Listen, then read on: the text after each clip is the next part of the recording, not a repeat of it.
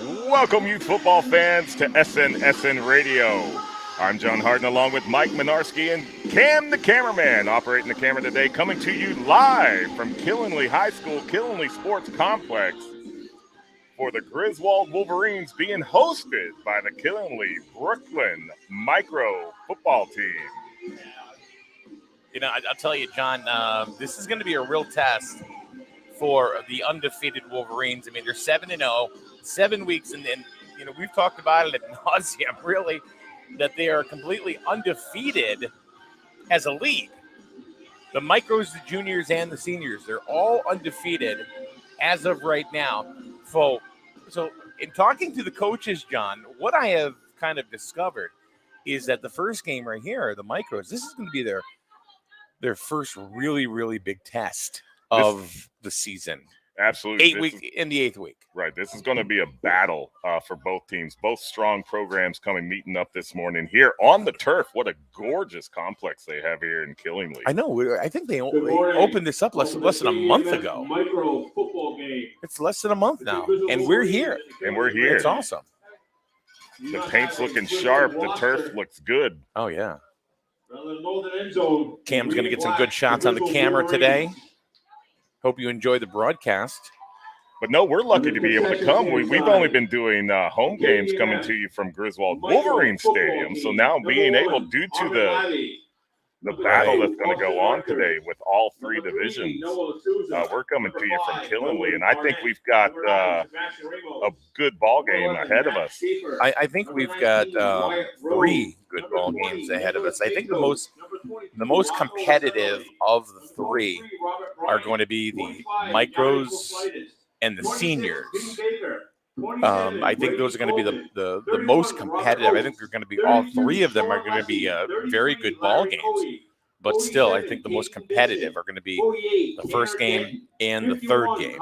Right, getting us started here with the micros, it's going to be a battle here beginning game 1. Then we go into the juniors game immediately following that. And like you said, Mike, the seniors game, that's going to be – I'm looking forward to that game. I always look forward to seeing the seniors because that is the future of Griswold High School football. Well, we hope. We always hope. I mean,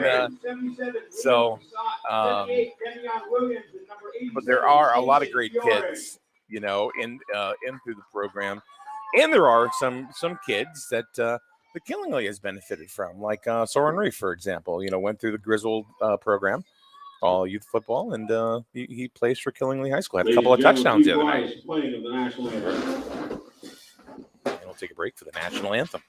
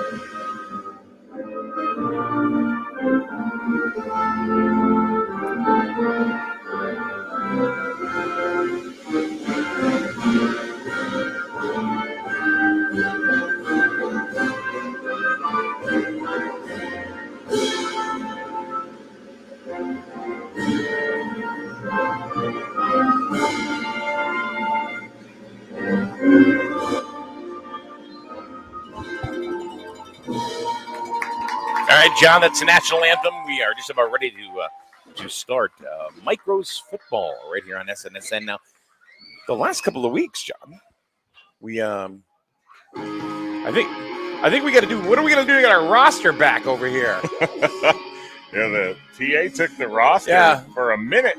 Mr. PA announcer, we need our roster back. We need our roster back. Yeah. It was given to us. They brought it up to us. You want to take a picture of it, or? Okay, I guess that's that. They asked to borrow it, and then they said it was theirs. Well, hey, I guess possession's 9/10, right?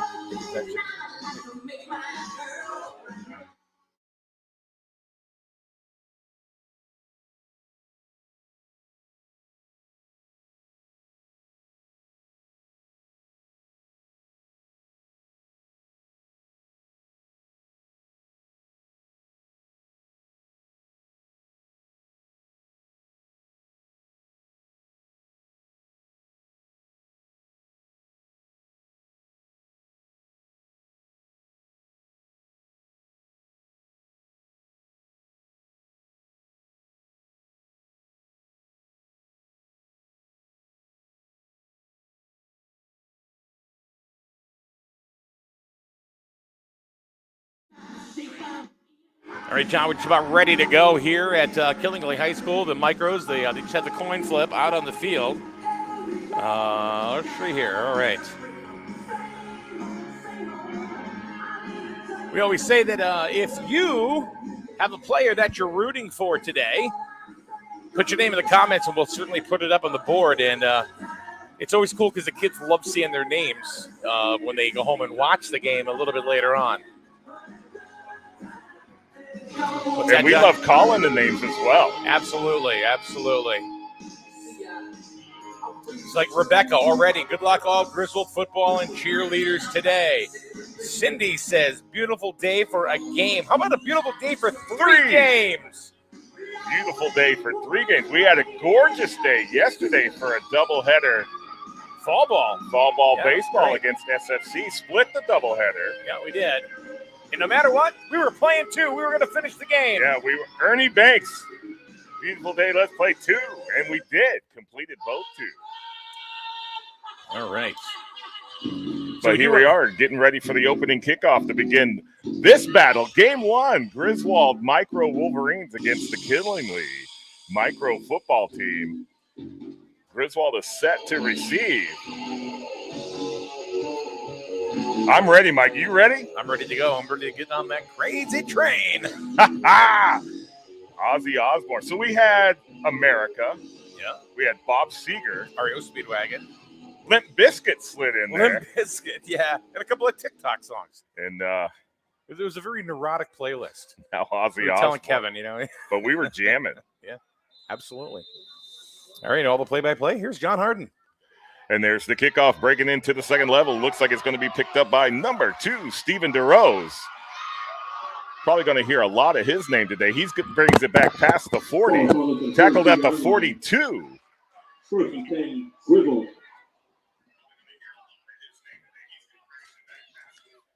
That was Sean Lessie on the tackle. But it'll be first down and 10 Wolverines from their own 42-yard line. Yeah, we always seem to hear a lot of the name of course, Stephen DeRose every single week. He's one of these little studs on the micro team. Right, and Griswold quickly to the line of scrimmage to get this first play off, first and 10. They're ready to play. And they're going to the air. Got a receiver. Oh, it was DeRose, and it falls incomplete. Almost. Oh, they came in. They're gonna go right to the gun right away. They were. They're not playing. They know it's a tough battle today. And they want to walk out of here maintaining that undefeated record.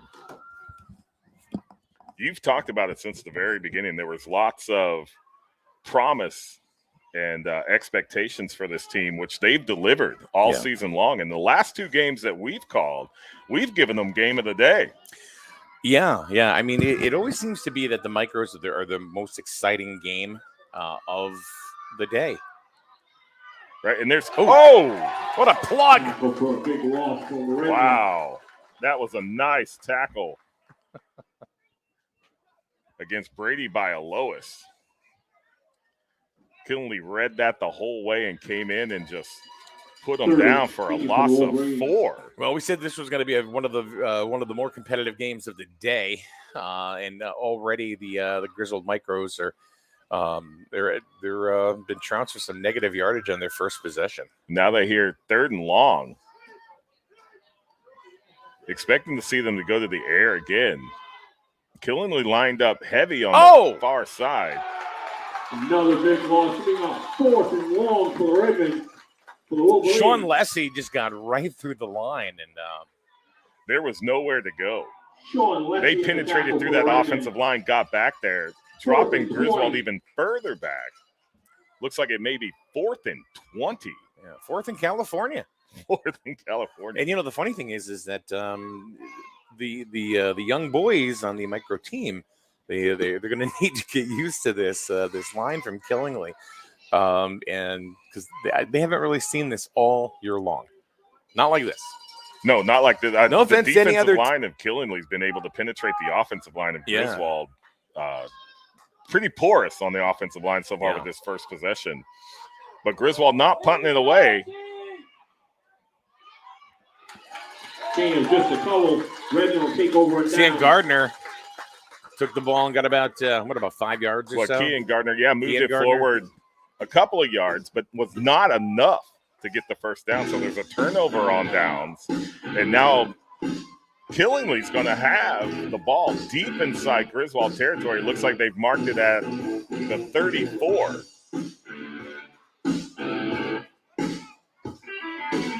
And the Killingly Brooklyn football team's already at the line of scrimmage. They were ahead of the chain gang on that. Yeah. Does look like Sebastian Ramos. Is he the quarterback? It's either 8 or 9. Right. Oh, Look at that.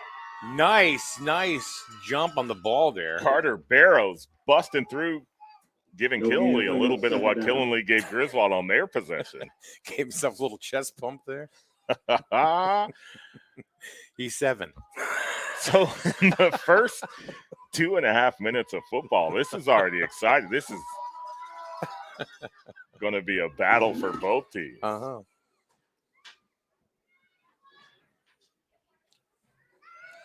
There's a handoff coming to the left side. Get past the first Wolverine. Rocco Not Asermole past the carries second. gain of Rocco 5. Asermole, rolling left. Got a few yards on that. And he carry. got introduced to Mr. DeRose. Yeah. Oh, look at that. There it goes. It's windy in Killingly. It's Whoa, here we go. We've got rosters flying everywhere. I'm going to go shut the door because we're going to get that cross breeze. Crosswood.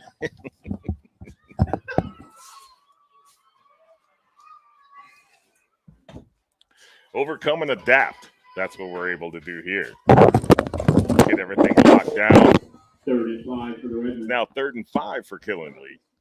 That's what we do. Overcome and adapt. Nobody's going to bring us down Hand it today, off the John. middle. Griswold all over that.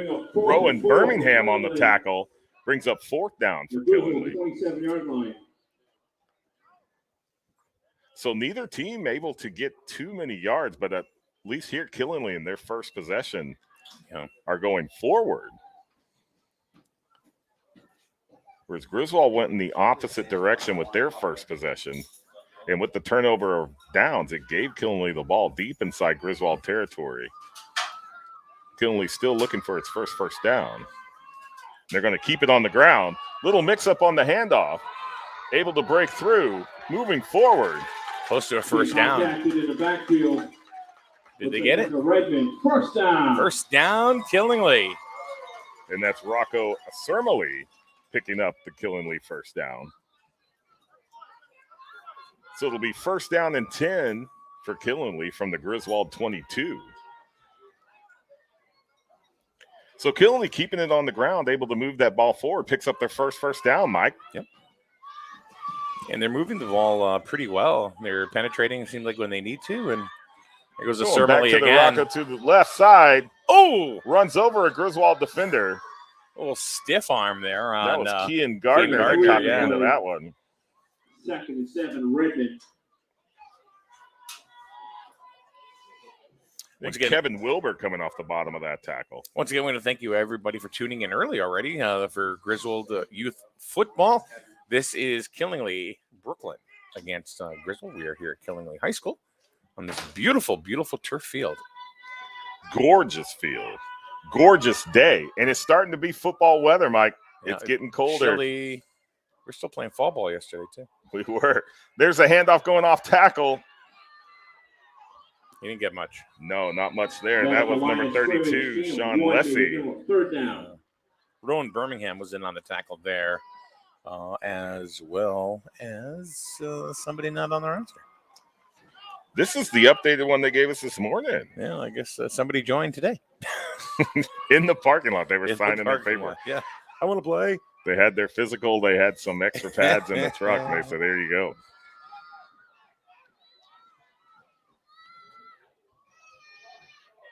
So Keever, quarterback around to the outside.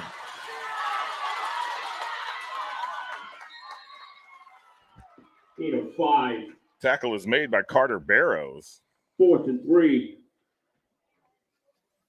So 4th down, they're going to need to Connor convert, Barrows in on the but hit. they're deep into Wolverine. Griswold territory. So, the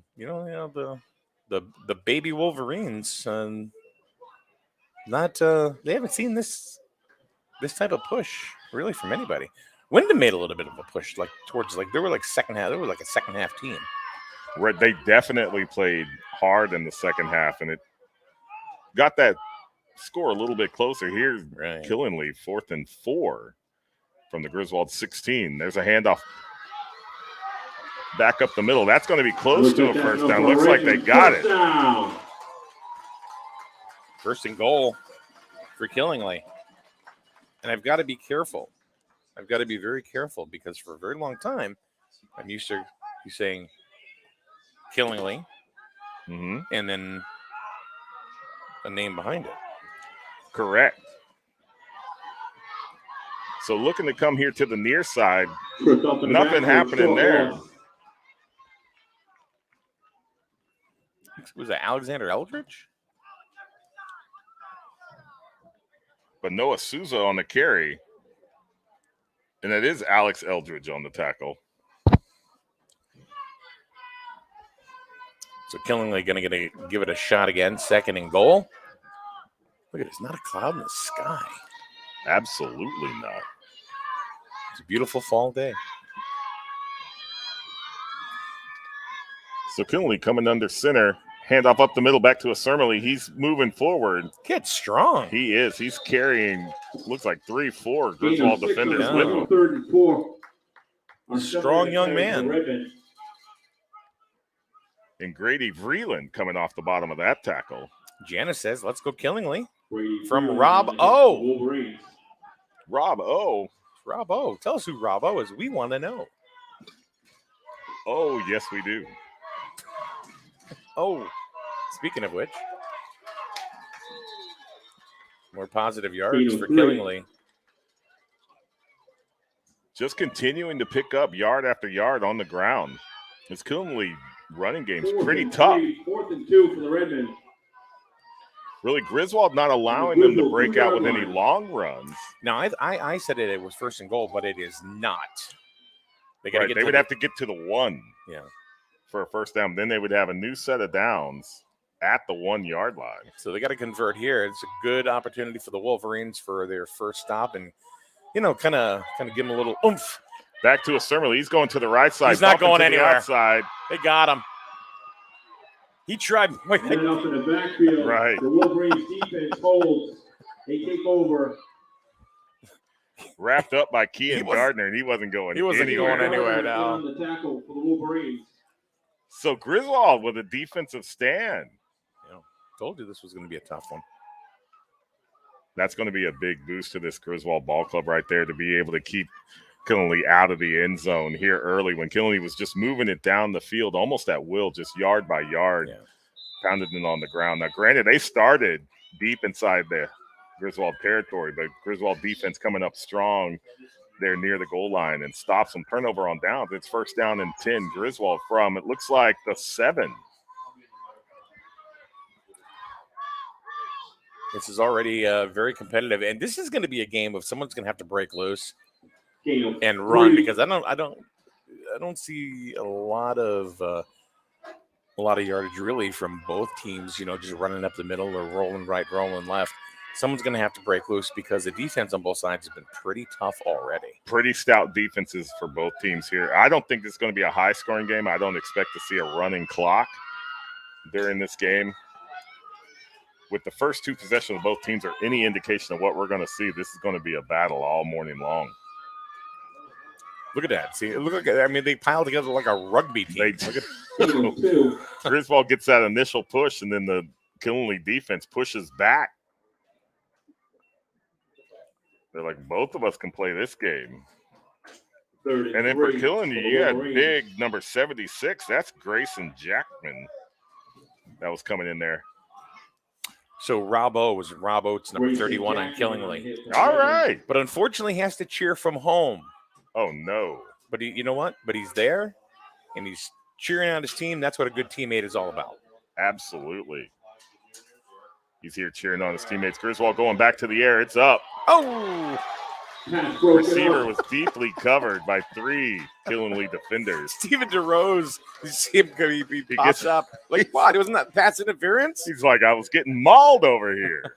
But the pass does fall incomplete, brings up 4th down. It'll be 4th down and 3 for the Wolverines. Mercy. Yeah, you would have to really thread that needle to get that ball into DeRose on that pass. Very well defended by Killenly Brooklyn. And I'm telling you, I'm having to stop myself from saying what the mascot used to be here. So if you hear me pause when I say Killenly, that's what I'm doing. I totally forgot what the so toss to the right to DeRose. He's going to go back to the left. Oh! He was trying to get back to the other side and run left, but he tripped. And the turf monster got him. Yeah. So that happens. This is the first time this team's played on turf this season. Right. Exactly. So it is a little bit different with your footing. So Griswold unable to convert 1st down. And now Killenly with probably the best field possession they could hope for. 1st and goal from the 5.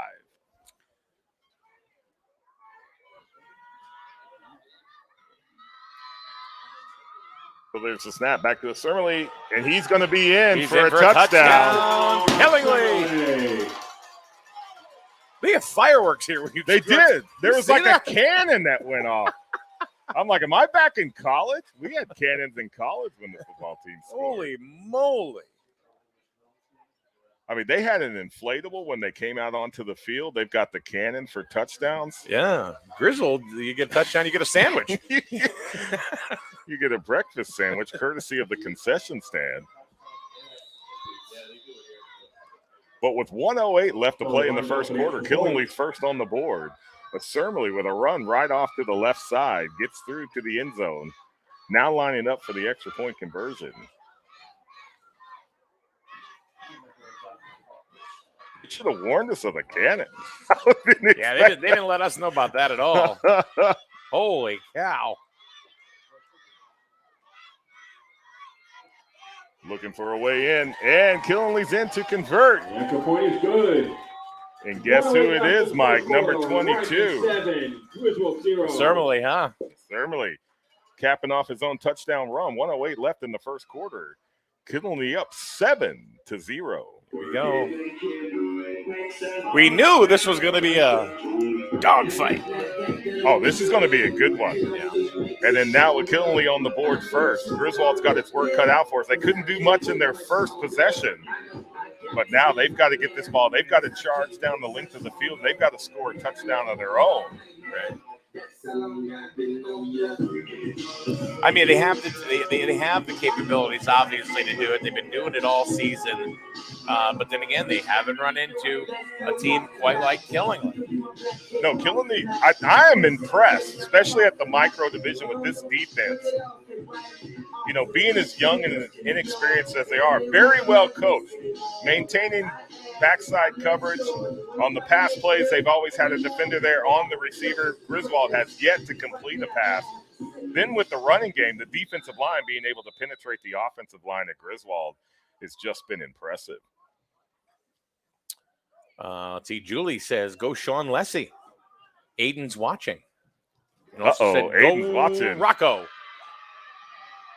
Griswold a little tentative on that kickoff. Yeah, they weren't exactly sure if they wanted to field that or not. Luckily, they were able to follow and down the ball on their own. Looks like 42-yard line. They'll be first down and 10 for the Camden Wolverines. Friday picked it up. was the last person to touch it, so at least securing the ball for the Wolverines. But it looked like a little bit of, do you want it? No. Do you want it? Do you want it? Oh, we better fall on it. And they did. So here, better field possession. Here coming up to the line. And both teams, Mike, very quick to the lines of scrimmage. Yeah. They want to play. They do. So Carter Burrows keeps it, goes around to the left side, picks up about 4 Burrows yards. So Rocco Acermole apparently has quite the fan base. Uh-oh. As we have, let's see here. I thought you were going to tell me you had an Instagram. No. Maybe he's got his own Facebook, and he's got that blue check mark. He's on TikTok.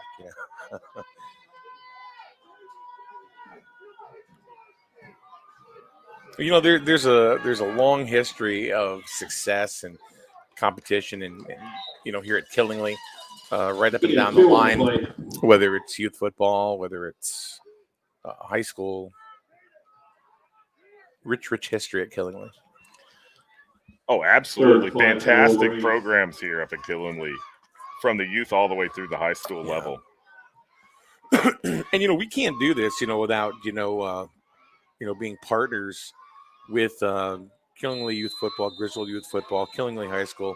Kevin Marcoux is very kind to us, and he lets us pretty much do whatever we want. That could be dangerous. That could be dangerous. But we respect Kevin and the Killingly program, and of course, the Killingly Youth program as well. So, right, you couldn't ask for better seats to watch 3 ball games today. That is the end of the first quarter.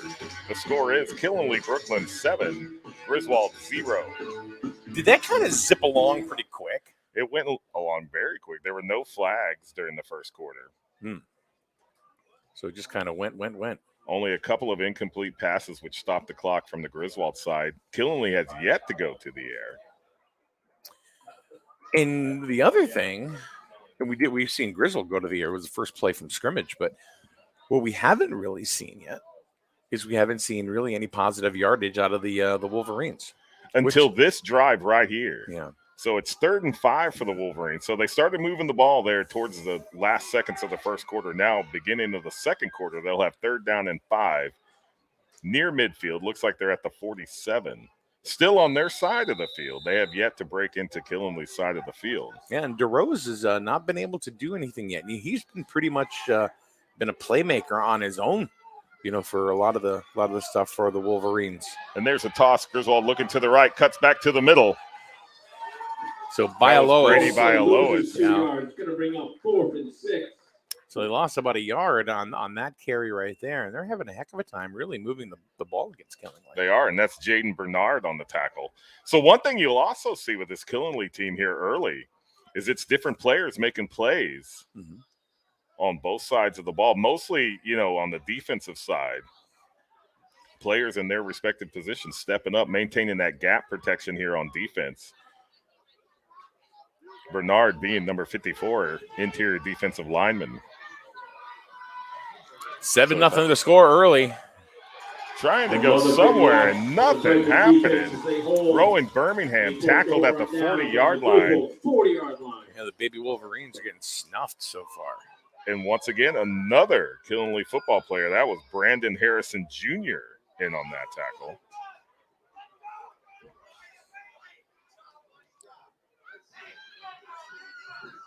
So Griswold once again unable to convert on 4th down. Turnover on downs gives Killingly the ball. 1st and 10 from the Griswold 41. Ekaterina says, nice defense, Killingly.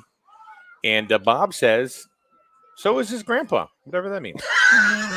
Thanks, Bob. He's got great defense, too.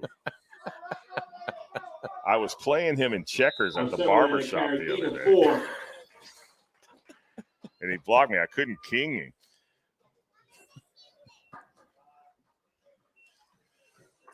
So with 1st down, Killingly able to pick up 5, 2nd and 5. Keeping it on the ground. This running game's working for Killingly Brooklyn. If it's not broke, don't fix it. It's that old adage.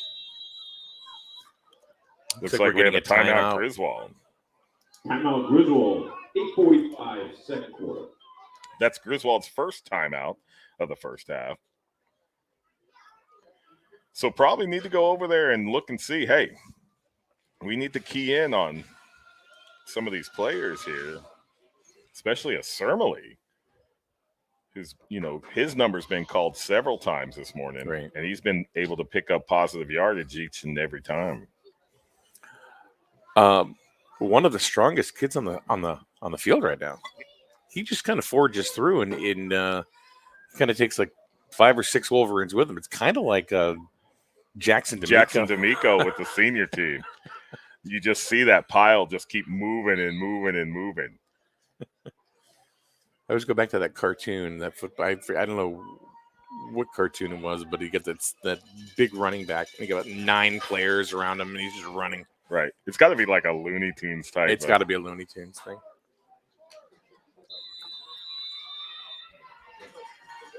So once again, Killenly quick to the line of scrimmage.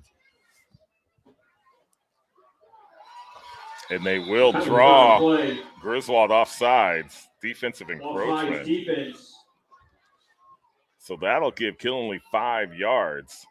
5-yard penalty. That should be a first down. Enough for the first down on Redman. So they keep marching down the field, and they're very methodical. Have you noticed that? They're very methodical. They're taking the 3 yards. They're taking the 5 yards. First penalty of the game. But whatever they're doing to move forward, they're doing it right. Hey, if you get 3 1/3 yards every down, you're going to make a first down. And then Griswold, a little bit undisciplined there, got drawn off sides, gives Killenly a cheap first down, but it works. Certainly. 804.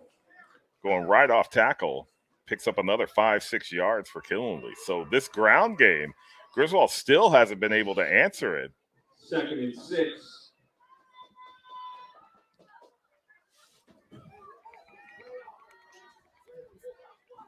And, Mike, one of the things I want to notice, and I've said it a couple of times already, is how quick these teams are to the line of scrimmage. That was one of the comments I made on the high school game we did on Friday night, was how slow the high school team was up to get to the line of scrimmage. Not seeing that here. Certainly going to the right side. There's a stiff arm. Inside the 10. Big run. Finally tripped up by number 23. That's Braden Millard. First down. Nice run by Rocco. It's going to give him 1st and goal. It will be. 1st and goal on the 8-yard Picks up line. a first down for Killenly and a 1st and goal. So Killenly Brooklyn knocking on the door of their second touchdown here with 7:56 left to play in the first half.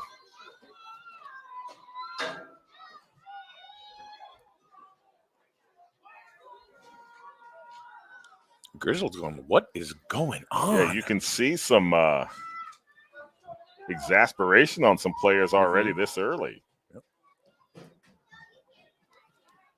The Sermele. Right up the middle. That was a gap that you could have driven my truck through. And the cannon. The cannon goes off. I didn't jump as much that time. No, we expected it. I've been hit. But a fantastic job by the Killenly offensive line there. The lane that Sermele had to run through, I'm telling you, I could have driven my truck through that. Yeah. I mean, that cannon went off the first time. I'm telling you, the ref that's next to me, he hit under the table. He's like, holy cow. So 7:27 left to play in the second quarter. Killenly scores its second touchdown. I get a joke, but I can't say it over there.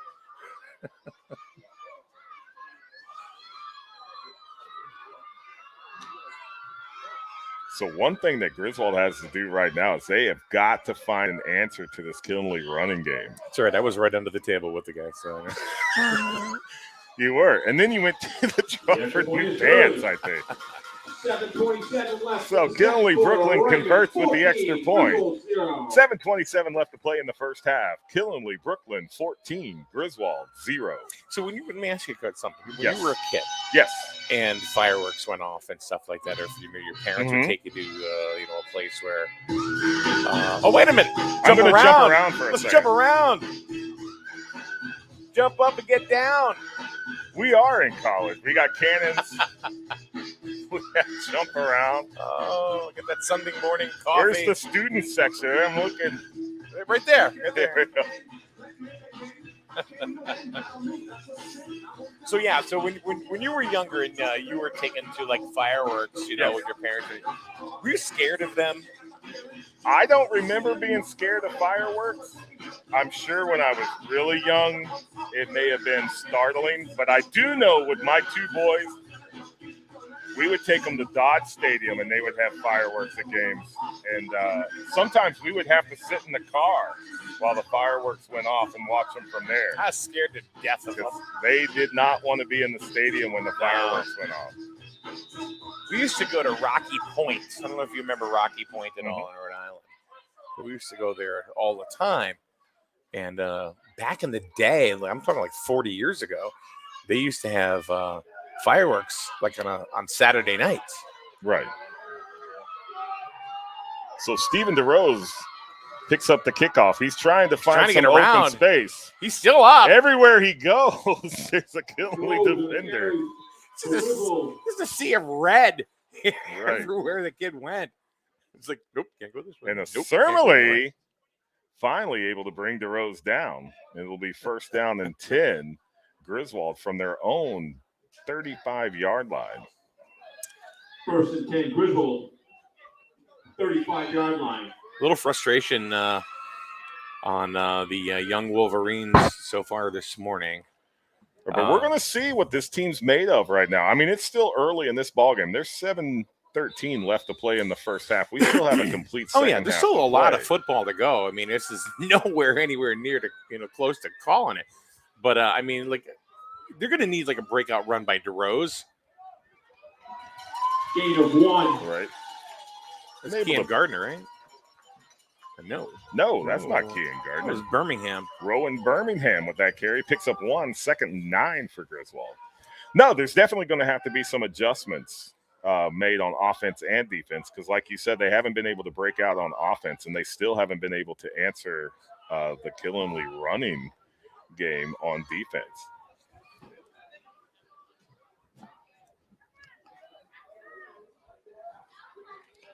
So there's some positive yardage. It's going right at the middle. Got about 5. 3rd and 4.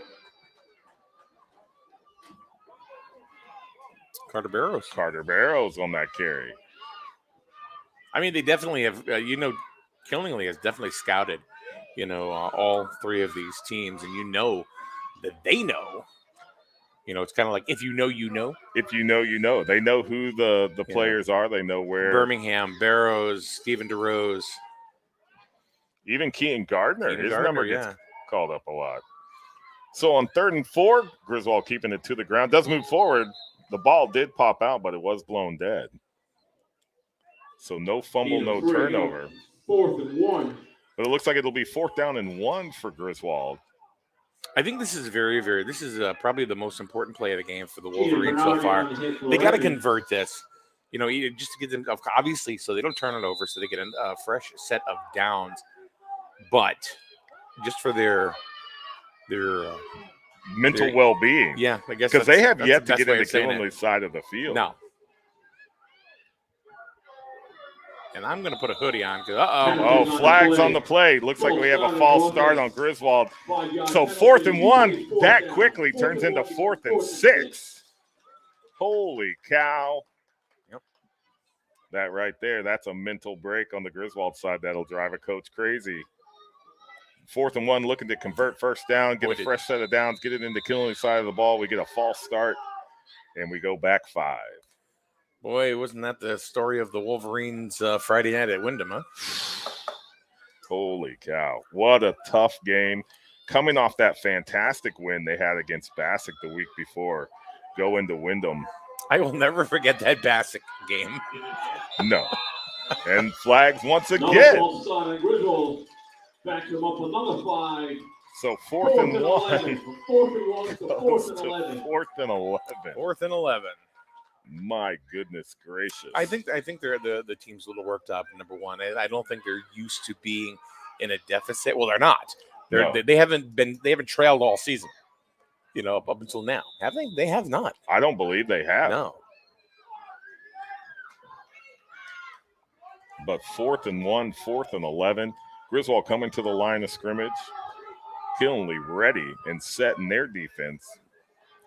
They need that breakout run by from DeRose. And Bartow's trying to get to the outside. Killenly's all over it. Over him.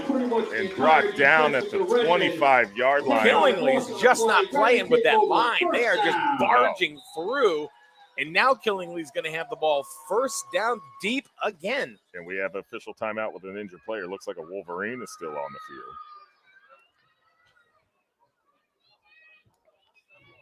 But that's heartbreaking right there to go from 4th and 1 to being 1 yard, 3 feet from being able to convert a first down, and then self-imposed penalties for Griswold, and then they're on Carter Barrows. It was Carter Barrows. Carter Barrows. So Griswold takes its second timeout. So Griswold only has 1 timeout remaining with 4:30 left to play in the first half. Killenly has yet to call a timeout, and why would they? All right, so I'm not saying it. I'm not going to say it, but I'm going to put the post up on the board. Celeste makes a comment. There it is. Go.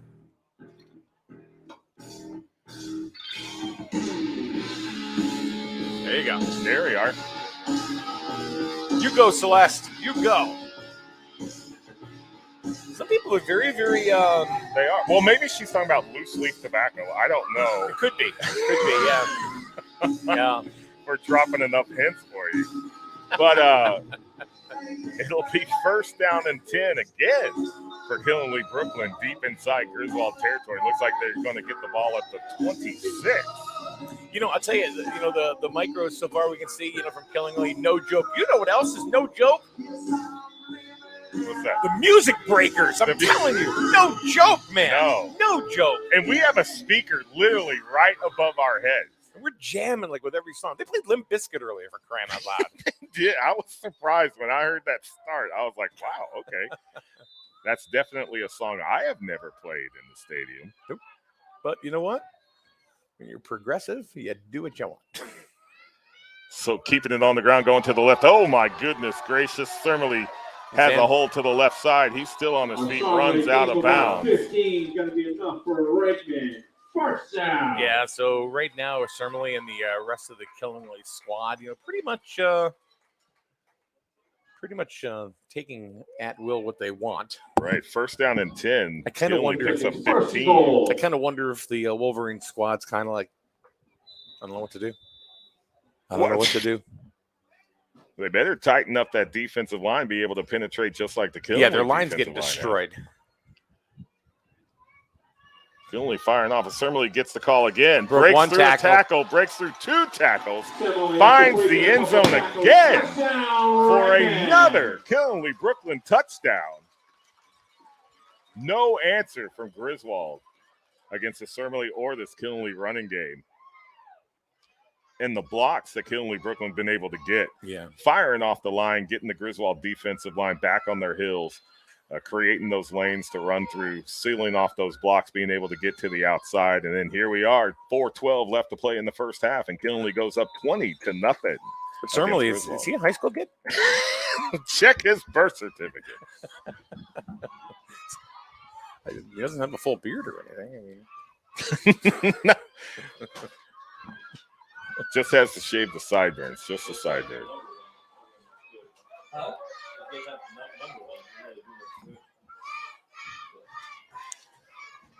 So Killenly lined up in the I formation for the extra point conversion.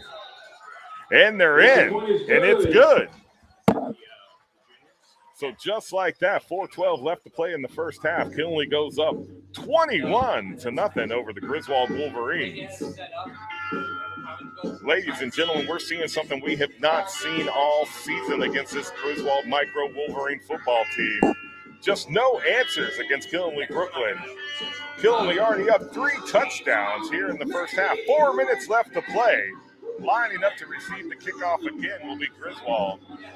Maybe this will be the possession that Griswold picks up and gets into Killenly territory and puts up a score of their own.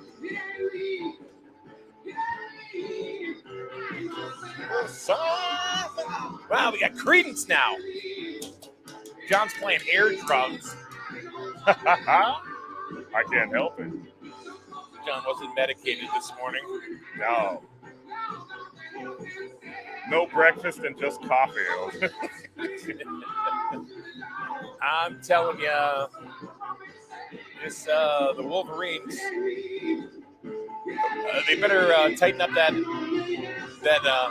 defensive line, or I'm going to tell you, it's starting to get a little ugly.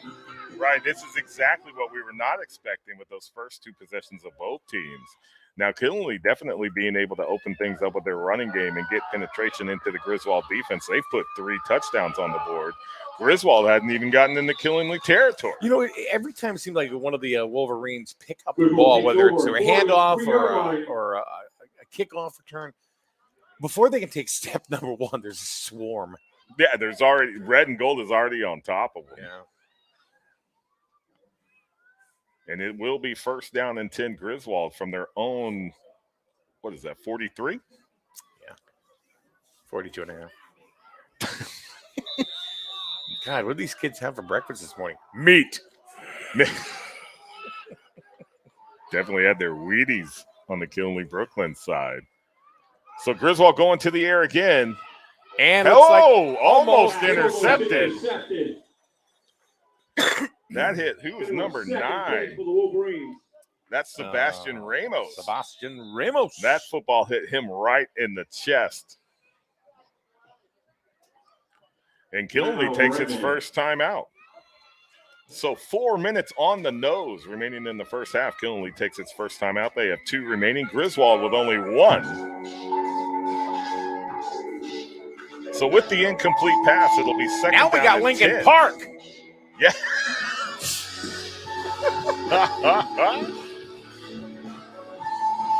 I gotta see who's playing. Maybe we did go to college together. I gotta look over there. This guy from Lincoln Park, obviously he's not with us anymore, but I'll tell you, he was one of the most talented singers. I mean, he could pull the screams, he could pull the vibratos, he's incredibly high register. He could go low. He's an amazing singer. And this song is extra loud. Have you noticed?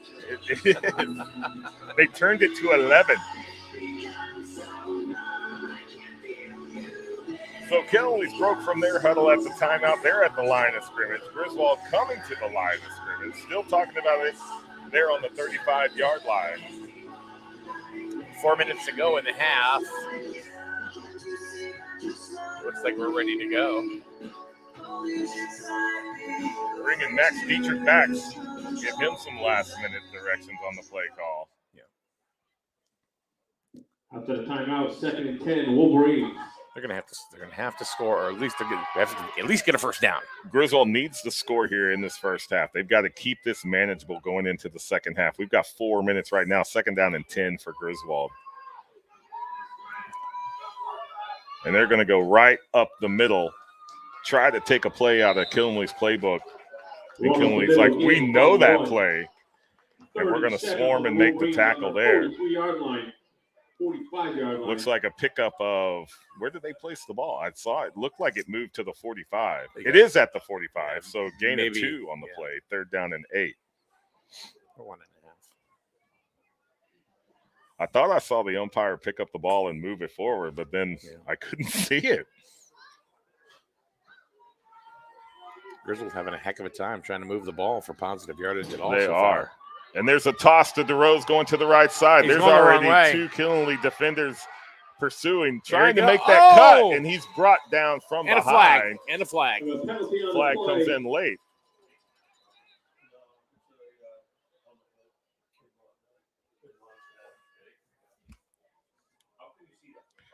But it does look like how do you see that? Max Schaefer on the tackle.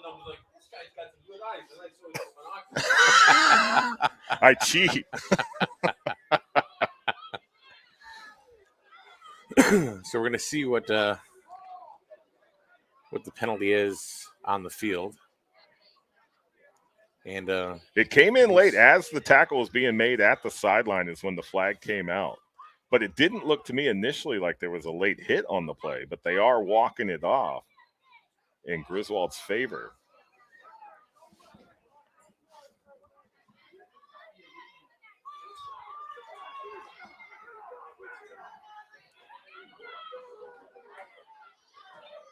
He's on the sideline.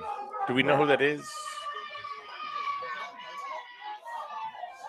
He's right behind. Illegal contact on the red. That's DeRose. 15-yard penalty. First down for Griswold. Puts the ball down to the 37 of Killingly. All right, so they got those. They got that yardage back that they lost on the two false starts. They did, and they got a first down. And they're in Killingly territory for the so first time. First down and 10. Griswold from the Killingly 37. So we hope you're enjoying the ball game. We have two more to follow. We have the juniors and the seniors right here from Killingly High School. I am Mike Minarski, along with the voice of youth football in Griswold, John Harden, and Cam on the cam. Cam, it was meant to be. So coming to the left, nothing happening there.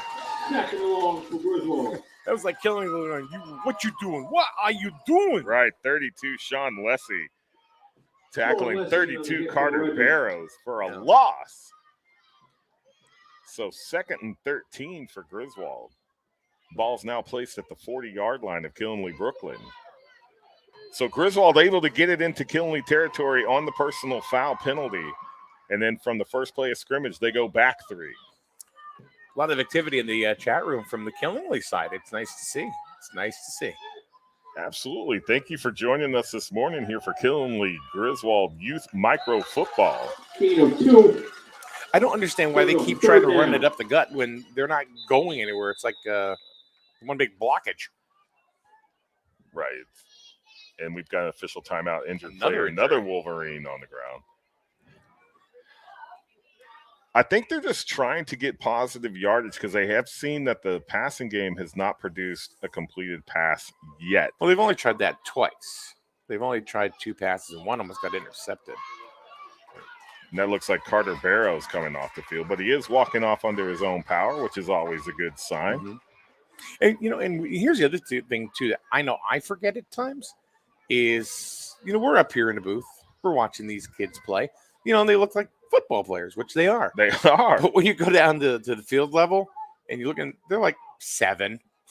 Right. They take their helmet off, and it's like, they look like like cute little bobbleheads right now. But they take the helmet off, and you can tell they're in like 3rd grade. They're like little kid, right? Out here they're battling. They're warriors on the football field, and we forget sometimes how young that they are. Big good morning. Hey, from Wally Oconee. Wally, good morning, Wally. Is he out on the lake? What's he doing? I don't know. Are you on the lake there, Wally? So 3rd and 12, Griswold at the line of scrimmage. Under 2 to go in the first half. There's a handoff. Oh! Immediately in the backfield for a big loss. That's number 69. Out of nowhere. That's Tristan Adams. Making that tackle. He waited for the toss and then said, good morning.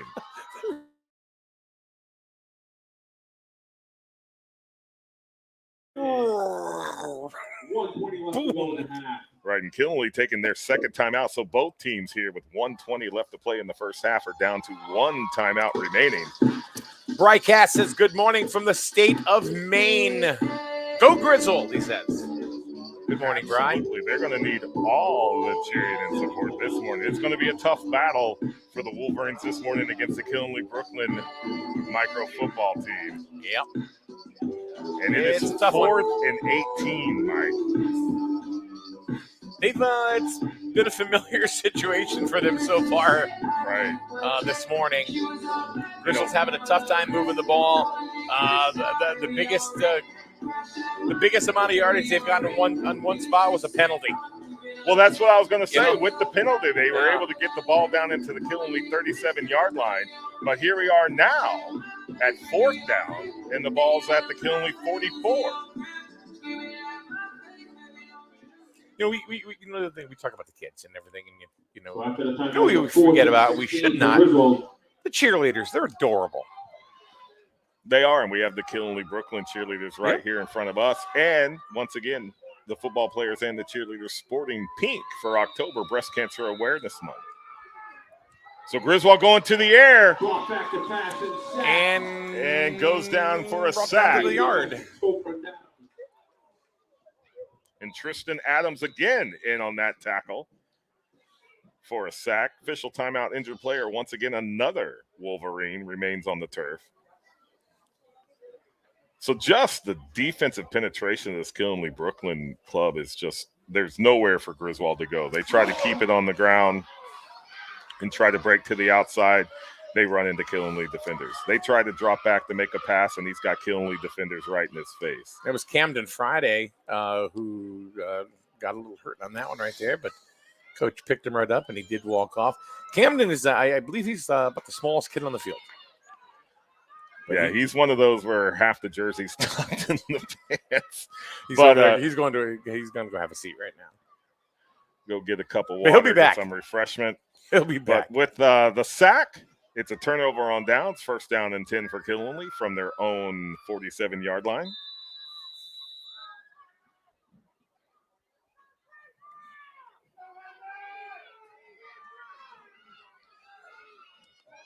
Oh, wow. Switch Look at coming that. back here to the near side. There's nothing but green turf in front of On him. the right sideline, one-man defeat. Not going to do it. Touchdown, Redman. Yanni That is Casalaris. Casalaris taking the handoff, coming to the near side, and it was completely open. Nothing but green turf all the way into the end zone. Completely fooled. Oh, that damn cannon again. I'm not awake for that yet. We're going to have to see if he's got enough charges to last the full ball game. But here, 4 touchdowns, 59 seconds remaining in the first half. Killenly with its 4th touchdown.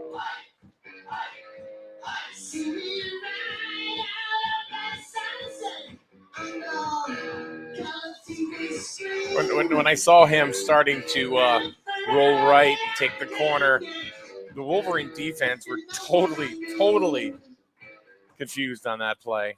Didn't see it coming. The one thing that the Griswold defense did not do that we have seen with the Killenly defense so far in this first half is they did not have backside contain. And Young Fumble! was able to bring it in. There is a fumble on the extra point picked up by Griswold, immediately tripped up. So the extra point's no good. 59 seconds remaining to play in the first half. Killenly Brooklyn 27. Number 32, Sean Lessie right there. He tripped him up as soon as he picked up that ball. If he didn't, he had a clear shot to the end zone. There was about 90 yards of clear turf in front Sean of him. Lessie really just saved the touchdown right there. So, something we have not seen from this Griswold micro team so far this season. 27 unanswered points for Killenly Brooklyn. I thought this game was going to be a lot tighter than it actually is, but I think the Griswold Micros having a hard time showing up this morning. They are just nothing that they can stop this Killenly Brooklyn offensive onslaught that's happened so far, and then the Killenly defense is just completely shutting down the Griswold offense and actually sending them in the opposite direction.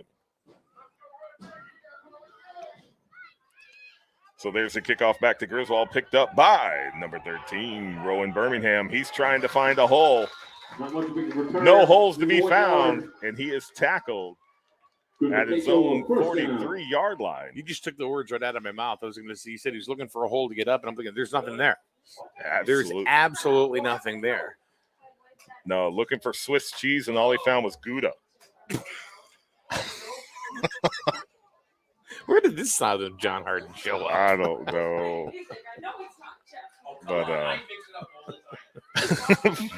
so Griswold 1st and 10 from their own 43-yard line, still looking for their first score of the ball game.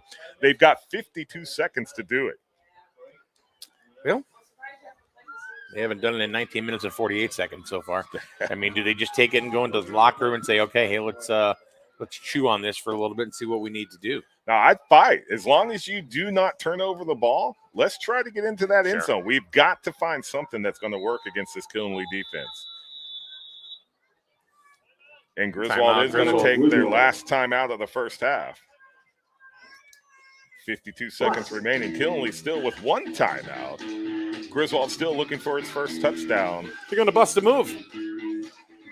What is this, Young MC? Young MC. He's now old MC.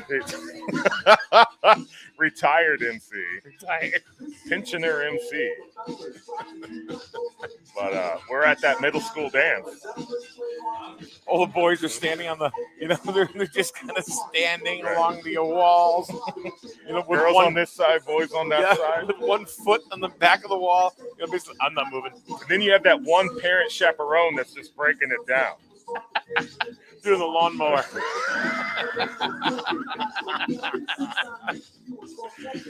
What, the sprinkler? The sprinkler, yeah. Then they try the moonwalk. Oh, wow. Then they fall. Then they break a hip. So there's handoff coming to the left side. Actually, some positive yardage there, able to move it forward about 4 yards.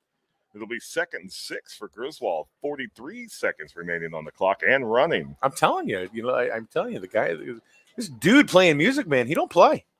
He don't play. He doesn't play. No. I mean, we're earlier we were talking about Kevin Marcoux's playlist, and it was kind of neurotic, but because it was all over the place. But we were jamming up here. Oh yeah, it was like this guy's got Bon Jovi and Young MC within the same set. Right? Who does this? Playing from break to break. There was an official timeout for an injured Killenly player. They were able to come off the sideline holding their wrist. Play resumes, 16 seconds on the clock. Killenly busting through again, tackling Griswold back for a loss. Looks like it'll be it was Sean Lessie again. Down and 11. And another injured Wolverine player down. I don't know, but they're Killenly right now is so dominant on that line. They are so dominant. I look down there before the play starts, and it looks like there's about 33 Killenly players all on the line. Right. All at once. That's how big they look right now. They are, and they're playing big. Yeah. And they're able to bust through that offensive line of Griswold, get that penetration, and not only getting those second-level linebackers in there to make plays, but some of the linemen have made plays as well, and that's going to take us to the end of the first half. Your score, Killenly Brooklyn 27, Griswold 0. All right, we will be back in just a few minutes. When halftime, because Griswold definitely needs to take a break. They are down big. This is the first time they've been down at all. Held scoreless. And held scoreless. This is no man's land for the Wolverines so far. But before we go anywhere, we want to go ahead and we want to say hello and thank our sponsors and our supporters that make everything possible here at SNSN to bring you the ball games, to come on up to Killenly, do our thing up here. We really appreciate everything that you guys do for us, and hopefully we do good by you guys as well. So Highway Campers in Plainfield, starting in 1967 with the Riley family, Ed and Doris. I think I told you, I used to work for Ed years ago. He used to call me a pineapple all the time. A pineapple? Yeah. It was better than fatso. But he called me a pineapple. Did you have spiky hair? No, he was bald. Me? No, No, I still have hair. And I'm in my 50s. Highway Campers, family owned and operated since 1967. 860-564-0141. Give them a call. They are busier than ever. They're busier than ever. And if you go there, you'll see why. Visit the Rileys and the Botellos. Everybody at Highway Campers on Route 12 in Plainfield. The Jewett City Savings Bank, with offices from Putnam to Pawcatuck. Find out why they are your community bank. Jewett City Savings Bank, member FDIC, an equal housing lender. McGuire Plumbing from Voluntown, Griswold, Jewett City. Hey, wherever you see that truck with the big Irishman on it. Big Irishman. That's right. You know that McGuire's fixing somebody's faucet somewhere. But I will tell you that, and I've said this last week, I never had the need for a plumber as much as I've had in this new house. So, and Jeff Cassidy's been there. He goes, he shows up, and he does the work, and he does it well. Remember Ida, that last big tropical storm we had? Okay, yeah. Okay, well, our whole downstairs, our bedroom, everything got flooded. Completely flooded. We had 3-4 inches of water down there. Who was there? Jeff Cassidy. Found the problem. Fixed it. Now we're good. There you go. Jeff So- Cassidy and McGuire Plumbing. That's right. So we appreciate them for sure. Let's see here. What do we got? I'm looking for one logo here. There it is. There it is. Advanced Automotive, Route 138 in Griswold. You want to talk about a business that has a lot of community support because of the integrity that they have. Bill has built a reputation all about that. And you know what? They're just pretty cool guys too. You know, Advanced Automotive, Route 138 in Griswold. And not only do they do auto repairs, they'll do anything with an engine, anything with a motor. Anything with a motor. Anything. But they have great deals on tires as well. And Jessica, she's the one that handles all of the tires. You know what Jessica did? I got to tell you, this was really something. So here I am attempting to quit smoking and everything, right? Good thing to do. Jessica knows these candies that I like. She goes and buys them and puts them on my window, on my rear view mirror. Mm-hmm. I come out and one day from work, I'm like, what the hell? Put candies? And I looked at him and I'm like, and there's a whole story behind it. But anyway, it was from Jess at Advanced Automotive. And I mean, you want to talk about, this is just, being kind. That's going above and beyond that's customer above service right there. Yeah, but not even, that's just being a friend. Right. That's just being a friend. So, but she's got, imagine if she does that for people, you imagine what she's going to do for her customers, as far as tires are concerned. So Jess from Advanced Automotive, she's a tire queen. We have dubbed her that. Bill is definitely not the tire king. We want to make sure that is certainly out there. Let's see here. Grillickers and V-Town Liquors. Great job, girls. One of the coaches. Grillo. Mm-hmm. Spencer Grillo, owns those two fine businesses. He sponsored a whole raffle for Griswold Youth Football where they raffled a very expensive bottle off, and all proceeds went to Griswold Youth Football. And that was all due to the generosity of Spencer Grillo and Grillickers and also V-Town Liquors in Groton. So, Spencer, it's great to be a community partner with you, sir. We certainly appreciate that. And then how can we forget Sean McFadden? No, he can't wear out the turf. He can't wear here. down the turf here. No, he's going to do his best, though. Yeah, Sean McFadden from Connecticut Affordable Waste. They've got dumpsters for miles. Check them out, Connecticut Affordable Waste. They're on Facebook. And right, Sean, another great there's community a sign partner. they have heading into the stadium. Sean can only wear socks today. Sean can only wear socks today. All right, we're going to be back about 5 minutes or so for the kickoff of the second half. John Harden, myself, Mike Winarski, and Cameron on the cam. So we'll be back in a little bit right here on SNSN.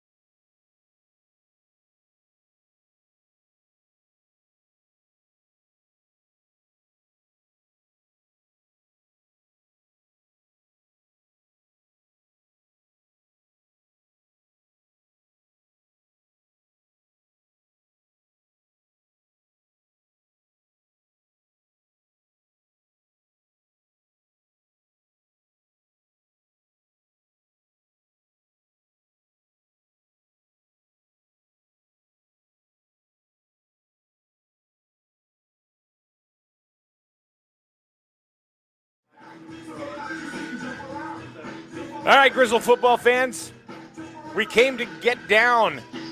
And we're going to jump around. I tell you what, we went from the Village People to Aerosmith. The House of Pain. House of Pain. Whoa. All in the break that we had from when we were last on. All we need now is a mirror ball and some laser lights. I'm telling you, smoke machine. They got the cannon. Yeah, we got bubbles. They already got the cannon, for crying out loud.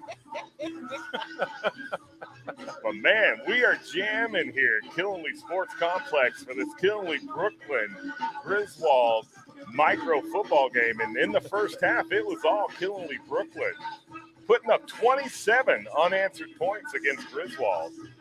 And now Griswold kicking off in the second half back to Killenly Brooklyn. You ready to jump around? I've been jumping around. All right. We can get up and get down.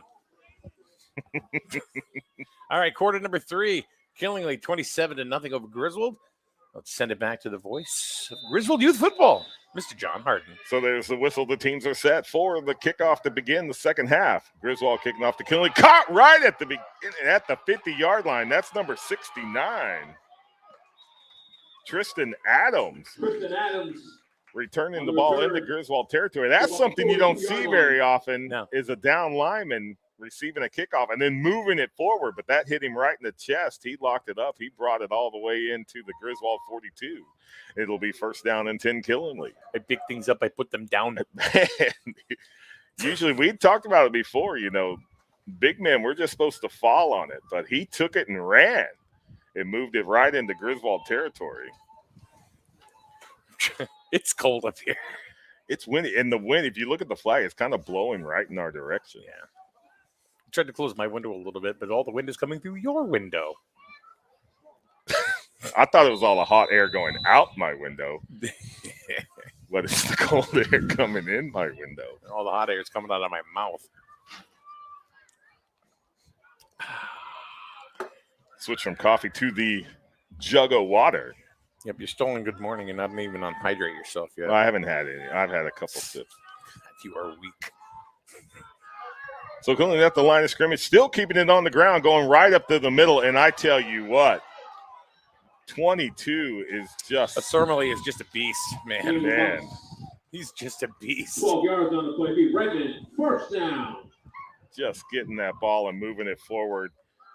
First play from scrimmage in the second half. And Killenly's already got its first down, and they're inside the 30-yard line at Griswold. Yeah, Killenly's just playing at a different level today. Just still no answers to this Killenly running game on the Griswold defense. There's no answer to Killenly at all. They haven't been able to answer any of the questions that they've need to figure out. They're having a tough day. Maybe it's the turf. Right, it's like going into a test thinking it's multiple choice, and then you get there and it's essay. Oh, I hated those tests. I hated them. But first down and 10 Killenly from the Griswold 29-yard line. Handing it off, going to the left side. We're going to give the ball to it's Lessie. Lessie that time, and Lessie, he's got nothing but end zone in his sights. Well, just like that, Killenly scores again. 2 plays into the second half, and Killenly finds the end zone. 8:45 left to play in the third quarter, and it's now Killenly Brooklyn 33, Griswold 0.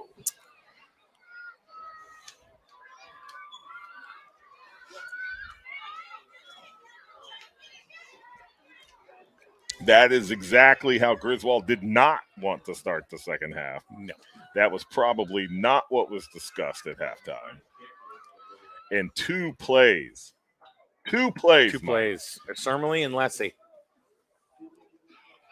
Coming both in the backfield. Michael's line up to try and kick an extra point. Surmley. And they're going to try to kick it. Hey, why not? They weren't able to convert there at the end of the first half on their extra point. So make up that point here with a kick through. They get 2. The ball's down. Kick is up. Oh, it looked like it caught one of the down linemen right in the head. Number 77. Third quarter. Liam Fassett. He just took it right in the noggin. So the extra point is no good. But the little guy's running out the field like, yeah. Got his bell rung on that one. But with the extra point being no good, the score remains Killenly Brooklyn 33, Griswold 0. Yes, I hated essay questions, man. Yeah? Absolutely hated essay questions.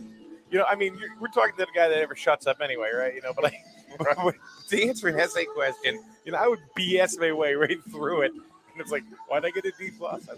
They'd be like, because you didn't say anything. You repeated the question about 4 times, but you never gave an answer. You know what's the worst essay question in the world now?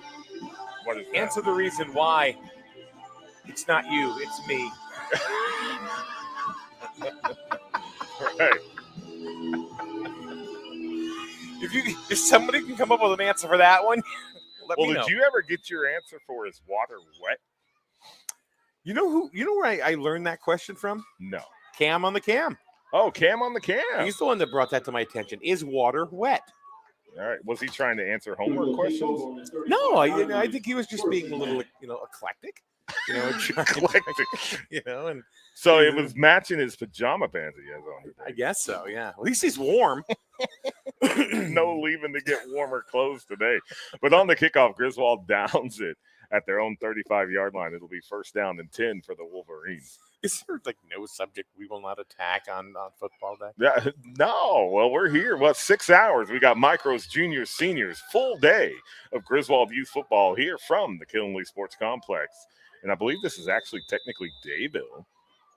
So Killenly Brooklyn Sports Complex. I'm not sure. It could be the Twin Cities of Attawaugan and Belleville.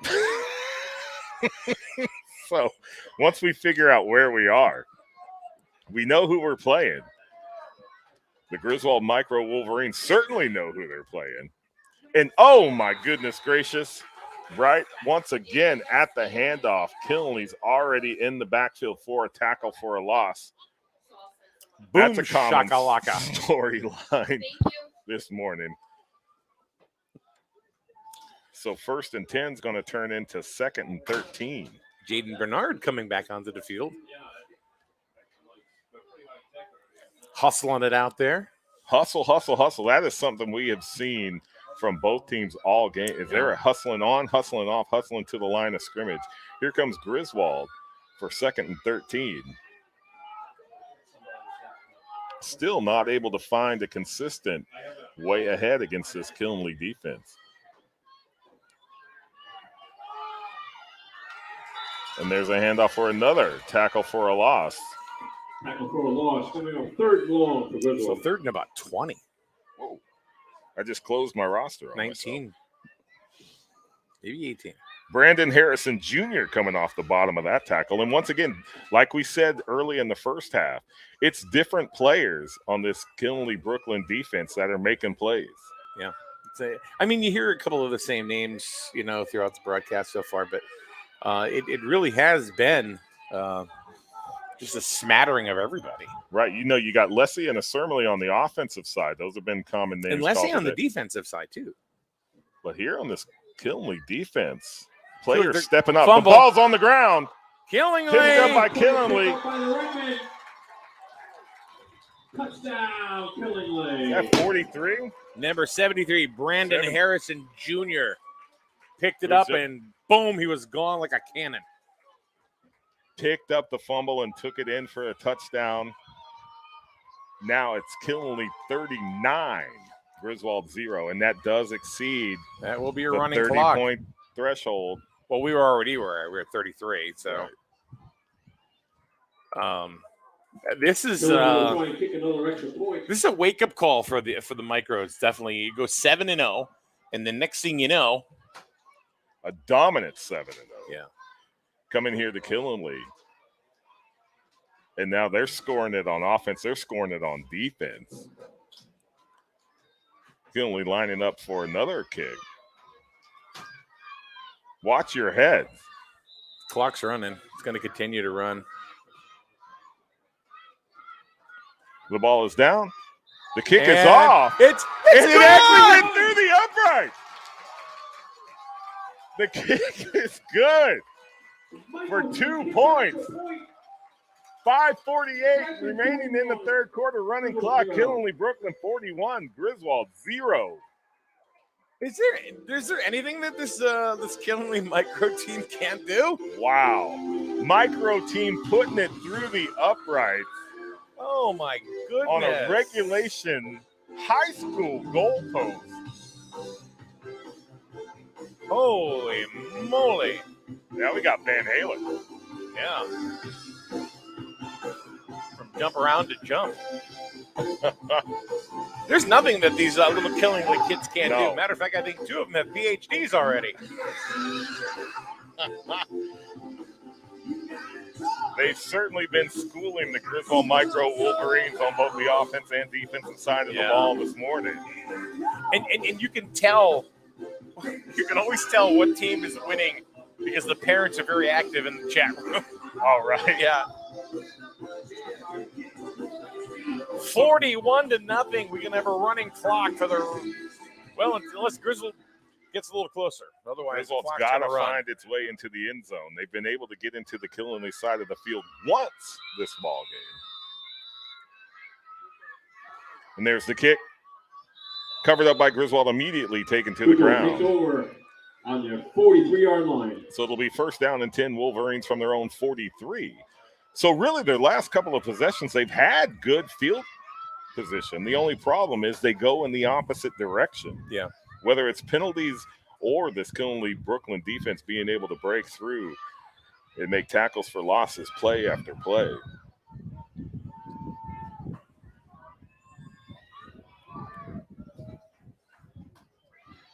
Definitely a wake-up call for the Wolverines here. Like I said, we came into today. You knew it was going to happen at some point, right? They came in today that the entire league was undefeated. Juniors, micros, seniors, all of them. Well, that wow, Rolling Stones now. Stones. I can name that song in 3 notes. Can we download this playlist today? Oh my God. But just like that, Griswold calling the timeout. Does stop the clock at 5:14 for the duration of the timeout. Once we resume play at the snap, it will return to a running clock. We kid around. We talk, about, because sometimes, we forget, these are just little boys. And little ladies, little girls, on some of the teams. You know what I mean? Janiyah Blades is in the house. I saw her come in. They're warming up on the far side. This level right here, very instructional. The coaches are on the field for the most part, with the kids, until they snap the ball. But they're pretty much out there sometimes in the huddles, and it's these games could go either way.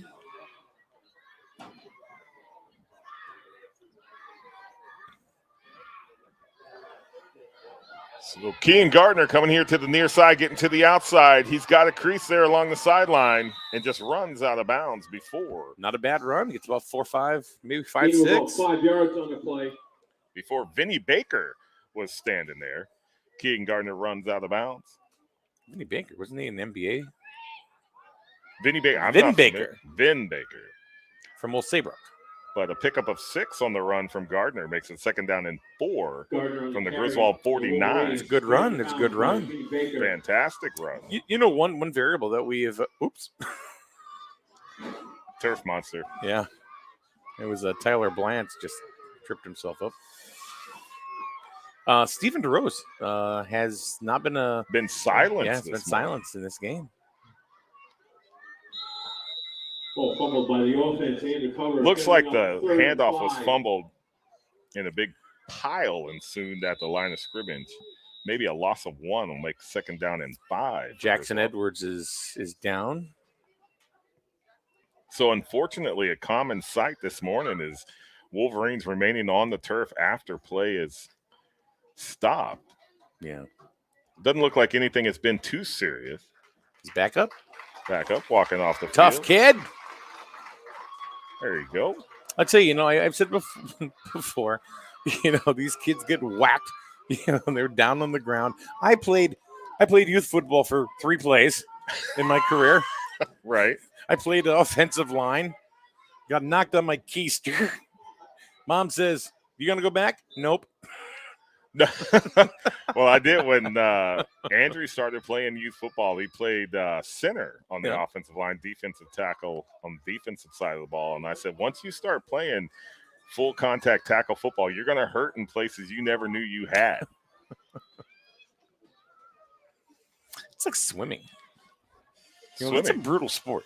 It really is. If you really go out, swim, go out and go for it all and you're swimming, you're going to, the next day, you've used muscles you don't even know you had. Right. You're like, I don't even know what to call this. No. I go to the doctor. Where does it hurt? Here. Here. Well, that's the obligatory Masuvius. Yeah. So trying to find something to the outside. Did find the crease. Making his way. He's got one man to beat, one in pursuit. Brought down by behind near the Killenly 30-yard line. After a gain of about 20 yards for the Wolverines, going to be first down. That was the Peyton Hassel on the carry. I don't think that's a name that we've said yet. Welcome to the ball game, Mr. Hassel. Fantastic run on the far side. Found a crease to the outside, had one defender to beat, and then got dragged down from behind, but picks up a Griswold first down. It'll be first down and 10 Wolverines from the Killenly Brooklyn 32-yard line. Well, now they've 30. And looks like the ball and the marker might be in different places. And no flag. 32. No flag on the play. No holds, no blocks in the back. Good to see. And they're quick to the line of scrimmage. 2 minutes, 17 seconds left to play in the third quarter. We are in a running clock. Griswold still trying to find its first score of the competition. We lost about 7 on that play right there. So Jackson Edwards. Is that 56? Was it? 6 or 8? It's 6, I believe. Yeah. Nicholas Godoy on that tackle. So once again, another Killenly Brooklyn defender making a play on defense. So 2nd and 14 for Griswold. I don't know what that was. 1:44 left to play in the third quarter.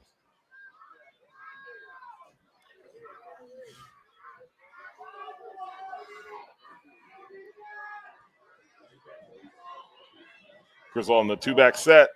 Going to keep it. Tackled by a host of Redmond. Hassel caught from behind. They're giving back the yardage that they got. Absolutely. 2 plays in a row from the line of scrimmage with losses. And Austin Ruggers coming off the bottom of that tackle. Another tackle for a loss of yardage. 3rd and 17. And look what we got, Mike. Nice. Ooh. You can see I'm a coffee fan. Thank you. It's the lifeblood. Oh, cool. So it looks like 3rd and 20 for Griswold. Thank you. So we've always been in these long yardage situations, especially once we get in the Killenly Brooklyn side of the field, and there is nothing happening there, and Griswold goes backwards again. The Griswold likely be the last play of the third quarter. Mike, just Griswold not able to get anything done offensively. They keep going in the wrong direction. This Killenly Brooklyn defense is just having its way with Griswold, getting that penetration, getting back into the backfield and making plays for losses time and time again. Somebody just commented in the group that Stephen DeRose has a concussion. We don't know that up here. We don't have any reports of that, so I can't confirm that. Right. But he is on the sideline with a helmet. That's why we didn't see that there was any too serious of an injury. That would be unfortunate, not only for Mr. DeRose personally to have a concussion, because that is a horrible injury to have. Yeah. But for this Griswold Micro Wolverine football team, that's a big loss. Especially for a young man. Right.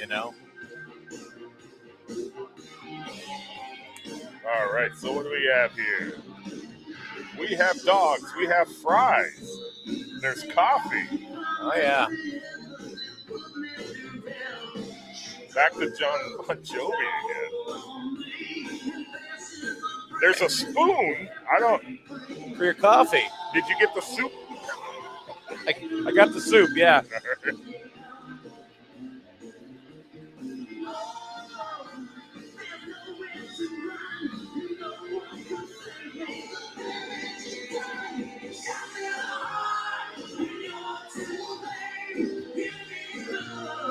Kim. Hit him in the head with it. That worked. Told you. Would you like a spoon? No. Yeah, maybe a little ketchup. Obviously, we're the Killingly concession stand in the youth football program has treated us to lunch and coffee. So thank you very much. Absolutely. Thank you very much. There's Griswold trying to get to the left side. Look like Carter Barrows on that handoff. Immediately met in the backfield by number 56. That's Nicholas Goudet again on the tackle. Griswold unable to pick up a first down. Turnover on downs. We'll make it first down and 10, Killingly. From their 43-yard line.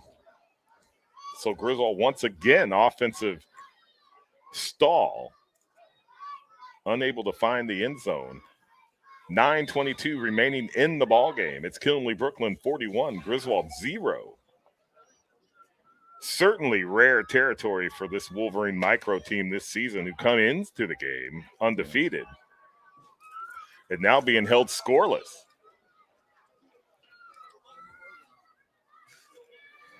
Oh, there's napkins too. Wow, I didn't see those.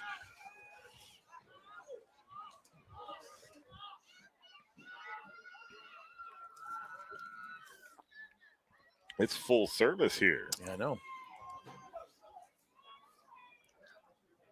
We get treated very well from the towns that we go to.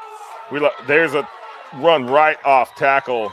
Going to pick up another Killingly first down. That's number 23. Robert Bryant on that carry picks up a Killingly first down inside Griswold territory. 1st and 10 for Killingly Brooklyn from the Griswold 43-yard line.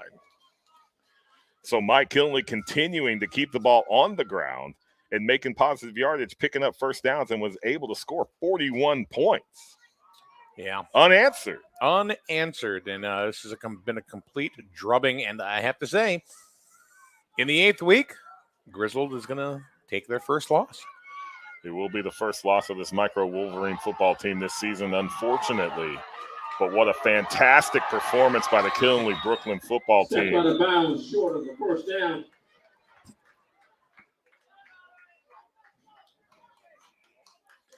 Bryant gets the call again, comes here to the left side, runs out of bounds. 3 yards shy of the first down, 2nd and 3 for Killingly. If he didn't step out of bounds, he could have gotten another 5-10 yards, if not gone all the way. So still no answers on the Griswold defense for this Killingly Brooklyn offense. And they've done it all on the ground, Mike.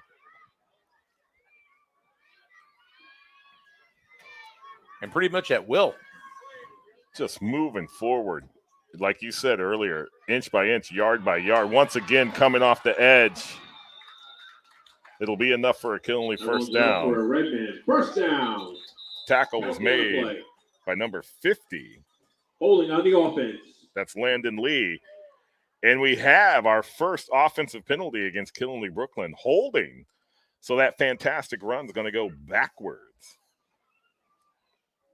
So 2nd and 3 should turn into 2nd and 13 here for Killingly Brooklyn. After the holding penalty, brings up 2nd and long for the Redmen.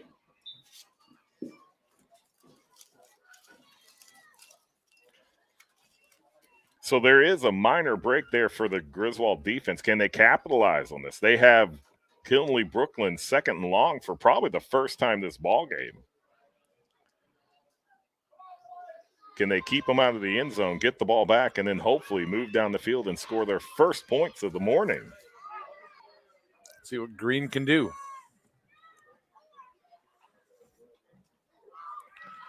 So there was penetration there by the Griswold defense, able to break through it. got to the outside. Does have a Griswold defender in pursuit. Not going to catch up to him. Touchdown, Redmond. And there's another Killenly Brooklyn touchdown, number 11 that time. I hate to say it, but it's going to be a long ride home for these young Wolverines today. Max Schaefer. Max Schaefer, a touchdown carry for Killenly. Picks up 6 points for Killenly, now making it 47-0, Killenly Brooklyn. Schaefer, what a great name. Schaefer? You like Schaefer?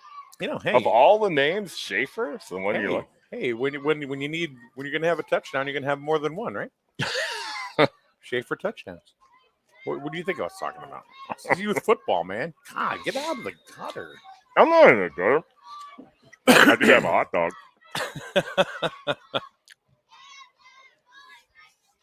So Killenly lining up to kick it again.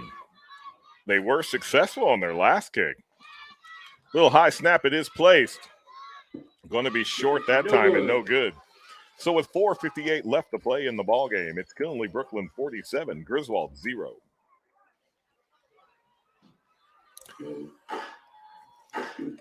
Jennison says, "Let's go, Max. Mad Max." Absolutely. Max is a little happy today. So Griswold's going to get the ball at least one more time in this ball game. We do have a running clock, 4:58 remaining in the ball game.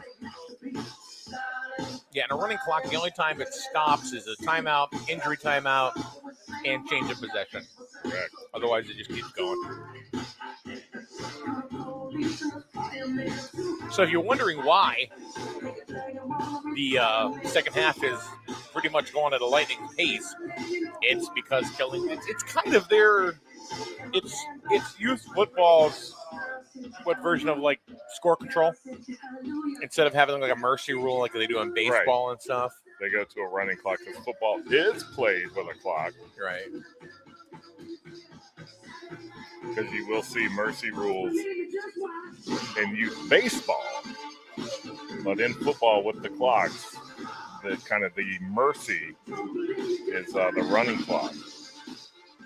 And as we've discussed here on this broadcast on SNSN Radio, the youth divisions, it's 30 points. At the high school level, it's 35. So there is the kickoff back to Griswold.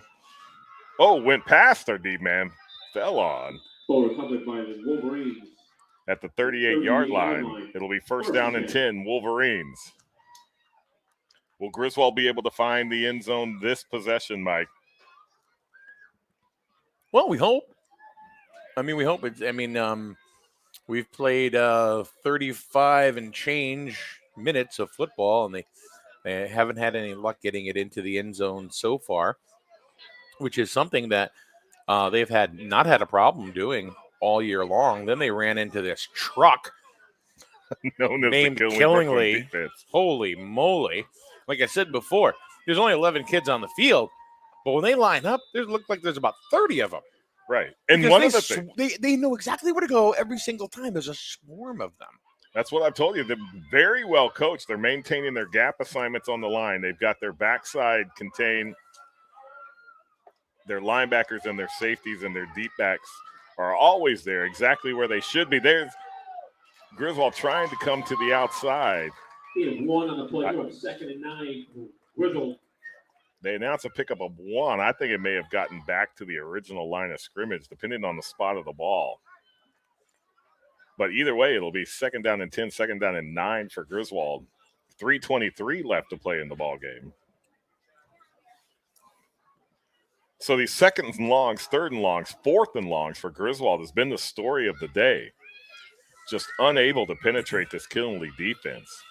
Killenly's kept Griswold out of the end zone the entire ball game. 47 unanswered points for Killenly. One gentleman said, "Welcome to Killenly, boys. The future for Killenly football looks great." Well, the future for Killenly football continues to look great. They were dominant back when I was in high school. Back in 24 BC, and they were You think they created the wheel? Well, if they didn't create it, they certainly perfected it this morning at this game. Because once again, another tackle for a loss. It's 3rd and long for Griswold once again. They're still playing. They're still playing. They're still going at it. They're not letting up. So trying to find something to the outside, nothing's happened, cuts back to the inside. And once again, there's still Killenly defenders right there. So whether we go to the outside, we go to the inside, it's plugged up. Yeah, there was nowhere to go. There hasn't been anywhere for them to go all day long. Nowhere. So we are 4th and 20 again. Been here a couple of times. So once we get the ball, we just keep going backwards. 1:44 left to play in the ball game. Griswold has to get 20 yards to get a first down and keep possession. Scampering forward, makes it to the 30-yard line. So that is not going to be enough for a first down. 1st and 10 for Killenly from the Griswold 30. You know, the only thing that I mean, we know it's a team sport. You win and lose as a team. You know, there's not one player that will go ahead and actually, you know, pull and guide the team to victory. It's not one person, unless you're Jose Altuve. But I mean, Astros Braves in the World Series. Who cares?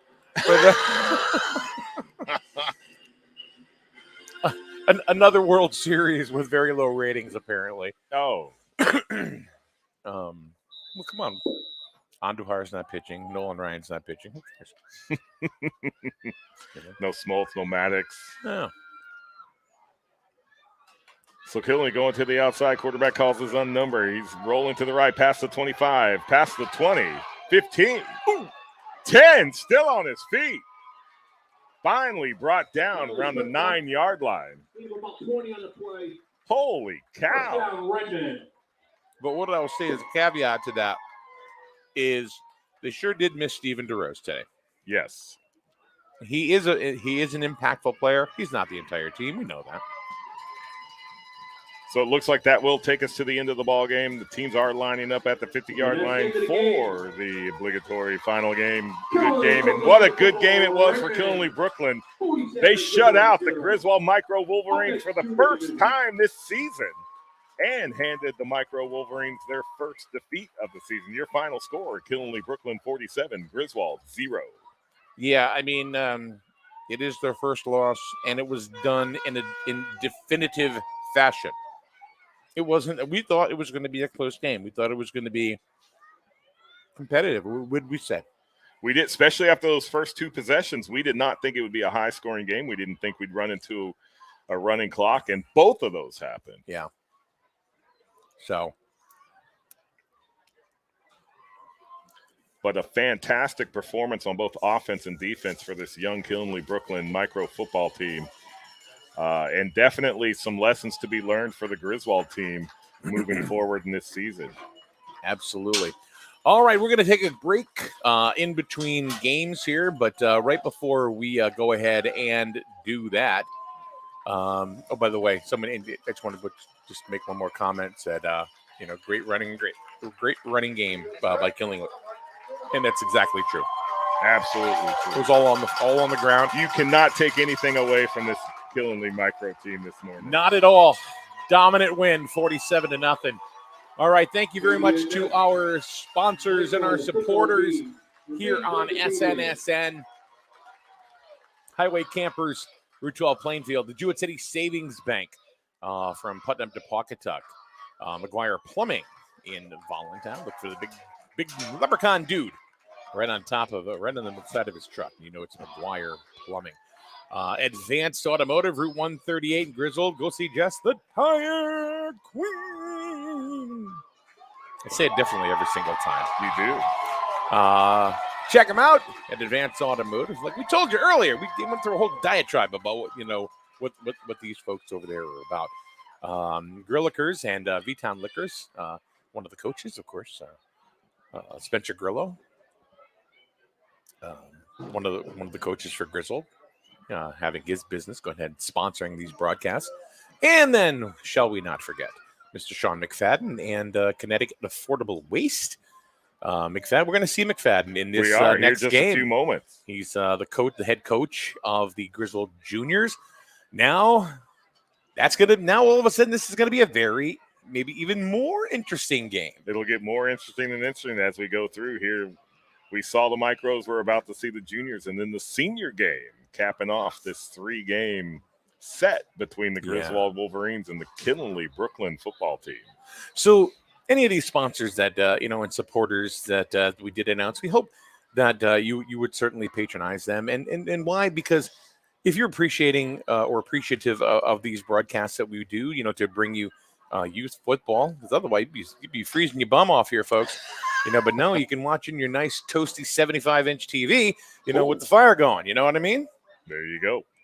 That's why. But anyway, patronize our sponsors. Check them out. If anything, say, hey, thanks. Thanks for being a part of the broadcast so we could watch it at home. And we appreciate you, too, being there as well. Because you know what? You're not viewers, you're not listeners, you're our customers. You're the ones that make us happen, and you're the ones that drives us, to do what we do. Right, John? Absolutely. All right, so we'll be back in a minute with game number 2. It's the juniors coming your way. Griswold Killingly right here on SNSN. Give it about 5:10.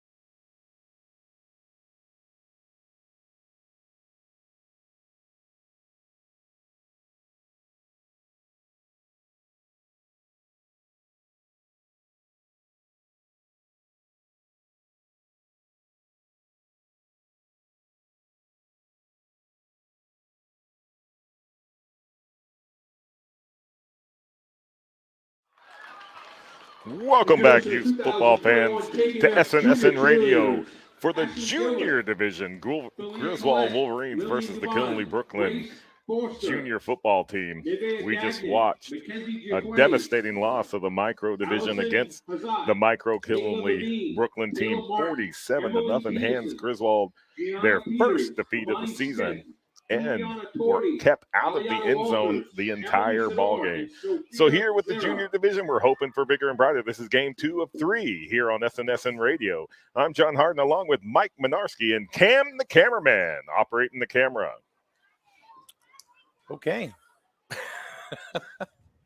let's hopefully for Griswold, this will have a different fate. Absolutely. That was a tough game right there. There was just nothing that Griswold could do offensively or defensively against that Killenly Brooklyn micro football team. Just a dominant performance by Killenly on both sides of the ball. So here we are, game 2, the juniors. Hoping for another battle. We know it's going to be tough against Griswold and Killenly all day long, but certainly looking for a different outcome here at the junior level. The captain's coming to midfield for the coin toss.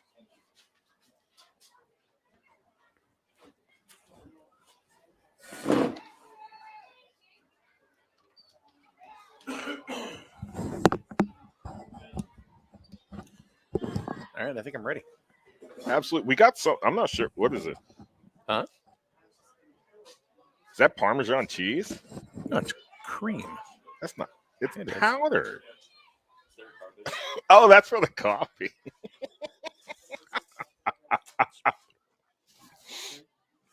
Like, what is that? Yeah, it's put it down on the floor for now. Yeah, that's good. All right. No, it's So cream. Killenly won the coin toss. They have deferred, so Griswold will get the kickoff first.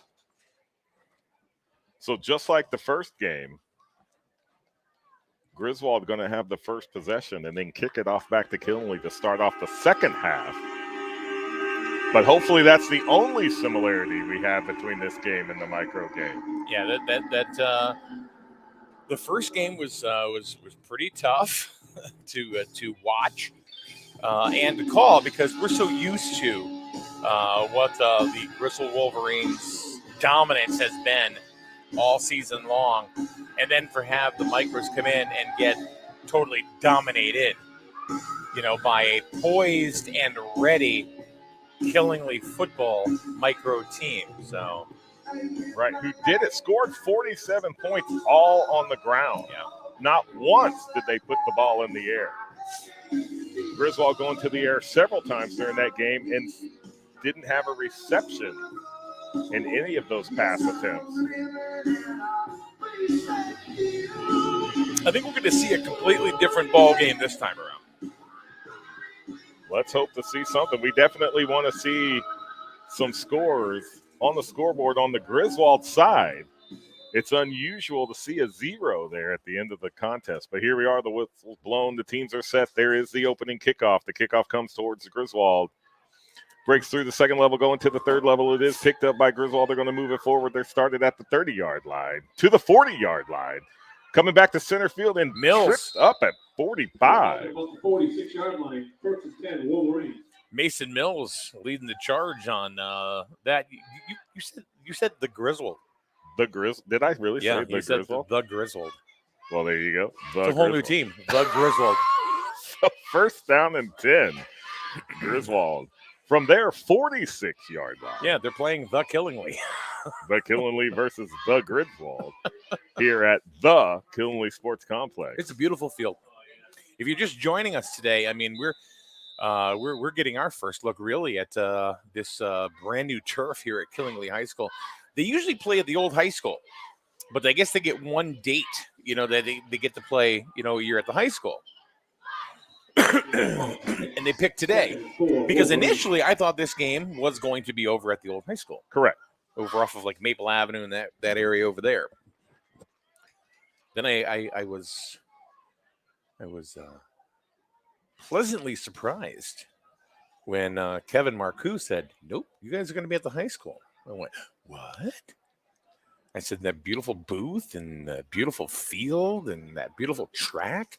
It's absolutely gorgeous. It is bright, it's vibrant. We need more adjectives. But Liam Cassidy like a kept salad. the ball on that first carry, picked up 6 yards, second down and 4 for Griswold, already inside Killenly territory.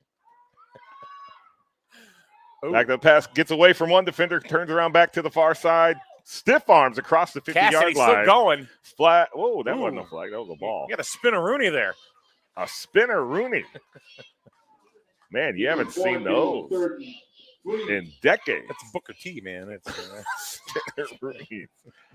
So you're going to get football and wrestling. Yeah. Can you dig that, sucker? I can dig it. Pickup of 1 on the play makes it 3rd down and 3 for Griswold. On the Killenly 47-yard line. You know, I've had 2.5 coffees. I'm pretty amped. 2.5 coffees. And what? It's only, what time is it? I don't even know. 11:56, before noon. If I drink any more coffee, I'm going to start hearing colors. Handoff. Oh, fantastic. That's Dylan Field who got the handoff and able to take it down near the 30-yard line for Killenly. Picks up a Griswold first down. So it'll be 1st down and 10 Wolverines from the Killenly 31-yard line. All right, so we're getting a little bit of a taste of what we're used to seeing from a Griswold football team.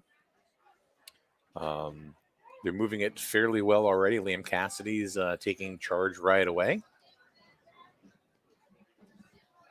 Maybe practicing with his older brother, Luke. Yeah, who happens to be the quarterback of the high school squad.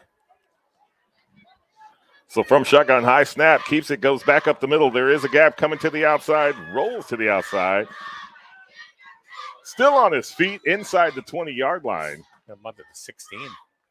Picks up another Griswold first down. A good run by Liam Cassidy. And you know there's some competition in that household. Right. Right? Yeah, absolutely. Quarterbacks. Oh, my goodness. You got Luke dunking Liam, in the toilet, but that's okay. Dad's a plumber. So, yeah, you get something stuck, just call Dad. But it will be first down and 10. But seriously, there's got to be some sort of competition in that household with a couple of quarterbacks. That's just a little bit too much testosterone for me. That's, well. And I'm a dude. You're a dude. So Keegan Leanna taking it off tackle to the outside, gets down to the 10-yard line. That'll be a pick of 7 yards on that carry. 2nd and 3 for Griswold. He's a pretty good little power back, let me tell you. Of course, my first instance, of meeting Keegan Leanna, of course, was the Jewett City All-Stars in baseball. And seems like football is his he's an all-star in baseball, but it seems like football is his better sport. Yeah, he seems to perform here. We call his name a lot, and they were picking up 7 yards on his first carry of the ball game. Very strong, very powerful kid. So Cassidy going to go to the air. Goes to the air. Oh, had a receiver through his hands, falls incomplete. Cameron LeClaire just went right through the wickets. Yeah, much like that extra point kick by the Killenly micro squad, right through the uprights. All right, first comment of the game. Let's go Yates. We're looking to find out where Yates is. Oh, yeah, Anthony Yates, number 59. 59, keeping it on the line. I like it. Keeping it real. All right, Griswold knocking on the door, looking for their first score of Griswold at all today. Absolutely. Oh, Leah able to bring that snap because it kind of went to his right side, back in, brings it up forward. Snap handled by the quarterback, managed to get a first down carry out of it. You notice that when the snap came out, Cassidy was already moving to his left a little bit. The ball was snapped to the right. To the right. Yeah, he just grabbed it with one hand. Great balance, from this young man, and just surged through and got a first down. Right, great body control. Took it down to the 7, picks up a first down for Griswold. 1st and goal for the Wolverines. Take it to the bridge.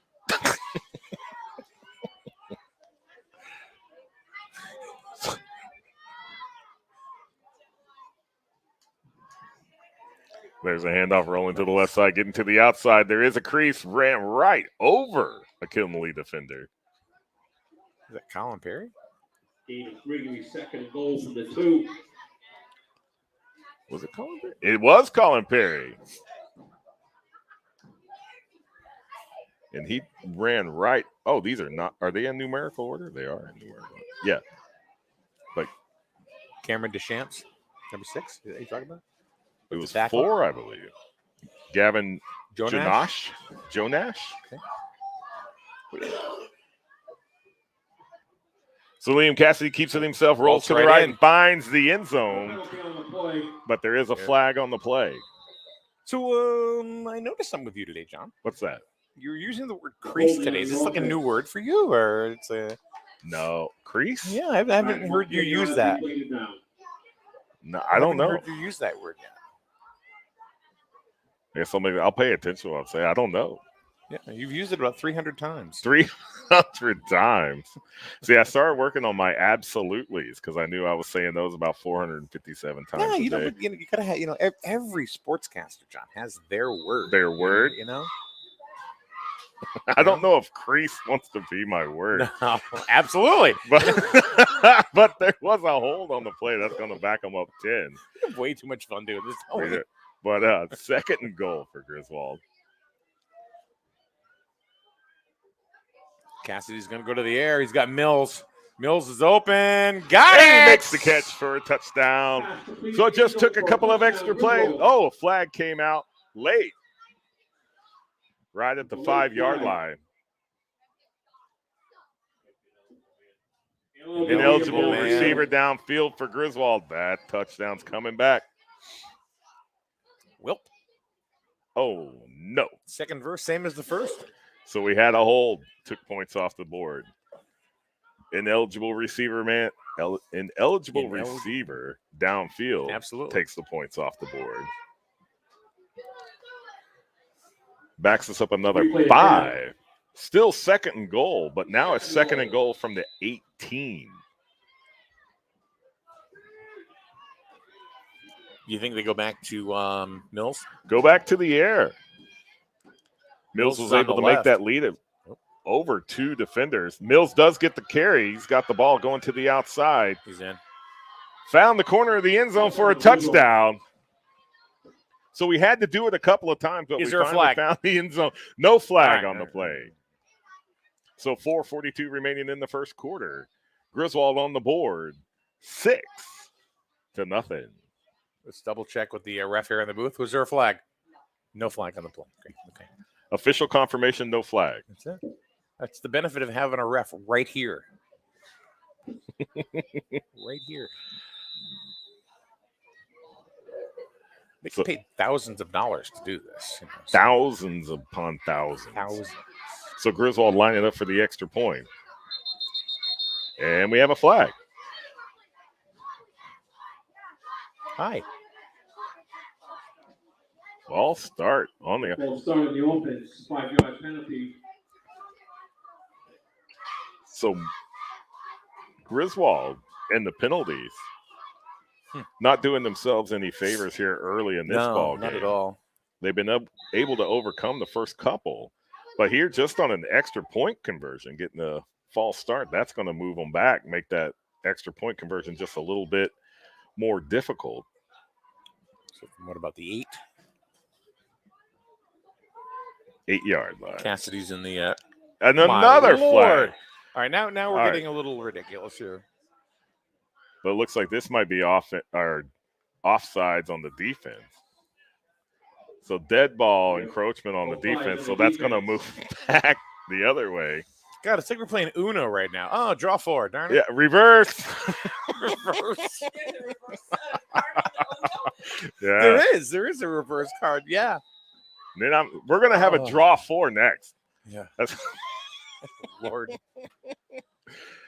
But the end of this ball game, hopefully it's going to be the Griswold. Is this Junior the fourth Wolverines. Play looking for the extra point for the PAT here? Yeah. God. We got to find some thread and sew these flags in the referee's pockets. There's Millsy. And he does make it into the end zone. Scan the field. Hold on. Wait a minute. No flags. Extra There point we is go. good. 4:42 remaining in the first quarter. It's Griswold 7, Killenly Brooklyn 0. Put the points on the board. Put them on the board 3, 4, 5 times. But they finally stuck. They did. They did. But Springsteen. Told you. I'm going to keep a list. I can name every song in 3 notes or less. I'm telling you. You know, they should make that a game show. Huh? I know. I would have won a lot of money on Name That Tune. But, so, hey, Griswold, its first touchdown of the day. First points of the day. And it took them about 9 penalties to get it. They did. I'm telling you, the flags are flying in this game. But Griswold able to get it into the end zone, be able to convert on the extra point, gives them 7 on their first possession. Now we'll be able to see that Killenly offense from the junior level. We saw the dominant performance that they had at the micro level. I really think that this game right here is going to make the seniors game that much more exciting because I think it's going to be the rubber match of the 3. It is. I think that's going to be the game that determines who takes this series. It went 1 game to Killenly with the micro level. Right here in the first 5 minutes or so of the juniors level, Griswold the first one on the boards.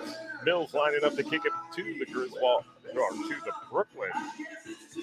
Killenly Brooklyn. I don't know why I just forgot how to talk. Absolutely. I think it's the speaker right over my head. Makes it back.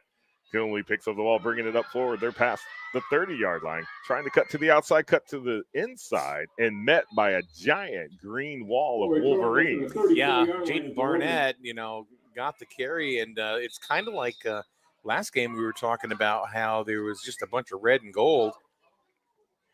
And we have an injury timeout, injured right player at there. Midfield. Right at the 50-yard line.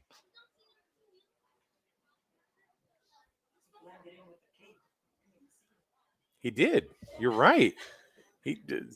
The poor young man. He blended right in with the big letter K.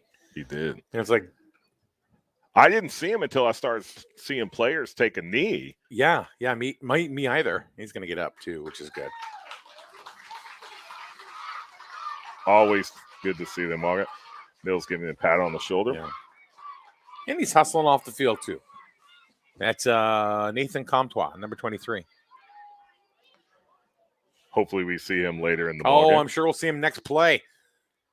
Well, he's got to sit out 1. Yeah, 1 play, and then he'll be back. Yeah. So it'll be first down and 10 Killenly from their own 34-yard line. Put me in, coach. I'm ready to play. Here's number 59, Anthony Yates, coming into the ball game for Killenly. There's your Yates. There's your Yates. There you go.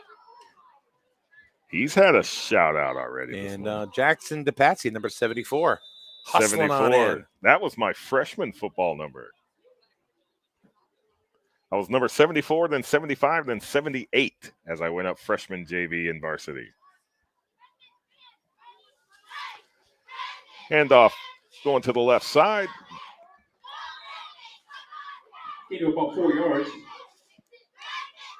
It'll be on 2nd and 4, 2nd and 6. Looked like that was number 45. Rael Ritchie on that carry. Pick up a 5 yards, 2nd and 5 for Killenly. A lot of comments that I haven't gotten to so far. I'm just kind of scrolling them on the board for you guys to see. Gets his call again, number 77, Nathan Fail. Just Fail on top of him, made the tackle. No gain. Another Killenly player on the field. We just heard that it's like a mirror image of last game, and it's true because almost every other play, a Griswold player was down on the field hurt, and unfortunately, you don't want to see any of these kids get hurt whatsoever. They practice hard, every single day, and they're kids. You don't want to see any kid at any level get hurt for any reason, but there is that risk whenever you play youth sports, high school sports, AAU, whatever fall ball, whatever league you happen to be in. You don't want to see it, but it's a part of the game. And all you can hope is they just get right back up and they take their stinger or they take their bruised shoulder and jump back up and say, all right, I'm ready to go.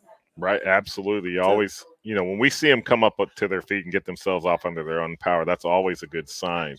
Exactly. And more times than not, you do see that player return to the ball game. And like you said, hopefully they just sit out a play and then we see him again. Right. This delay is taking a little bit longer than what we've seen earlier in the first game and with the first couple of injuries this game. But also never wanting to see something too serious. I'm in about 2 minutes, I'm going to put a microphone on the public address announcer and the ref over here because she said no. Well, everybody's hearing what you're talking about anyway, so you might as well. We don't care. And that's number 25, Jaden Barnett. Well, it's not like we're ESPN.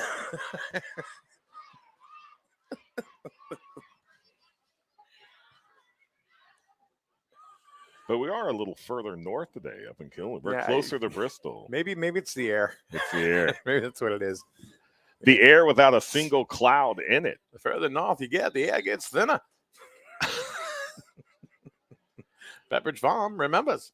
So Killen was able to pick up 1 on the play, makes it 3rd down and 4. How about a nice turf field with a big G in the middle of it? How do you think that'll look? I think it would look very nice. I think so too. Get some drone footage. Drone footage? Oh, yeah. Oh. So big handoff, trying to get to the outside. Yeah. Nothing happening. Number 12. Liam Cassidy on the tackle, getting it done on offense and defense. So that's something that we saw Kinley do to Griswold in the micro game. Yeah. And here in the junior game, it looks like we've swapped roles. I was just going to say that. I mean, the gentleman that does the public address here at Kinley said it just a couple of minutes ago, and he's spot on. It's like a flip-flop of the other game, the micro game. It's like it's a exact opposite. So there's the snap, trying to get the punt off. Was able to get it off. It is picked up by Griswold inside Killenly territory already. He's got room. Needs one to break. They broke it. Remo. Darth Remo. And there are. There's flags on the field. I'm telling you, get that thread. We got to sew those flags in that pocket. Yeah, there's more flags in the field right now than a United Nations. We've played picnic. 7 minutes of football, but we've had about 16 games worth of flags already. Yeah, like I said, there's more flags in the field right now than a United Nations picnic. It's the Olympics opening ceremony. Yeah, no kidding, huh? Griswold, I think they're going to have to bring it back. Yeah, they are.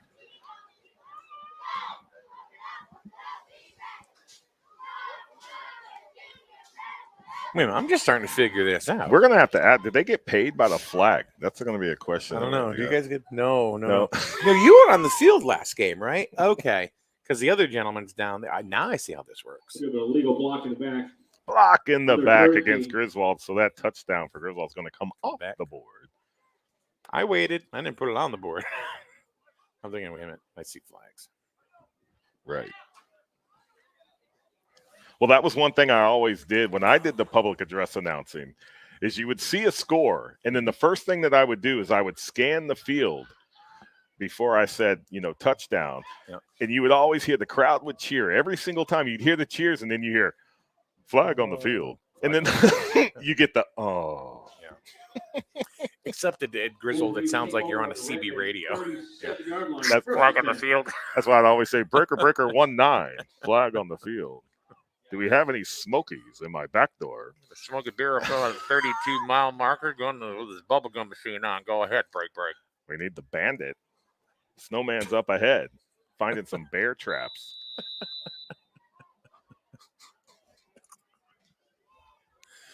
Oh my goodness. So Griswold lines up again. I think the air is thinner up here. I don't know.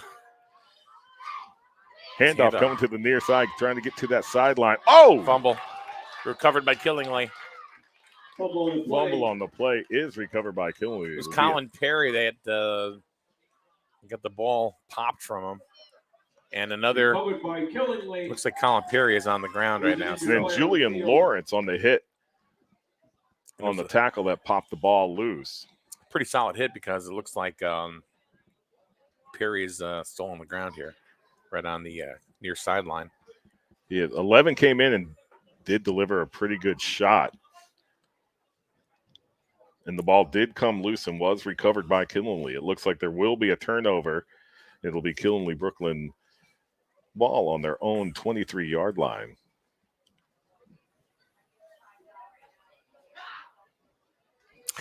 It's been a very slow-moving first quarter, has it not? Considering how fast the other game was, especially in the second half with the running clock. But there's still 2:22 to go. 2:22 to go in the first quarter. Yeah.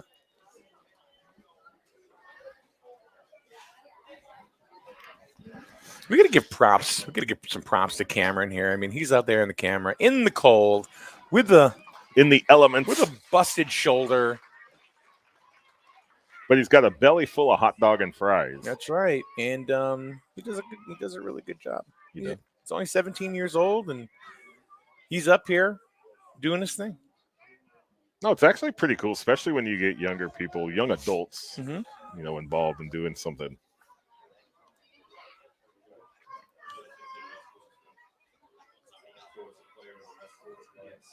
So that is Colin Perry able to walk off the field. Good.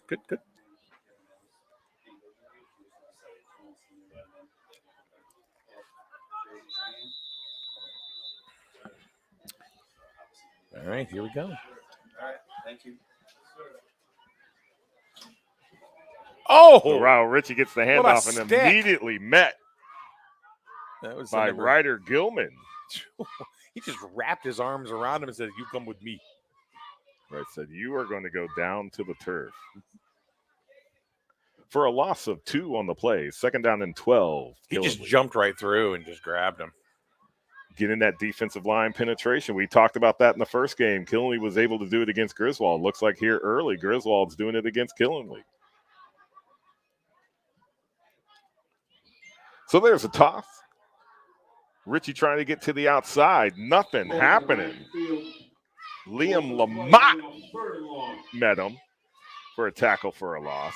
So you were saying just a few moments ago, mirror image of the first game. What Killingly was able to do against Griswold in the Micros game, Griswold's been able to do against Killingly here early in the juniors game.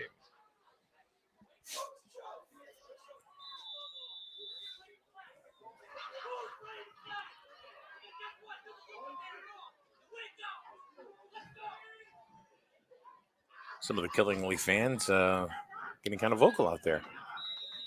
There we go.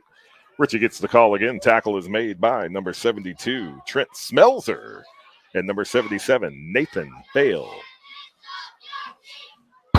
So just so you know, if you're looking in the chat room and you see there once in a while you get a couple of trolls, that want you to go ahead and click on it. They'll say it's whatever. And it's really nothing but a spam link. So, like, there's this dude, Mohammed Andre, who's in there. It's just a troll account. Just ignore them. So, Killingly goes back to punt. The punt is tipped. Block punt. Recovered by Wolverines. They take over at about the 9-yard line of the Red Wings. It was covered up by Griswold, and it'll be 1st and goal. Wolverines from the Killingly 9-yard line.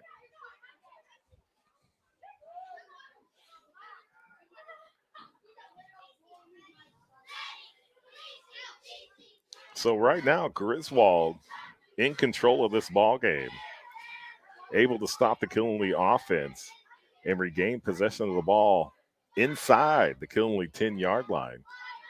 1:02 remaining to play in the first quarter. Griswold's already up by a touchdown.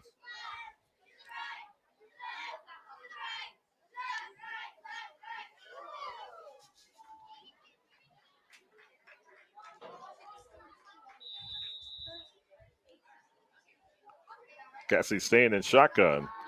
Rolls to his left, looking for a receiver. Puts it up. Just out of reach. Falls incomplete. 2nd and goal, Griswold. 2nd and goal, Griswold.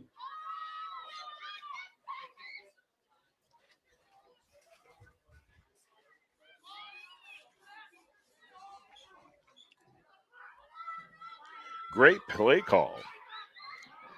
Fading to the back corner of the end zone, just ran out of field. But the clock will stop. 55 seconds remaining in the first quarter.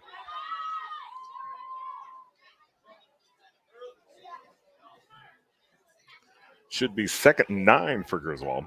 Or correction, 2nd and goal from the 9.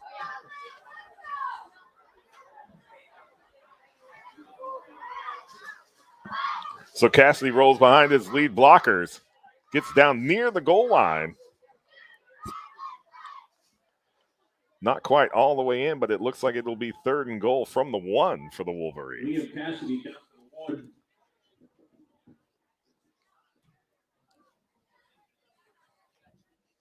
the 1. The spot is backed up to the 2-yard line. Still remains 3rd and goal. 3rd and goal.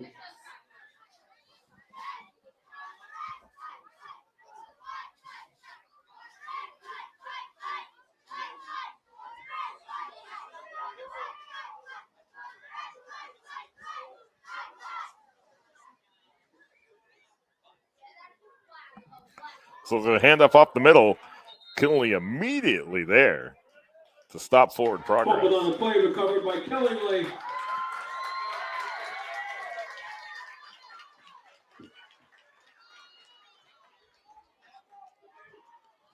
Carmelo Ward unable to find the end zone.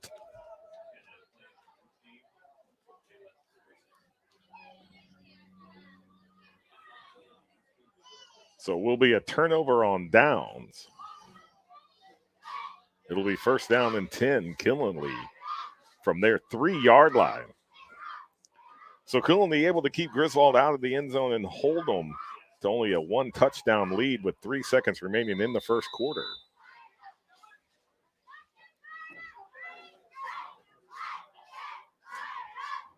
There's a snap and the handoff. Met immediately at the line of scrimmage. Tackle made. Line of scrimmage for no gain. That'll take us to the end of the first quarter. Our score, Griswold 7, Killenly Brooklyn 0. All right, let's go ahead and mention our sponsors, the ones that make it possible for us to broadcast these games. And we hope you certainly visit them either on Facebook or in person and patronize them because they are the reasons why we are here today. Highway Campers on Route 12 in Plainfield, family owned and operated since 1967. And we got Kiss in the background. Whoa. All right. 860-564-0141. Give Highway Campers a call. I'll tell you, campers and RVs right now, they are the thing. People are buying them because they want to live off the grid. Live off the grid? Off the grid. They want to travel. Highway Campers is the place to get that done. Stop by and say hello and meet the family. Like I said, owned and operated by the Riley and Botello family since 1967. Jewett City Savings Bank with branches from Pawcatuck all the way up to Putnam. Find out why they are your hometown community bank. Member FDIC and equal housing lender. McGuire Plumbing in Voluntown and Griswold.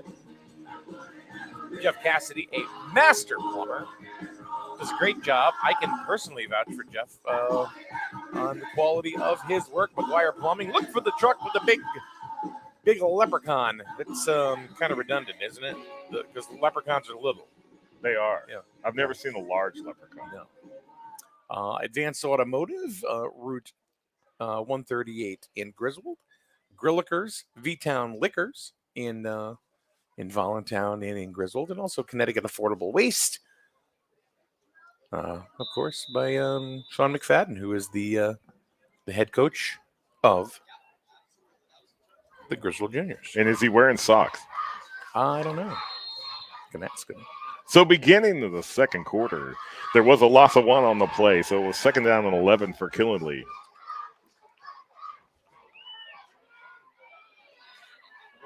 First play of the second quarter. Was it a safety? Did they call a safety on that? He did touchdown. Oh, there was a fumble and recovered in the end zone. So it wasn't a safety. It was a touchdown. Fumble recovery for a Griswold touchdown. We were trying to decide whether that was a tackle in the end zone for a safety, but there was a fumble. Cam, the cameraman, giving everybody the update there. So just like that, 10 seconds into the second quarter, Griswold 13, Killenly 0.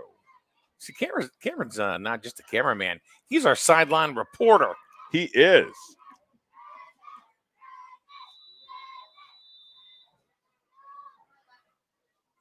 And he doesn't have 47-year-old eyes. Or 55-year-old eyes. 55-year-old eyes. So I don't know what you're talking about, you youngin'. Youngin'.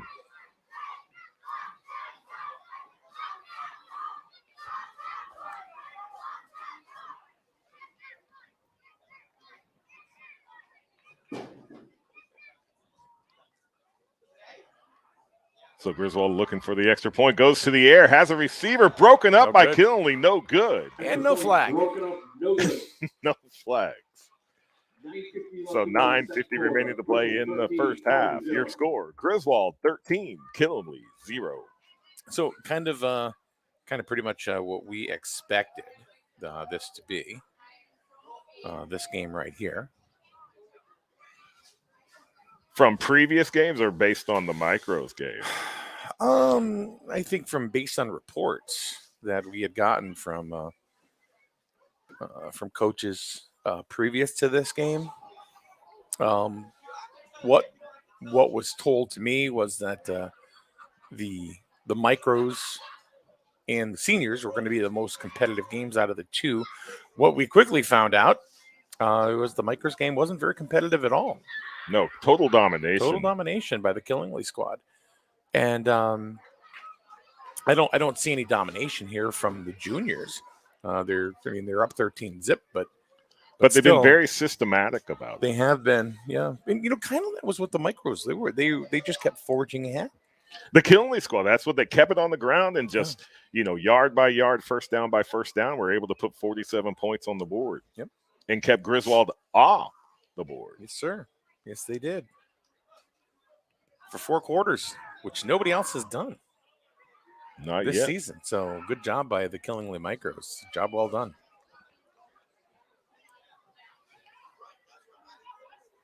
People say to me, they go, well, don't you broadcast your Griswold? No, we broadcast games.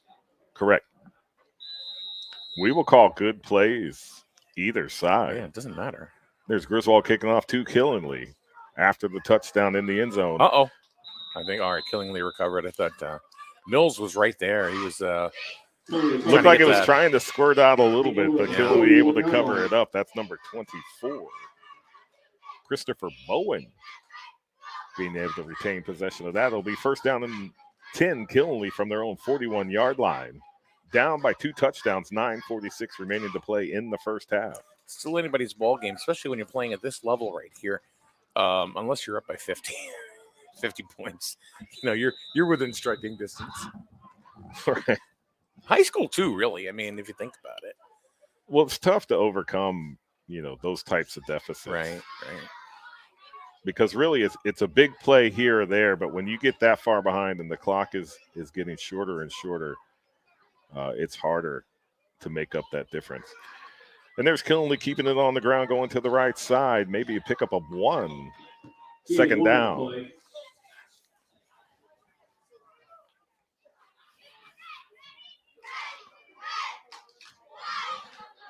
So great pursuit going to the outside by the Griswold defense there. Kept Killenly to a gain of 1.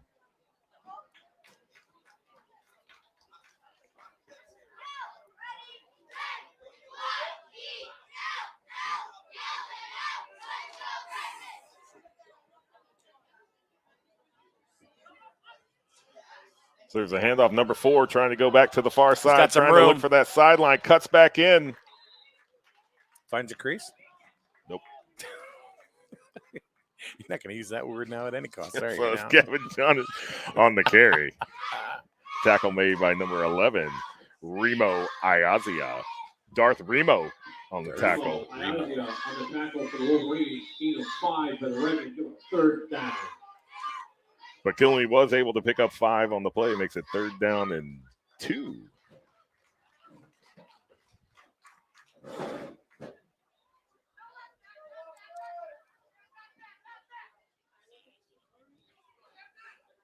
There's a handoff, keeping it to that right side.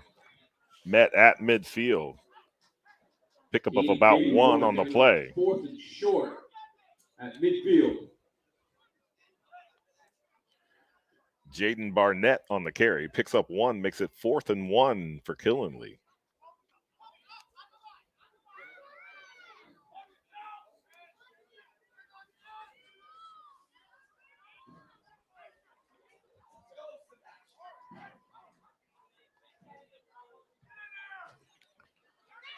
Going back to the ground.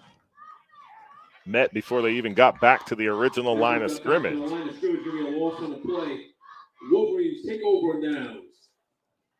So with the tackle, there'll be a turnover on downs. It'll be 1st down and 10 Wolverines from the Killenly 49-yard line.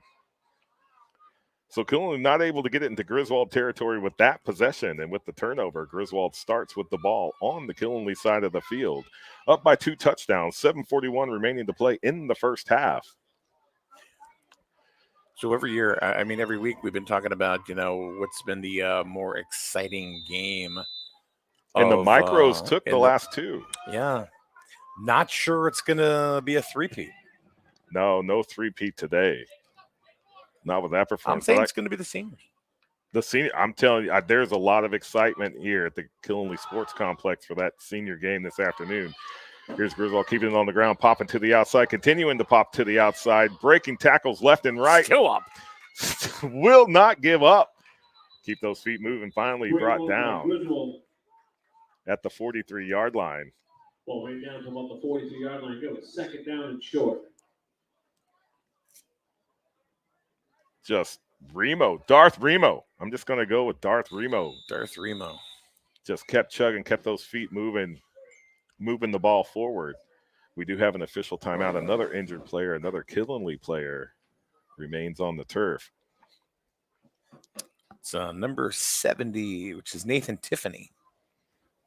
6th grader. Yeah, we do have the whole thing here.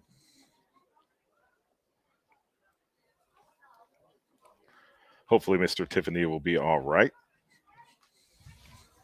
I am sure.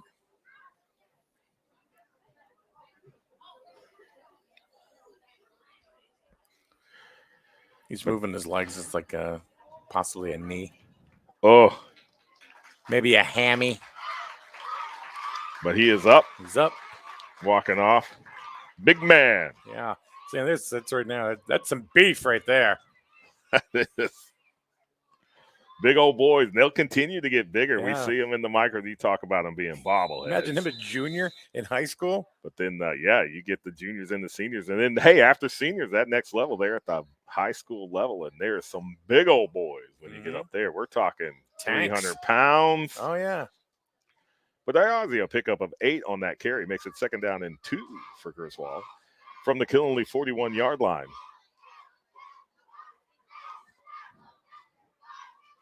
Mr. Tiffany getting a drink of water there on the sidelines. We'll definitely see him back.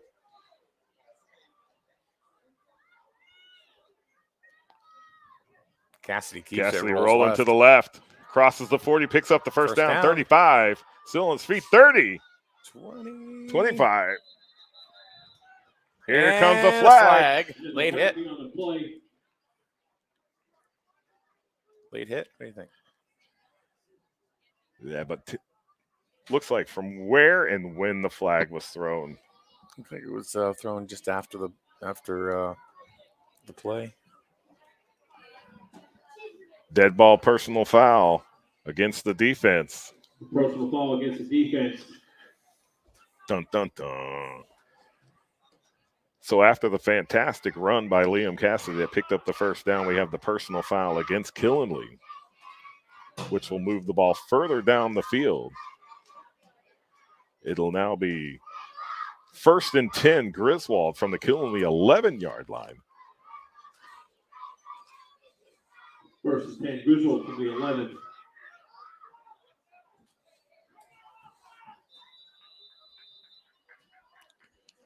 So unfortunate penalty there for Killenly. The personal foul 15-yard penalty is definitely going to hurt. Puts Griswold within striking distance of their 3rd touchdown. Handoff coming to the left side. Breaks through. Mills. Touchdown, Griswold. Number 7, Mason Mills. That's just one of the Mills boys that we're going to see today. We're going to see Colby in the next game. Colby's in the seniors game. And we do have an official timeout with an injured player. And another Killenly player. Main on the turf. But with 6:18 remaining to play in the first half, Griswold 19, Killenly 0.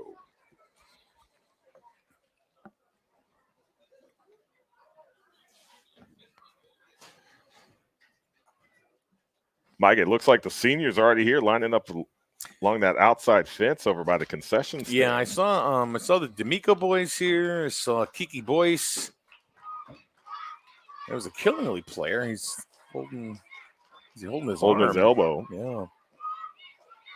I can't see his number, unfortunately, because his arm's going straight across his jersey. Right. 47? Is it Jamison DeFazio? 47. Jamison DeFazio? Yep, Jamison DeFazio. He's holding, it looks like his forearm. Now they're holding his hand. Maybe a wrist? Yeah. But Griswold lining up for the extra point.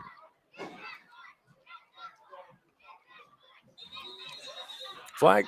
And we have False start. False start Yeah. against Griswold. Come on. That'll back them up 5. You know, I mean, I got this thing with officials. You know this. I must have got tossed in yesterday's fall ball game.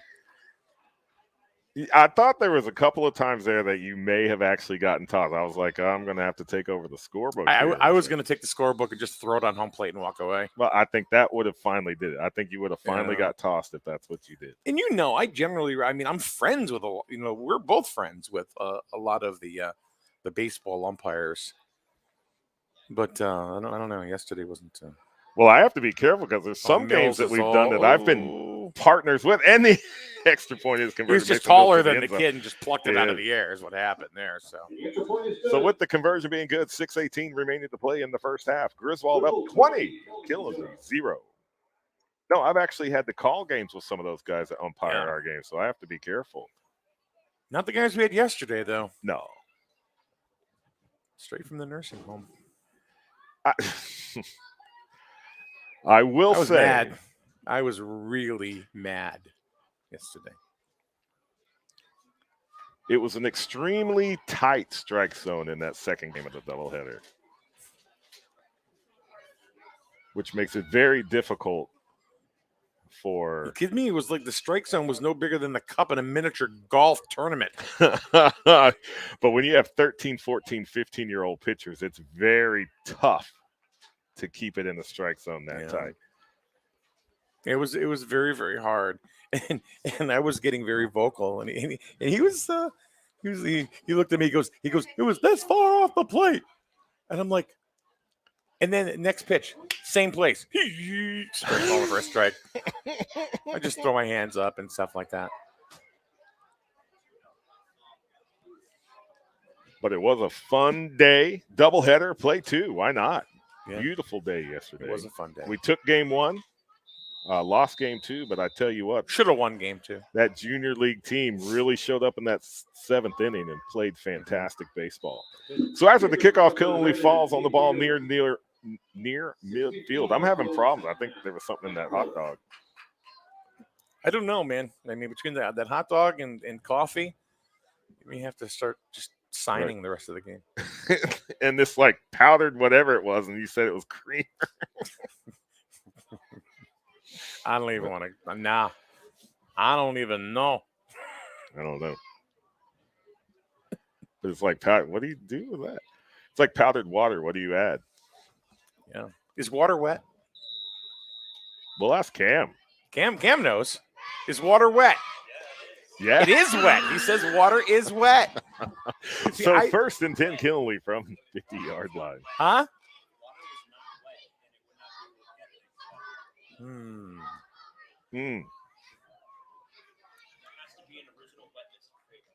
Original wetness. I don't think I've ever heard that before. This is starting to sound like an Arid Extra Dry commercial. If you want that, if you suffer from extra wetness, try Arid Extra Dry. This water is wet. So no gain on the carry brings up second down and 10 for Kinley from midfield. And from what I understand, there is water that is actually more dry than others, like the kind you drink, like Dasani apparently is dry. Well, see, I knew you could have hard and soft water, but now we have dry and wetter water. I guess. Is that what you're saying? I think so. Scientific breakthroughs, SN Radio, coming to you live from Kinley Sports Complex. We don't do just sports here, folks. Nope. We do science and conspiracy theories. Opening up our possibilities. And you wonder why I go to my truck in between games. So Kinley able to gain one on the play, brings up 3rd and 9. We will get back to youth football here in a moment. Andressa says, Emily, we love you. This win was for you. Hey, that's a dedicated win. There you go. So Christopher Bowen on the carry. Gain of another yard for Kinley.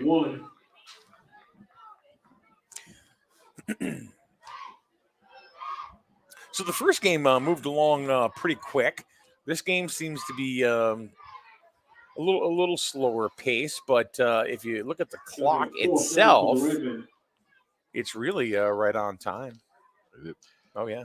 Both teams being very judicious. Yes. I think the first game was just very quick. Oh! So a toss trying to put it in the air. Yeah, but you know what? I mean, I kind of agree with that call right there for Killingly, just to do something different, on 3rd down. Do something, try to mix it up. They're not having great success moving the ball at all. They haven't. The pass was right to Maddox Duquette. Sure. Just unfortunately not to keep a hand on it. Sure, you get a little over 4 minutes to go in the first half. Try something a little different. If it works, then maybe you can integrate that into the second half and move the ball a lot more and score some touchdowns. Well, you do. You have to kind of pick and choose, what's going to work. Now, I know when I played ball, we would go into a particular game with a script. Maybe the first couple of possessions, we want to run this, that, and the other thing and see what did work and what adjustments we could make against that particular defense. And it was all based on down and distance. It's Keegan Leanna with the ball rolling. Keegan Leanna breaking through, gets to the 45-yard line, but once again, we have the referee's favorite color on the field, yellow. Yellow is color of the day, holding against Griswold. So that fantastic run by Keegan Leanna is going to come back 10. It'll remain first down. I think with all these flags that have been, I think this is probably cost. If going to equate it to points, probably at least one Griswold touchdown. This has probably cost them because they've been going back and back and back. And look at that one touchdown. It took them 4 plays to actually get into the end zone because they kept. We had to score like 3 times for one. It was a 3-for-1 deal. And ended up Mills with an 18-yard run, for the PAT. So, that was the touchdown. It was fourth and goal from the 18. Right. Yeah, it was like 1st and goal, 2nd and goal, 3rd and goal, but the distance kept getting further and further away.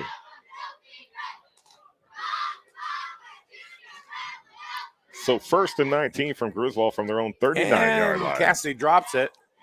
Still got it. And down he goes. So a little mishandle there. Kinley able to capitalize and make the tackle for a loss of another 2. So that'll back up Griswold another couple of yards, make it 2nd down and 21. 38-yard line.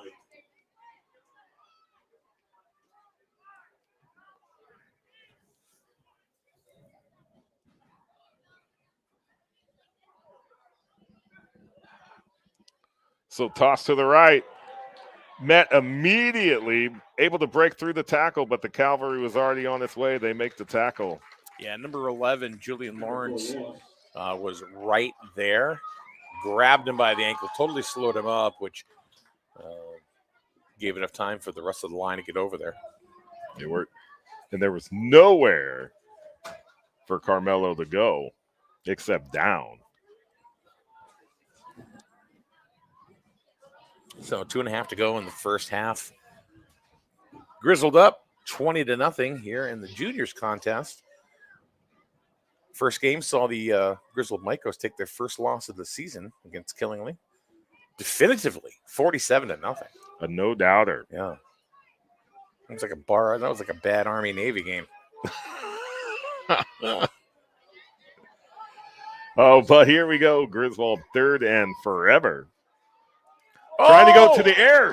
Hit immediately by number 11, Julian Lawrence. Ball pops out. There is a flag on the field. And Austin McFadden chased him and finally brought him down. And it was recovered by Killingley. Yeah. So that would be 1st and 10 Killingley from the Griswold 15. They're Waving waving off off the the flag. First down. So the play will stand. Sack fumble. Now that's a Julian nice little Lawrence. momentum buster right there for Killingley. Maybe it'll switch the momentum a little bit to their side. Let's see if they can capitalize on this, because sometimes all you need is that one little play. You know, that kinda one get little that spark. Yeah. That happened with us yesterday, Yes, didn't it? it absolutely did. I'm telling you, I'm going Little to talk Caleb about gets a base hit. that and then- 7th inning. That baseball team came alive, and it was just hit after run after run Yeah. after that. And then big Ryan the future with the bases clearing triple.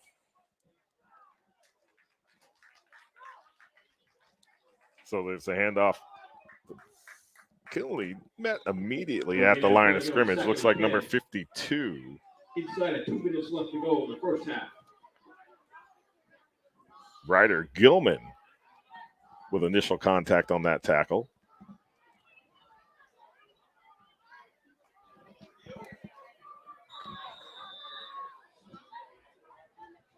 Clock's still running. 1:30 left to play in the first half. Killingley. Killingley on the sidelines trying to get a little rally together. Look at them. They're They got rally towels on? I haven't seen. Ooh! Oh! What was that, like a belly bump tackle? Mills, he was like a Mason brick Mills. wall. He was like in one of those sumo outfits and just said, boom! And went down to the turf. 105 left to go now. The Killingley young man just bounced right off of him, And Mills does not have a belly. and he didn't move. No. He didn't move. He was stuck in cement. So time out, Killingley. 105 left to play in the first half. I don't think I've ever seen anything quite like that. No, that was in. Well, not from somebody Mason's He's side. that Like, guy's big of a kid. no, I would see if you had like a 6'6", 330-pound lineman that you ran into, I'd expect that. He's like 5'3". But I mean, he's yeah, a good he's got athlete. like 5% body fat, but that kid just bounced off and went to the turf like nothing. I don't know if I've ever seen that I've before. never seen that. So Mason Mills with the sumo tackle. Let's ask Jim. Did he teach him? Did he teach him that? Maybe Blake taught him that move. Remind me during the in the middle of the game. I got a story to tell you about a young lady who was at an event in town, and she broke a kid's finger. Oh, I'll tell you where it came from. So it's not as brutal as it sounds. But so Killingley 3rd and 13 something from you the learned from Dad. Griswold 20-yard line.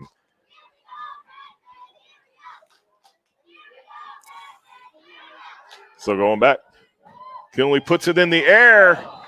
That was Fell almost incomplete. intercepted by a couple, either Mills or That was bouncing around the hands. It was almost like a Plinko game. But it fell to the turf incomplete. Brings up 4th down, 58 seconds remaining on the clock. Killingley still looking for its first touchdown. Yeah, Mills and Ayazi were over there, not letting it go. No. There was a receiver back behind the line of Griswold defenders, but it just wasn't able to get it through the outstretched arms of the defensive backs and fell incomplete. So toss to the right side. Looking to pass, gets it in the air, and it's intercepted. It's going to go right down. Going all the way down the field. That's Liam Cassidy. Gets away from a defender. 20, 15, 10, 5.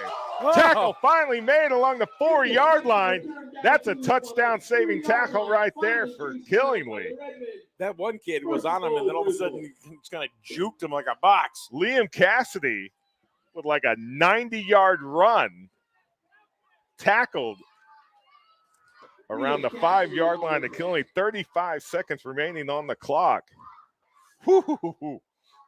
I was watching him run. Then I was watching that the Killingly defender. He was closing the gap. Then all of a sudden Cassidy shifts, and then there was no more gap to close. Then the other kid. Did you get his number? I did not get the number. I tried to look, and it looked like the jersey was a little scrunched up in the front, and I missed it. But it is 1st and goal, Griswold from the Killingly 4-yard line. Yeah, you gotta hand it to Killingly for that one, for saving that touchdown. I mean, whether they make it in at this point is one thing, but it was a great play to save it. Well, he's in. Griswold into the end zone. No flags on the field. Touchdown's good. So 29 seconds remaining to play in the first half. It's Griswold 26, Killingly 0. What a run by Liam Cassidy on that turnover. Intercepted it inside his 5-yard and takes it all the way down to the Killingly 4-yard line, and then brings it into the end zone for a touchdown. Fantastic play by the Griswold Junior Wolverines. And a fantastic tackle made by Killingly. I wish we had got that player's number on that.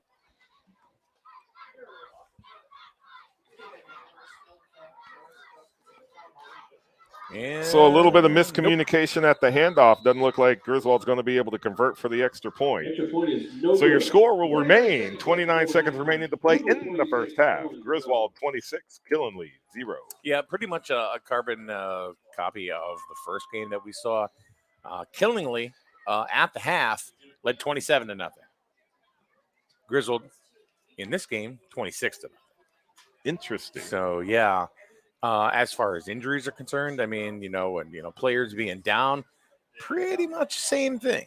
Pretty much the same thing as the first game. So, if you want to look at the body of work as a whole today, it's been about the same. If you put both teams together and it's almost like what Killingly was able to do against Griswold in the first game. Griswold's been able to do against Killingly here in this juniors game. Exactly.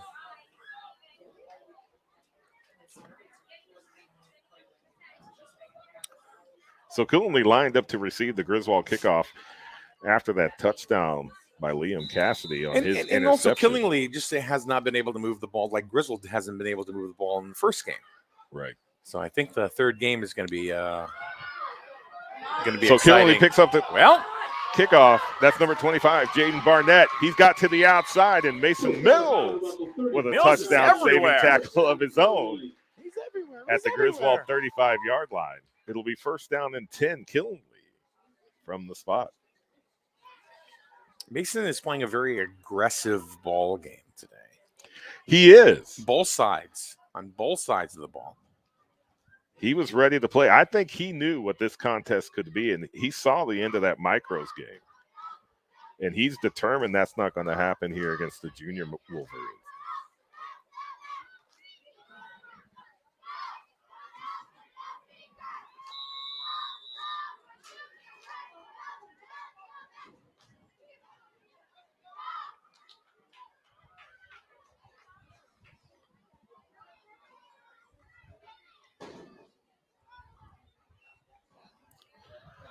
So toss to the left. Immediately met at the line of scrimmage. Maybe you pick up a 1 on the carry. 1 on the play. Sam Gray. One of the guys on the tackle, yeah. And Drew Fabry in on that I tackle. think it was Fabry that went they went pads to pad. We got that clink. Heard that Pad popping. Yeah. So we do have a timeout on the field. I believe that was Killenly with the time, and that's their second timeout of the first half. Griswold with all three. Killenly with one remaining, 8 seconds remaining. Yeah, it's not going to matter. In the second it's going to quarter. be one more snap. I don't think they're going to get a second playoff. No. I would even be surprised if they did anything more than just to run up the middle here, just to or even take a knee, because one thing you don't want to do is you certainly don't want to throw it, have it get intercepted, and Griswold have bring another it back for a Cassidy touchdown. interception brings it back down. Or Mills or whatever. You don't want to do that. So it's like Sean McFadden's a little more comfortable today. He's smiling out there. It's the socks and the turf. I think he's feeling the turf through his socks. Let me ask you a question, Emery, for somebody that plays, has played football. Yes. For quite some time. Do you feel that the turf is a little bit of a game changer when it comes, if you're used to playing on natural grass? Oh, absolutely. It definitely changes the game. And what I would say now with the field turf that they have now, this is actually like soft and cushiony, and you've got the little rubber pellets in there. Yeah. When I played on turf, if you did play a turf field, Cement.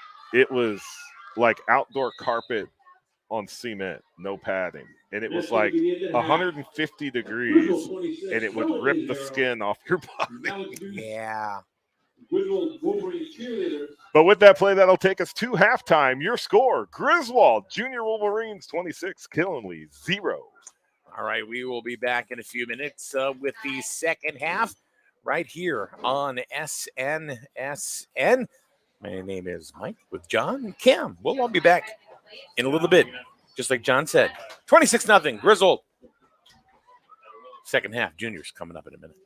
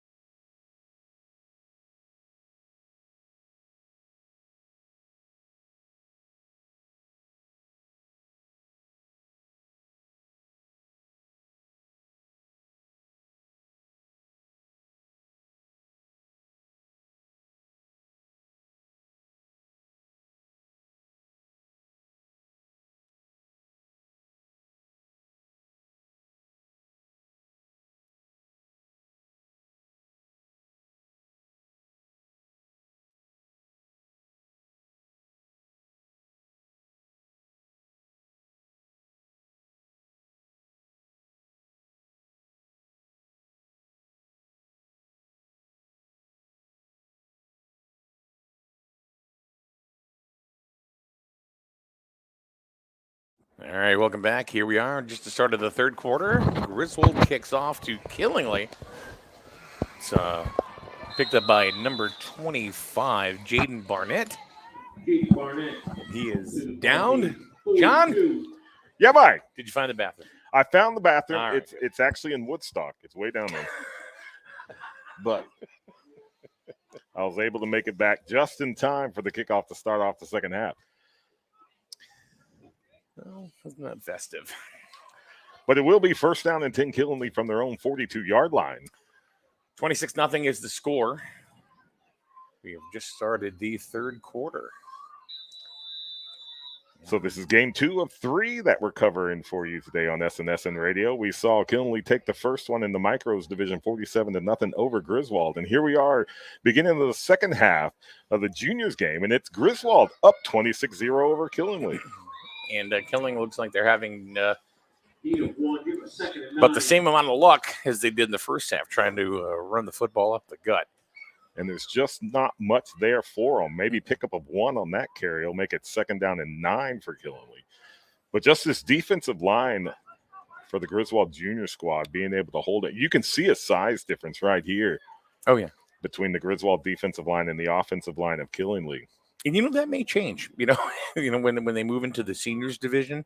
Because, it's going to be the same kids against the same kids. They just get bigger and bigger. Yeah. You never know. So there's the handoff. Trying to find something there. That's number 11, Julian Lawrence with the carry. Nothing happening. May have got back to the original line of scrimmage. Third down and 9 for Killingly. Julian Lawrence, one of the older kids on the junior squad, a 7th grader. 7th grade. Actually, yeah. There's only a couple 7th graders, yeah.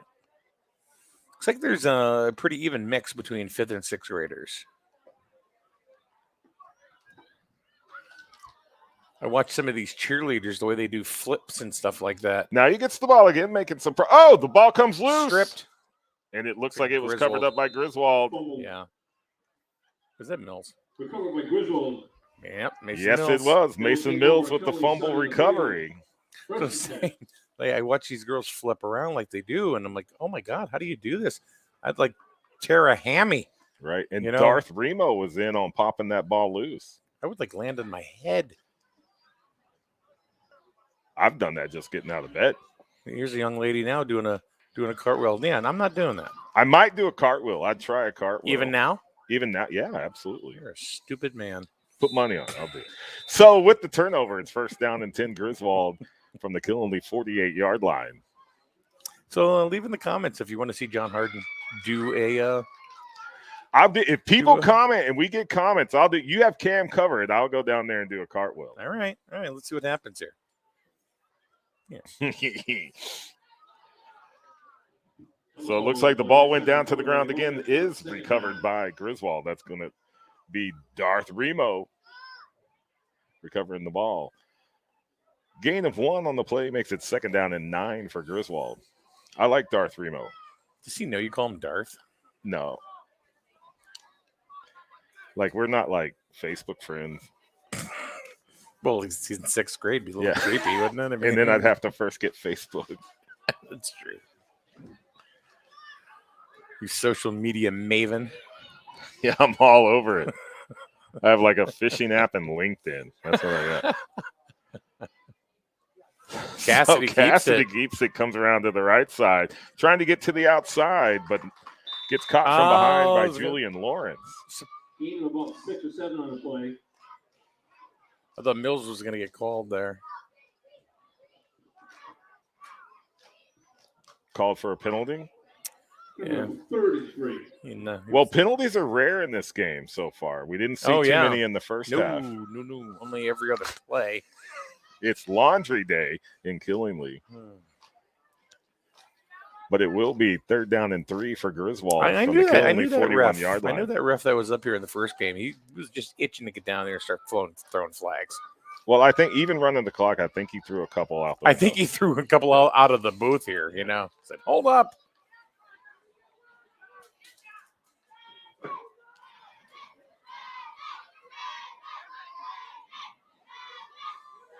Mills gets the So Mills gets the handoff, goes to the left side. I don't think anybody saw that happen, and he's cut through to the 20, the 10, the 5. Touchdown, Griswold. Number 7, Mason Mills. Scan the field. No flags. No flags. Let's check with the ref in the booth. Any flags? She's waving it off. No flags. She's eating French fries. She don't care. No. Oh, no. But just like that, here in they just throw you under beginning the bus. moments of the second half, Griswold with another touchdown takes them to 32-0 Killenly. So, Mike, they just brought her soup. Right. We have spoons. All right. She's not eating nothing. See, that's the whole game. We know. It goes right in for the extra point. It's good with 6:35 remaining to play in the third quarter. It'll be Griswold 33, Killenly 0. So, Mike, we've met the 30-point threshold. Yep. But this time it's running clock with Griswold ahead by more than 30. So we talk about the similarities, between game 1 and game 2. Griswold, up now 33-0. They went to the locker room 26-0. Killenly went up 27-0 in the first game. So if you remember, it was only a few plays in when Killenly scored right away once again. Well, here we go. Griswold, just a few plays in. Boom, they're in the end zone. Well, I think it's one of the truest senses. You've always heard that saying, it's same but different. Yeah. That's true about what we're seeing today. It's the same thing. It's just a different team being able to do it. I think so. I never understood that saying, but we're seeing it coming, unfolding before our eyes. I have not, one thing I haven't seen unfold in front of my eyes today? A cloud. Still not a single cloud. It's beautiful. You look to the right, not a cloud. You look to the left, not a cloud. Out in front of us, that beautiful landscape here. Mm-hmm. Got that shot with the hills and the trees. And it's that fall. Leaves are changing colors. Fall in New England. There's the kick up off the middle.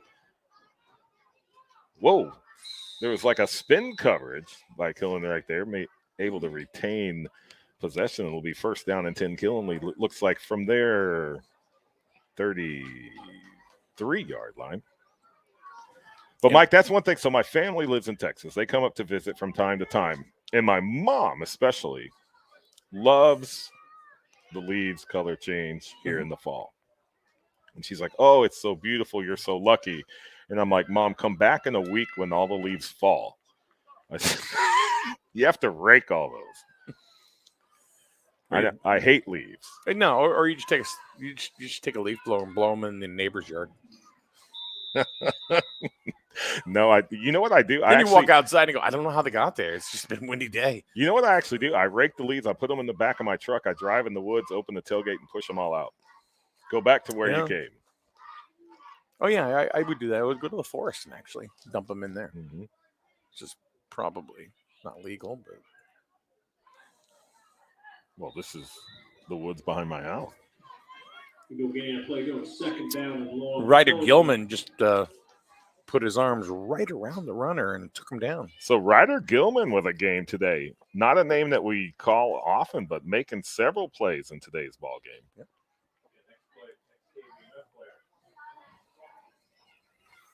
Always like it when there's a different player that steps up and starts making plays. Always like to call a different name. Yep.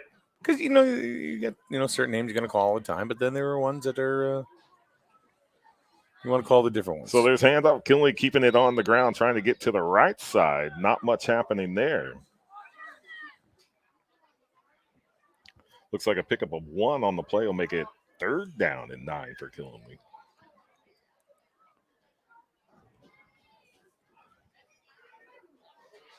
Griswold stands across the way. Look pretty packed. They've had a good, we noticed that in the micro game too. There's a pretty good crowd. Mm-hmm. And even for the junior game, good crowd. Hopefully for the seniors game, that's going to be the battle royale of the day. We continue. Yeah, over the top rope.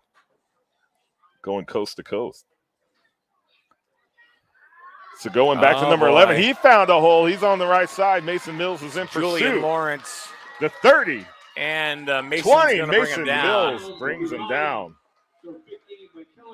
They were step to step all the way down the field, and then finally Mason Mills able to bring him down, but not before he picks up a Killenly first down and picks up a first down and puts the ball deep inside Griswold territory. It'll be first down and 10. Killenly from the Griswold 19. And I think Killenly needed that.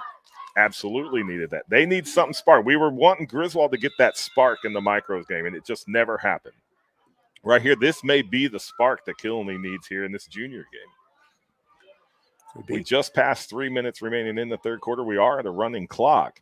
If Killenly is able to score here, Griswold's lead will be cut to less than 30, and then the clock stops and goes back to normal operation.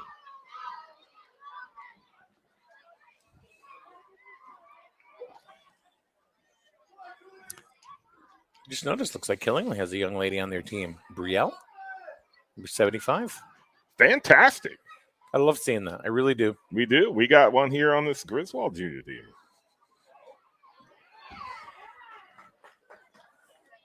Wrapped up by Nathan Fail. Nathan Fail making a tackle again. No gain on play. We're up second down. Tell you what, that's big old boys. He's another big boy. You got Austin McFadden, big old boy. Nathan Fail, big old boy. Well, look at Austin's dad. I don't know if I met him. Sean?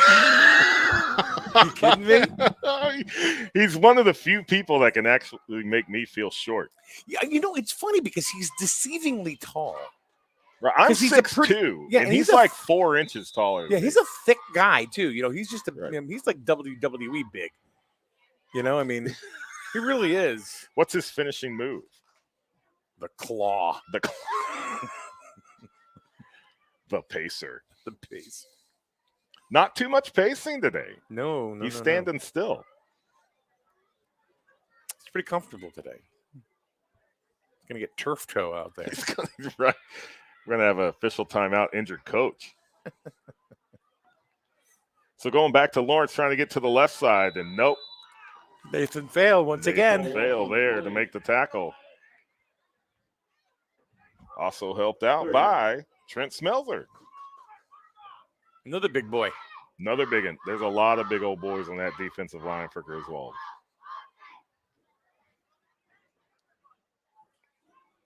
So I'm almost up to hydrate yourself, Mike.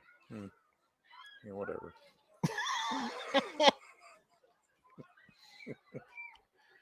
Which means out of my 64 ounces of water, I've drank 8. At some point, you'll get to the hash mark where it says feeling awesome. Yeah, and then I'll have to take some vacation time to make it to the restroom. But tackle made by number 64, Colby Peterson. Probably will be the last play of the third quarter. Griswold 33, Killenly 0. And that is, well, we got 10 seconds left in the third quarter. But, that tackle will probably end this quarter. With the score, Griswold 33, Killenly 0.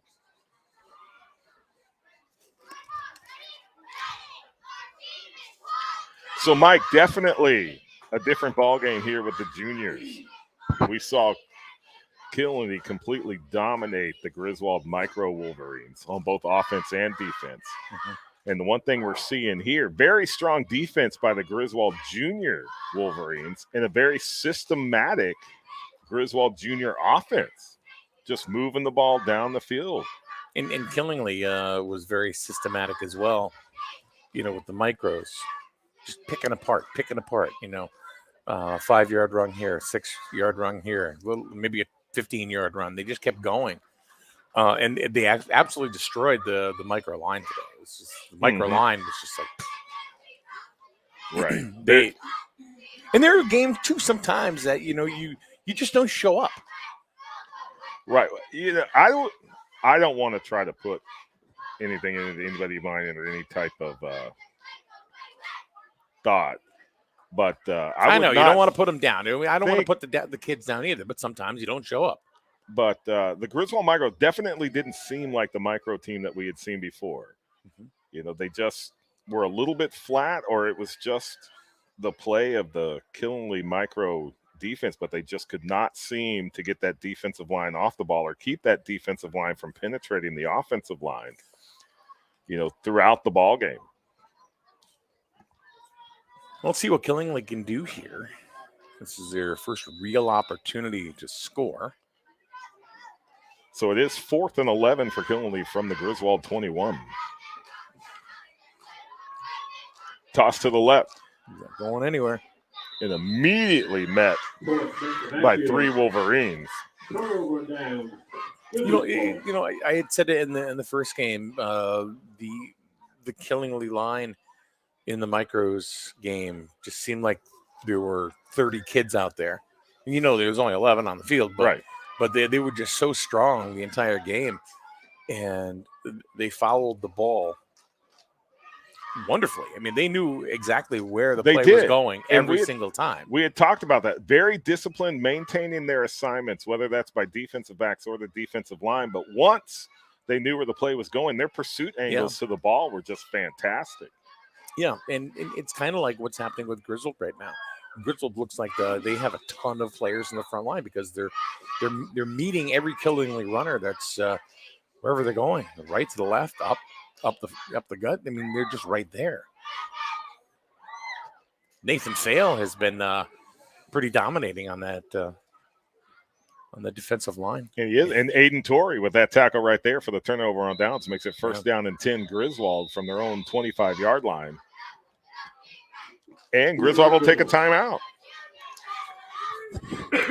And with that timeout, we're going to go ahead and I want to mention, of course, our sponsors here on SNSN, folks that they say, hey, we want the public to see these games. That's what we're going to do. Jewett City Savings Bank, from Pawcatuck all the way down, all the way up to Putnam, I should say. Your hometown community bank, the Jewett City Savings Bank, member FDIC, an equal housing lender. Highway Campers on Route 12 in Plainfield. Family owned since 1967. Give them a call or stop by. Check them out on the web, highwaycampers.com or 860-564-0141. That's why they say home is where you park it. McGuire Plumbing and Heating in Volleytown.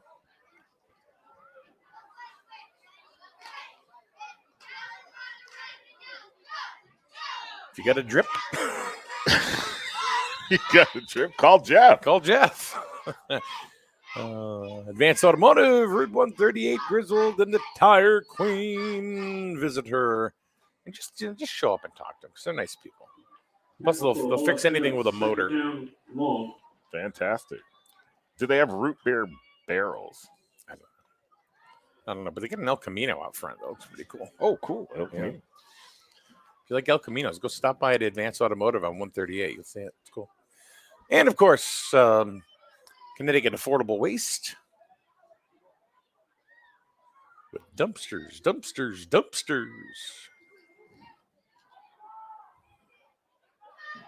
So Griswold on the carry. Tried to bring it back to midfield. Not much there. Killenly defense coming up strong. Number 7, Felix Ramos in on the tackle. So it was Carmelo Ward to the toss to the right side. Not much there. Then trying to come back through the middle on the ground to the left side. And now it's 3rd down and 12, Griswold. You know what they say? Mellow don't miss. Say again. Mellow don't miss. Mellow don't miss. Is that the sports name, man? Carmelo Ward. It's an awesome name. Started there with Mookie Betts. You like Mookie Betts. I like the name. I like the name. I told you the story, have I not? With my former father-in-law sitting there years ago watching a baseball game, and this guy comes up to bat. He was pinch hitting. First time up in the major leagues. They announced him, and I looked at my father-in-law. I said, this guy's going to be a star.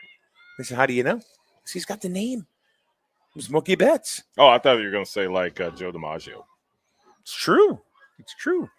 I mean, you think about it. Look at the names. If they got a cool name, they're getting a contract. Oh, wow. That's the secret. I think so. So sports recruiting by Mike Minarski right here. Name your kid a cool name. Let's see. Oh, fighting through.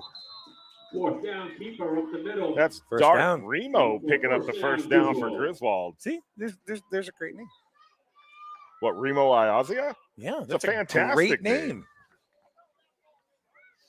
Carmelo Ward. I mean, any last name that has 2 Z's in it, Oh, yeah. that's cool. How about this one? Zenon Zawatsky. We got alliteration. There we go. What was that? I don't know. That was strange. Janiah Blades. Just a great sports name. Mm-hmm. You can just, it just rolls off the tongue. Give her a contract. Just because of the name. So there we got another handoff to Ward. He gets to the outside, gets away from a defender, crosses the 50-yard line. He's still on his feet. He's at the gone. 40, the 30, the 20, 10. Touchdown, Griswold, Carmelo Ward. Fantastic. Remember last week? He just showed up and all of a sudden he changed the game. Mm-hmm. Love it. When any player can step up, take that position, and take it, and then make an impact with the team is fantastic. I like it. I love it. I want some more of it. That's a song. We might have that on the playlist. Who knows? I think that was on the playlist earlier. So we have we go from Kiss, Ozzy Osbourne, then we had Phil Collins at halftime. Limp Bizkit. I still won't forget that one took me by surprise. House of Pain. Bad House of Pain a couple times. Van Halen, keeping the jump theme alive. I think they got in trouble because we haven't heard any music lately. Need music. What happened to the tunes? He's So Brady Chittick trying to put the extra point on there. That's no good. So with 5:27 remaining to play in the ball game, your score: Griswold 39, Killenly 0. So yeah, I mean, obviously, I think we're probably going to see the running clock for the rest of the ball game. Not to say anything bad about Killenly, but I mean, they haven't really been able to move the ball for 3.5 quarters. So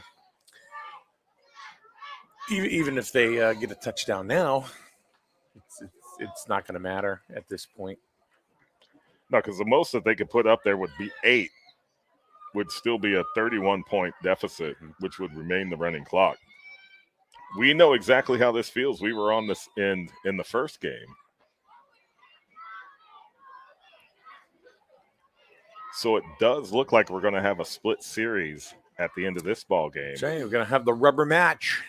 Seniors, and if you can't get here to Killenly on this gorgeous, beautiful afternoon to watch football, make sure you tune in to SNSN Radio. It's going to be Killenly against Griswold, the seniors, for all the Skittles. No,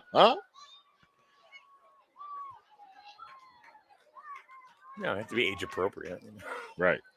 For all the gummy sour worms. I still like Skittles. Skittles are good. Mm-hmm. Do you like the original regular red bag Skittles, or do you like the tropical I like Skittles? The tropical ones. Wow. But then again, I like the frou-frou drinks with a little umbrella, too. Well, I knew that about you. Stepped out of bounds. So Christopher Bowen on the return does bring it back into Griswold territory before he stepped out of bounds at the 46-yard line. It'll be first down and 10 Killenly.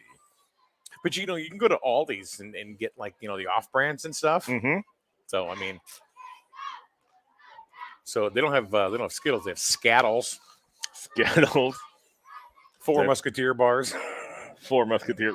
Yeah. Pluto bars. Yeah. But Pluto's not a planet anymore, which I guess would be perfect with an off-brand. Broken Cookie Crisp.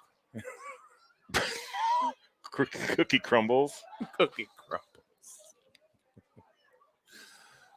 Baked cookie dough.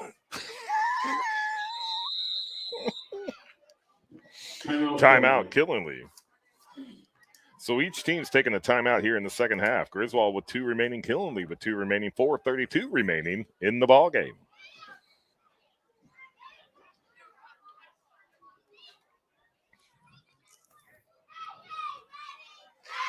What's your favorite breakfast cereal? Count Chocula. Count Chocula. Yeah, it's really? It's the only one really there. Count Chocula, you know. Maybe speaking of that, Cameron, we need some more Frankenberry. He just lit up. Like you just made his day. I haven't seen Cameron smile that much today at all. Frankenberry, I'm in. He's got a bum shoulder and all, poor guy, you know, but you say Frankenberry. He's like, I'm tired of these fruity pebbles. Give me some Let's get it Frankenberry. on. It's like starting an MMA fight or something. Yeah. he literally turned around and his whole face was smiling. Yeah. We should buy some on the way home. I think so. I think that's a good idea. You know what I found out was a great substitute cereal when I was in college? Mapo? No, Golden Grams. Those little that's good teddy stuff. bear Yeah. cookie, whatever those things are. If you don't have cereal, but you have Golden Golden Grams, good. Yeah. Sugar Smacks. That was always a favorite. Sugar Smacks. Apple Jacks. Mm. You know, A is for Apple, J is for Jacks. No grape nuts. Oh, no. You break a tooth. Men at the line of scrimmage, no gain. You're up. Second down. So tackle made by number 64, Colby Peterson. Right at the line of scrimmage, no gain. Second down and 10. Are you a breakfast guy? I love breakfast. I love breakfast, lunch, and dinner.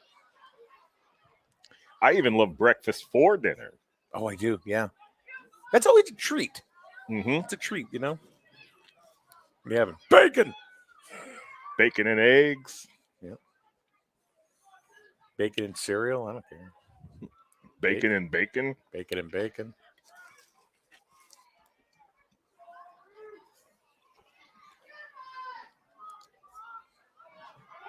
Oh, I totally fooled me. So, yeah, the fake handoff fooled everybody. Looks like number 77. Austin Bennett. Getting out to the opposite side of the field, makes it all the way down to the Griswold 25-yard Name line. him Houdini, because I didn't even see that. Did you see that? No, everybody's following the handoff up the middle. Even Cameron's like, what the hell happened? Oh, God, that was the best play of the day. Very well executed play by Killenly right there. Picks up a first down, makes it first down and 10 from the Griswold 25. 2:50 remaining to play in the ball game. Come on, Killenly, let's get on the board. Killenly knocking on the door of their first touchdown of this ball game.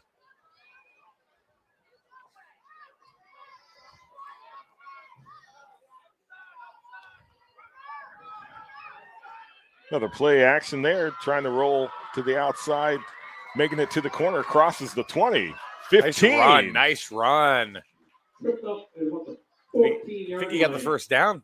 You did. It's enough for Redmond. First That down. was Felix Ramos taking it all the way down to the Griswold 14-yard line. Fake handoff, rolled right. And another, was that another first down? Yep. First down, Killenly. What, the 15? Just inside the 15, looks like. So Killenly making a move here late in this ball game. Knocking on Griswold's door. Oh, fumble on the handoff. Griswold's Ball's on got the it. ground. Looks like it was covered up by number 74. Griswold, That's they will take over. Alex First Austin. and 10. Oh, so close for Killenly to Yeah. get into the end zone. And that's kind of the way it's gone. That's kind of the way, unfortunately, that it's gone for Killenly in the juniors division game today. They get, they finally got something going. All of a sudden, that happens. Fumble on the snap, Yeah. loss of possession. Hey, it happened to the Griswold. It happened to Griswold High School against Wyndham. They were on the 13-yard line. That game could have been completely different. The game Friday night. Oh, it could have been. If they didn't lose the ball, Killenly never would. I mean, Wyndham never would have gotten that touchdown. It would have been 23-21. Totally different ball game. You can go back and check out the Wyndham game on SNS and YouTube page. It's still there from Friday night. And who is Griswold hosting in their next ball game?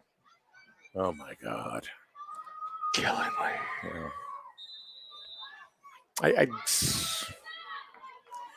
Yeah. Looks like that's going to be it. That's going to be the last snap of the ball game. Griswold 39, Killingly 0. So snapped and down will take us to the end of this ball game. So the Griswold Junior Wolverines with a victory here over Killingly. Your final score, Griswold 39, Killingly 0. So definitely a different ball game here, Mike, in the juniors game than what we saw with the micros. Absolutely. 47-0 micro Killingly team victorious. Second game, a little bit different, like you just said. Griswold 39-0. A couple of dominating performances on both sides. One for Killingly and one for Griswold. Now it's the rubber match. We'll see what happens. The senior division.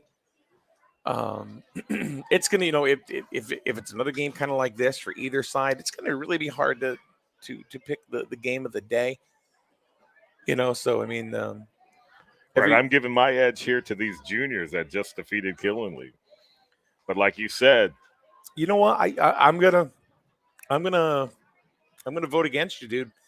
I think the out of the first two games, I still think the micros, because of the dominant performance that the Killingly micros showed, they were just absolutely dominant, over the Griswold micros.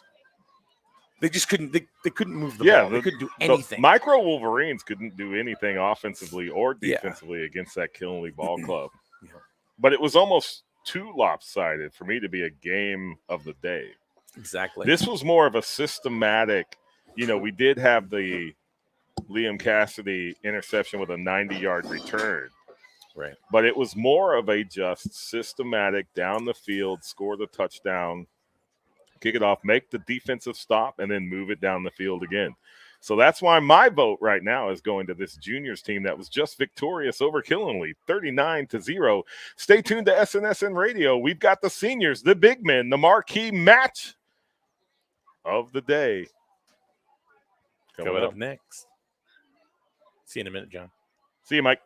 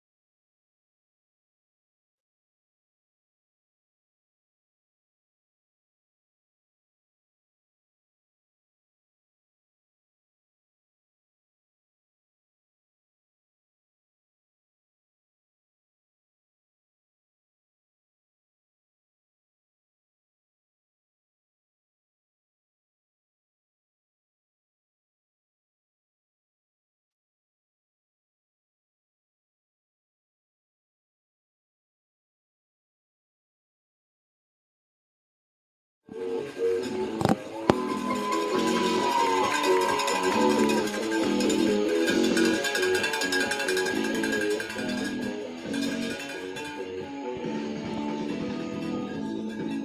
right, welcome back, Griswold youth football fans. We are ready for game number 3. John, it's been an interesting day so far. Kind of flip-flop games. It's been a crazy train of football here at Killenly Sports Complex. Whoa. You had Killenly, Brooklyn Micros beating the Griswold Micro Wolverines 47-0, but then in the juniors game, Griswold victorious 39-0 over Killenly. Yeah. So we'll see what happens. This is the rubber game out of the 3. We just had a nice presentation by the Killenly seniors. The league honoring their seniors. They're going to be, quote-unquote, graduating on up to the next... graduating from youth football up to the high school level. Yeah, a couple of the Killenly kids rival about 7 feet tall. Huge boys down there. Yeah, we were noticing, I believe it's number 65 during the ceremony. Yep, Beef Wellington, I think is his name. He's a big boy. Wellington. That is actually big boys. Jonathan Ramos. Yeah. Who's actually one of the captains that's going to be coming to center field here for midfield. He's a full-grown man. Yep. They didn't check his birth certificate. Yeah, but look at number 7 who's standing right next to him. He's very tall himself. That's Quinn Sumner. Yeah, these boys here in Killenly are very, very big. I'm not talking chunky. I'm just talking big. Big boys. There is going to be a battle here Yeah. in Killenly here in this senior game, and this is the rubber match. It's 1-1. Killenly took the Micros game. Griswold took the juniors game. We're moments away from beginning the seniors game. And the seniors looking to keep their season undefeated. Looks like Aiden Lamont has some sort of boot on his leg. He's not in shoulder pads or anything. He just has his jersey on, so it looks like he's not going to be playing today. And who's next to him to his right? In the hoodie? Yeah. Doesn't look like he's in full uniform either. 82. That's Ryan Webster. Oh, okay. So Killenly lost the toss. Griswold elected to receive the opening kickoff. There's the handshakes. So yeah, Lamont looks like he's got a boot on his right leg, and he was limping on the way out. And Aiden Cutter, no, he's just had his shirt tail out. At first, I was like, he's not that either, but he is. Aiden Cutter's making fun of him. Yeah. Well, he thought he was doing one of those dances. What's that game? I don't know, some TikTok dance or something. I don't know. You're not talking Squid Games, are you? No, not Squid Games. I don't even know what Squid Games is. I believe we're still waiting for 3 adult volunteers who are on the chain. Squid Games. The only thing when I first heard about Squid Games, I you know what I really thought it was? What's that? I thought it was a bunch of Navy guys playing poker. Yeah.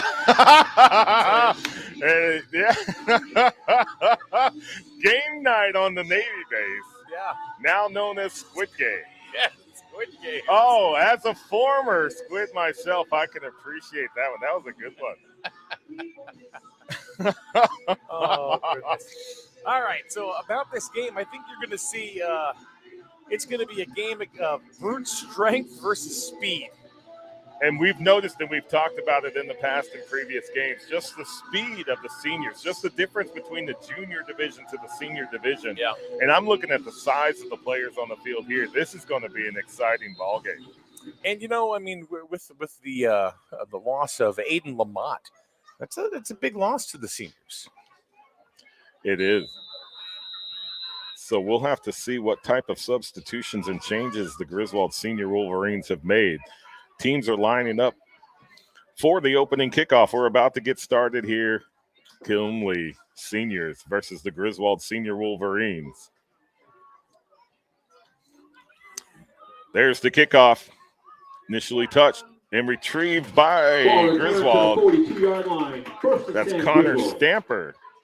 And he got walloped within 2 seconds of him grabbing the ball. But able to maintain possession of the ball, and it'll give Griswold first and 10 from the 42-yard line.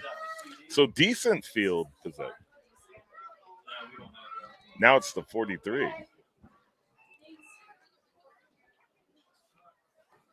First place in scrimmage. Now we get another Mills boy. This is Colby Mills. Mason played in the first, I should say the last game, the juniors game. Right, and that is Colby Mills under center. Takes the snap, hands off to Aiden Cutter. Aiden Cutter goes off tackle, takes it to midfield. That'll be a pickup of 6 yards for the Wolverines. Second down and 4, Griswold. Yep, I think this is going to be a strength versus speed. I think you're gonna see Griswold has a lot of speed, like Cutter. He was 2 steps, boom, he was in full stride. We know Mills is very quick, and just by looking at the Killingly line, meat. Absolutely. So keeping it onto the ground, coming here to the left side, Connor Stamper into the outside, brought down from behind by number 28. On the play after a first down run. That's Hayden Griswold. Allard on the tackle, but not before Griswold picks up a first down. First down and 10, Wolverine. Oh, is there a flat? Horse collar Against Killingly. So 45 seconds into this game, we've seen our first flag, Mike. And it's going to help Griswold out exponentially. It's going to bring him down to about the 21. 21-yard line, first and 10 for Griswold.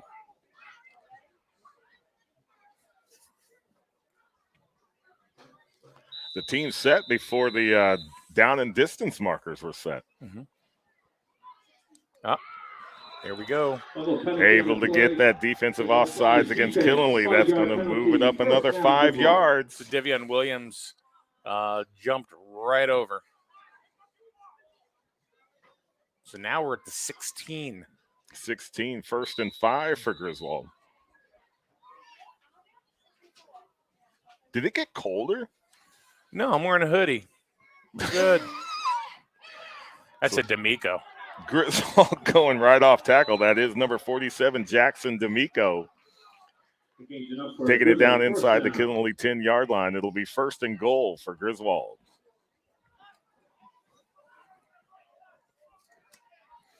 So right here, first possession, Griswold going to the right, Griswold going to the left again.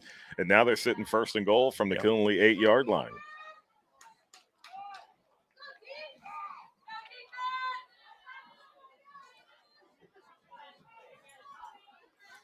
Helped out by 2 Killingly penalties, horse collar tackle and encroachment. That's Aiden Cutter up the middle, taking it down. They did put the ball marker down that the ball came loose. Killingly's indicating that they have it. And they do. Turnover near the goal line. Unfortunate turn of events there for the Wolverines. It's very unfortunate. They were marching down the field, in commanding fashion. And then to lose the ball.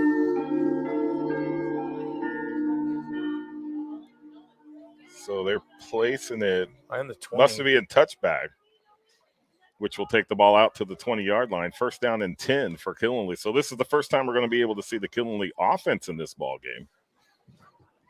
So your quarterback is Quinn Sumner, number 7. Number 7, who we saw as one of the captains at the coin toss.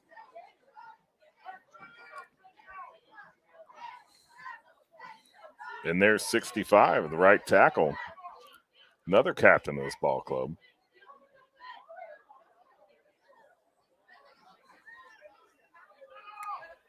So Killingly keeping it on the ground as well. There's a handoff to Hayden Allard. And there was nothing there because he met Nick Waters. Tackled for a loss.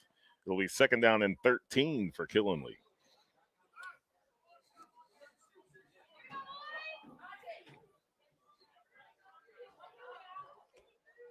Waters read that play very well. He did. And Nick Waters looking down there now, number 13.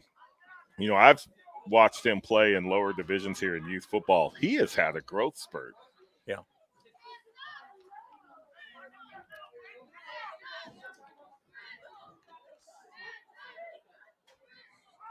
So dropping back to pass. This is something we didn't see Killenly do in the junior division, and it works out here at the seniors. Pass is complete, taken down to the 47-yard line for a Killenly first down. 27 yards. It was Sumner to Hunter Allard. And it was right there, bringing it down the field. What an arm. Nice arm, nice completion, nice first down and 10 here from Killenly from their own 47.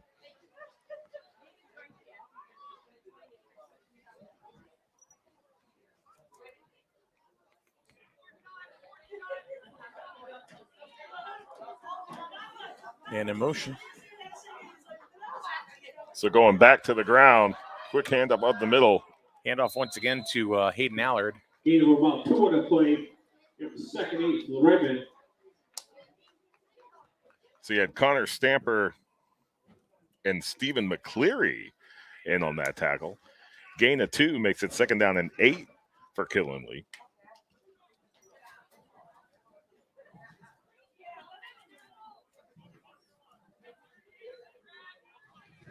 Yeah, the concession stand's bringing us a ribeye. For real? Yeah, we're getting ribeyes. Not really. That's how they get them so big up here. So going on the ground again, went to the left, came back up the middle. Caden Girton powered his way up.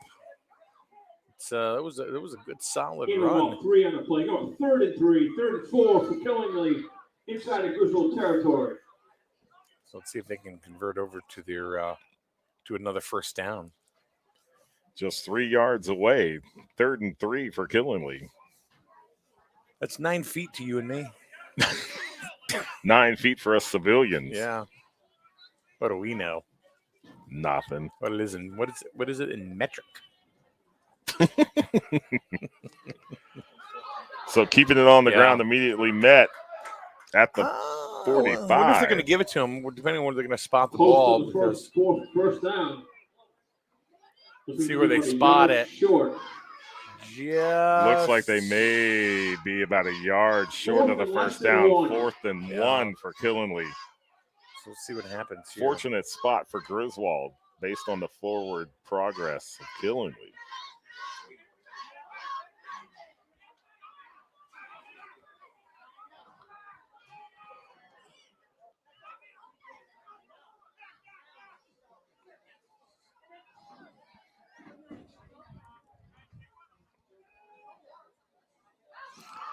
I got it. So just going to keep itself. Looks like forward progress, probably just first down. It's going to be first down Killenly. First down, Redmen. Quinn Sumner just keeps it, powers forward, does pick up the Killenly first down.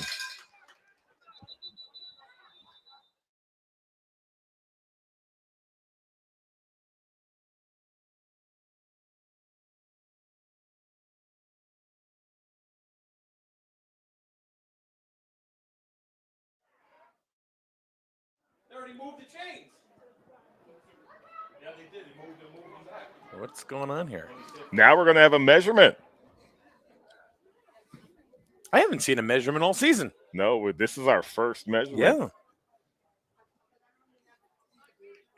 It looked like initial progress. It was definitely a first down. Got it. And it's First there. down. It will be a Killenly first down on the Griswold 43-yard line. Because the chain gang says so. The power of the chain gang. Yeah. Complete fan volunteers to operate the chain gangs here, and we cannot begin these ball games until we have a fully staffed chain gang. You can't get any closer seats besides here with SNSN Radio live streaming to you, Cam the cameraman with those cameras. Mauled. Gain of about 6 on the play. Go 2nd and 4. Just an Killenly. absolute power run Going back to by that. Killenly right there. That's Yeah. number 40. Going back to that first down by Killingly, I think they kind of got burned a little bit on that spot.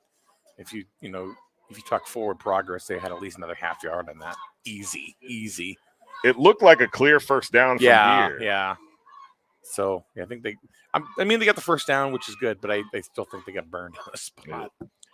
But Joseph Mackey picking up 6 yards there on first down makes it 2nd down and 4 for Killingly.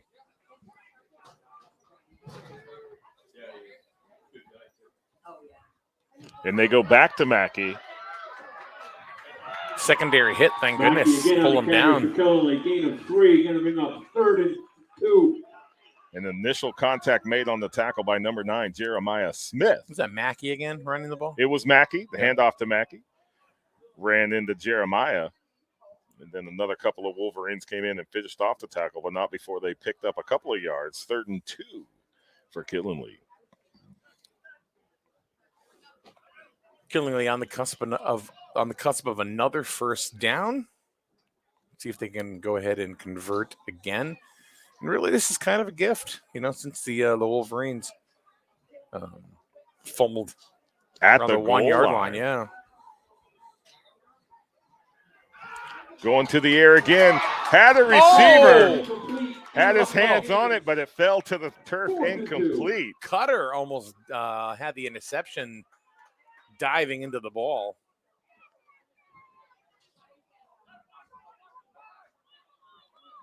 So the pass was intended for number 38, Preston Supernaut. But it did fall incomplete, bringing up 4th and 2 for Killingly. The ball is on the Griswold 35-yard line.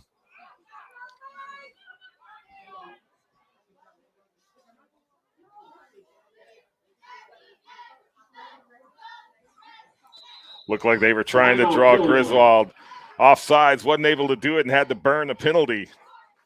Excellent discipline by the Griswold defense on that play to not jump, forcing Killingly to take a timeout here. 4th and 2, 2:43 remaining to play in the first quarter. No score, Mike. No score. Not at all. Not yet. This one's going to be a dogfight. This one's going to be a dogfight. It's a rubber match of the 3. Who's going to take it today? Is it going to be the Wolverines? Is it going to be Killingly? What do you think, John? Won't know. Only the shadow knows. Find out next time. 32 minutes, we'll know. But right now, We got M&M going on now, do we not? yes, we do. Thank you very much to all of our sponsors that make it very possible for us to be here. If it wasn't for them, we wouldn't be here, and you wouldn't be able to watch it on your device, your iPad, your tablet, or your smart TV, or your Roku, or whatever it is you use. We'll mention our sponsors in just a couple of minutes. Write them down. Tell them you said thanks.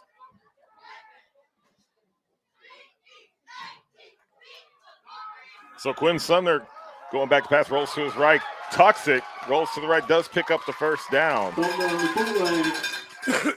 Smart play by Sumner. First down. I mean, I'm pretty sure that was exactly the way the play was written.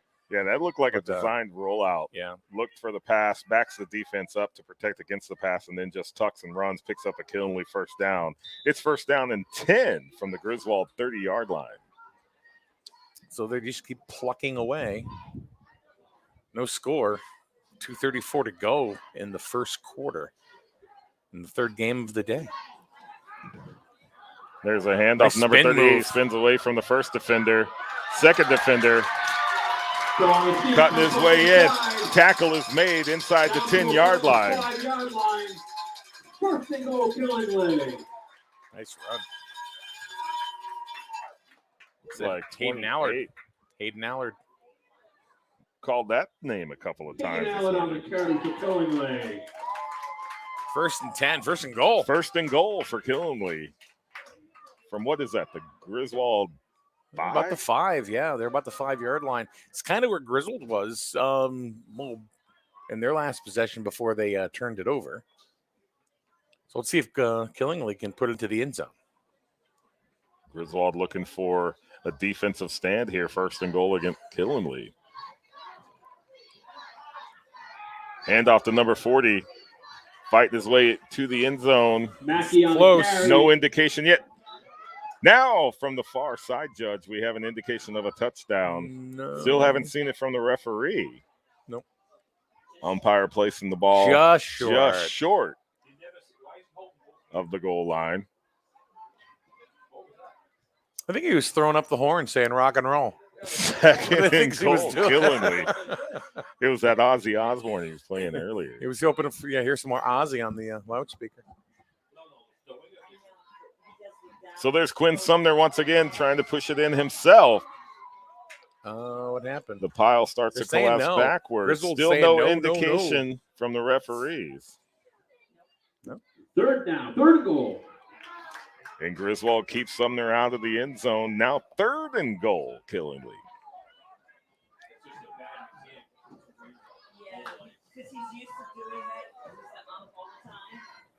Killing you have another shot right here to try to push it in. I say you get number 40 behind him and just push him right over. Here we go. And There he is, yeah. it's almost like you were the offensive coordinator, Mike. It was number 40 for Killingly. Joe Mackey takes it in for the first touchdown of the ball game. Puts Killingly up 6-0 over Griswold with 34 seconds remaining to play in the first quarter. All right, Looks like Killingly's lining up to put it through the uprights. We saw it in the Micros game. we did. That was impressive, too. That was awesome. That was impressive.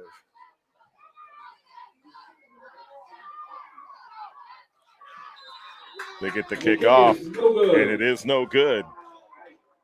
So with 34 seconds remaining to play in the first quarter, your score, Killingly 6, Griswold 0. Yeah, it's definitely a dogfight that's going on here. 6-0. It took an entire quarter for somebody to score, and each score, I think, from going on up is going to be vital to who wins this ball game. I mean, I know that's like, hey, thanks, Captain Obvious, for saying that, but I think they're going to be.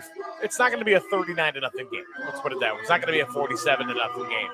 This is going to be 21-20 game, 14-13 game. I'm thinking probably more of a 13-14 game. It took us nearly 10 minutes to get the first touchdown. Killingly with that first touchdown on the Mackey run to the left. Now Griswold lining up to receive the kickoff from Killingly. Jewett City Savings Bank, thank you for sponsoring our ball game today from Pawcatuck to Putnam. Member FDIC, your local hometown bank and equal housing lender. Highway Campers in Plainfield, 860-564-0141.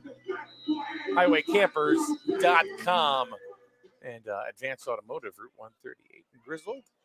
Visit TQ. TQ, Tire Clean. Just call her TQ now. TQ. Jess, get some tires for your car. You know you need them. Come on. Winter's coming up. You need tires.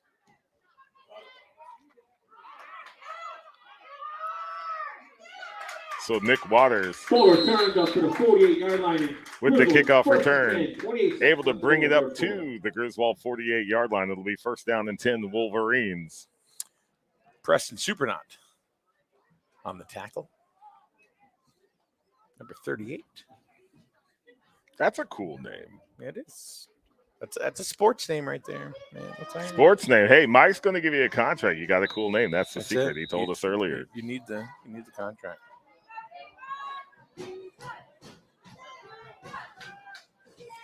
Cool name and a cool sound. You know who's got a cool sound? I'll tell you in a second.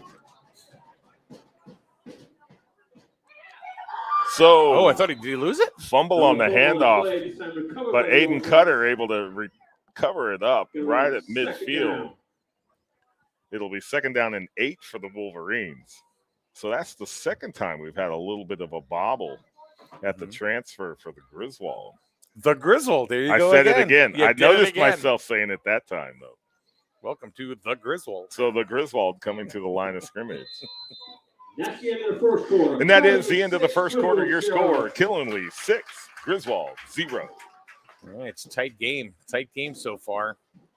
But I was saying, you know, if you have a cool sound and a cool name, you're going to make it in the sports world, right? So you know who's got a cool sound, and he's wondering, saying, is the PA announcer here? He sounds like Lou Merlone from from 103.7 WELI. Oh, WELI. Listen to him. He sounds like Lou Merlone. I'll have to pay closer attention. Sign him up. I'm just listening to a little Guns N' Roses that we have now.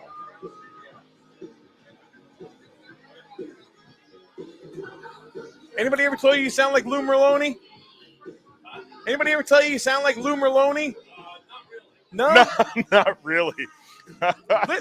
Listen to him. I'm telling you sound like Lou Merlone. I'm not kidding you. All right. So to begin the second quarter, it'll be 2nd down and 8 for Griswold from midfield. Pretty much right on midfield, too.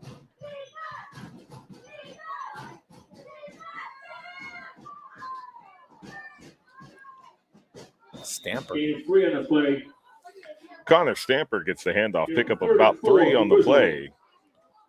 We'll make it 3rd down and about 5 for Griswold. Inside Killenly territory. Ball was placed on the 47-yard line. So they were able to move the ball pretty good last time. They got all the way down to the goal line. Unfortunately, lost the ball. However, we do know and we have seen Griswold can move the ball against this Killenly line. It's always D'Amico. a good indication. About 10 on the play. Give him a first down. Jackson D'Amico on the carry picks up a Griswold first down. It'll be 1st down and 10 Wolverines from the Killenly 39-yard line. It was a 12-yard pickup for Jackson there. And just another strong kid. Really strong kid. Always has a couple of defenders on his back that he carries down the field. He does.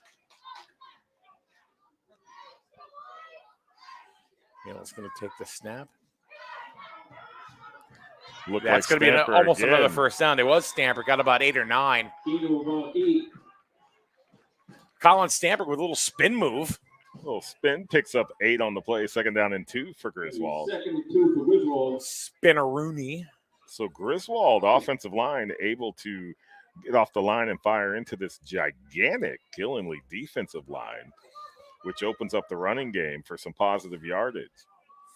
So if you are watching the ball game today on SNSN, drop the name of the player that you're rooting for. We'll put it up on the screen for you. It's going to be a first down. So Jackson D'Amico gets the ball again. Ooh, did he get the first down? He crossed the 30. Yeah. Close to the first down.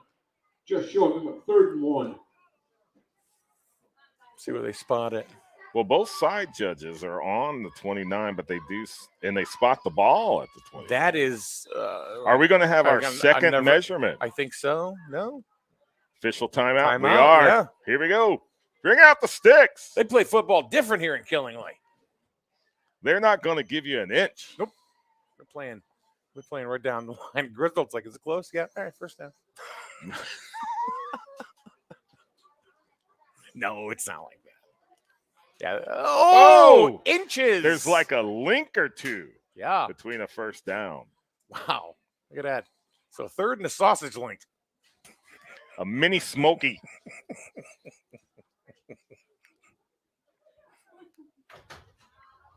I don't know what's wrong with me today. No, there's something in the air. It's not clouds. We're up north, Not used to it. What's the elevation here? Yeah. How far above sea level are we here in Killenly?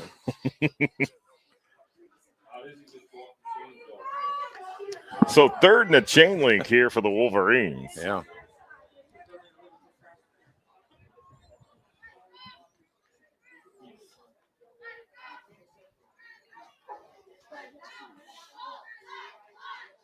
It's a pretty exact measurement, too.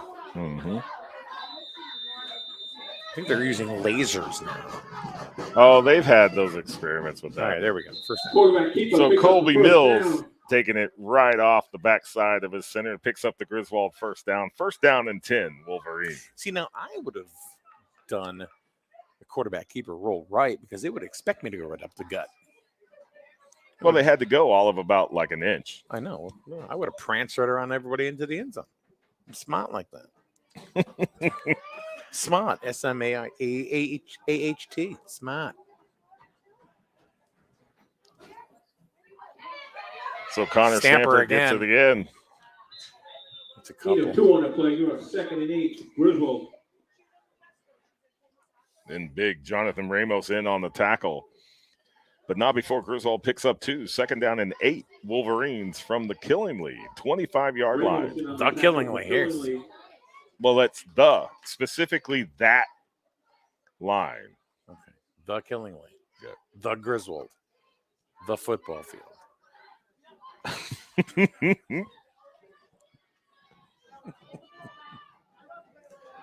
So dropping back the pass has a receiver open. Got it him. is caught. Touchdown, Griswold. Wolverines. Number 4. Is that 14? It's 44. Oh, 44. That's W.J. Oconee. Wally, where are you? WJ pulling it down. Putting Griswold on the board with 6:46 remaining to play in the first half. It's knotted up with Griswold still yet to put their extra point attempt out there. WJ 4-6. Because at first I was like, 14? We don't have a 14. Ball is down. Kick is off. And the kick is good. 6:46. So 6:46 remaining to play in the first half. Griswold goes up by 1. Your score. Griswold. Well, no, 2 on a kick. 2 on a kick, yeah. Griswold 8. Killingly 6. So, we're doing a little Swami predictions. And I said 14-13, didn't I? That's what I said. Oh, yes. You did. Oh, grasshopper. There's still 26 minutes left to play here. I'm just saying. Just saying. All I know is that there was a local thing down in Griswold where we had to guess one of the baseball scores, and I won. It was a game with the Rays and the Red Sox. It was 6-5. I guessed it the day before. I got a dozen cookies. Oh, so it wasn't the guess my weight. No. Especially after the cookies, be crazy. So at the kickoff, it is down. It's right to Hunter Allard. It'll be first down and 10 Killingly from their own 48-yard line. We've got ourselves a ball game. We do. This one's going to be a fighter. Yeah, you know what I have in my refrigerator right now? Jell-O? Nope. Oh. There's always room for Jell-O. Yeah, but I have deep-fried Oreos. Have you ever had a deep-fried Oreo? Yeah, I don't know if I can get down with that, to be honest with you. Then you've never had a deep-fried Oreo. I don't know. Nice little toss. Oh, ball's loose. Mackey let it go. But it is recovered by Killingly. Got an illegal shift, Killingly. And there's a 5-yard penalty. 5-yard penalty on Replay it now. the Killingly. So Mackey with the carry gets met on the right side. Ball pops loose. Killingly able to recover it, but there was also a penalty on the play against Killingly. Backs him up 5 yards. First down and 15. I would rather be first and 15 than fumble the ball away. True.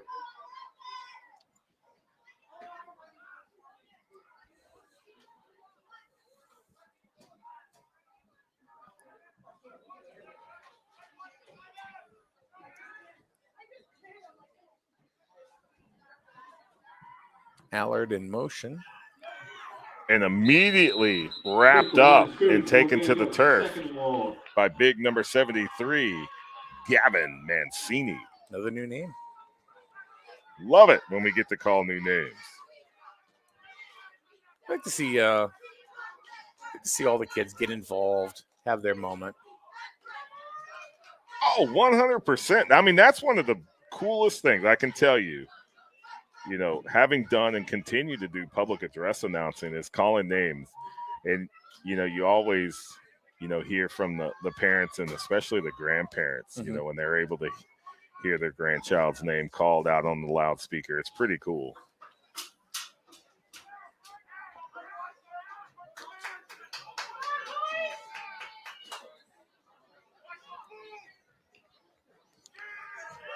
Sumner trying to keep it, slipped up a little bit, and then taken to the turf with authority. That was a mugging.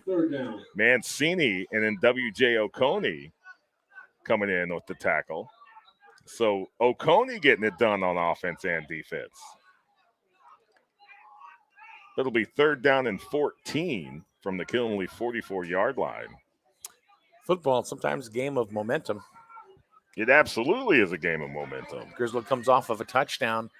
Now they get they're holding Killenly back. They're not so far today they've been able to move the ball fairly well, but not on this possession. So again, momentum. There's a pass. So going to the air again. Away. Yep. Overthrows the receiver, falls incomplete. That'll bring up 4th down. Nick Walters was down there. Nick Waters. I'm sorry. Nick Waters, Aiden Cutter. Very well defended. And actually, it was Logan D'Amico was down there as well. So the other D'Amico brother. So they're going to punt it away now. Looks like Aiden Cutter is back deep.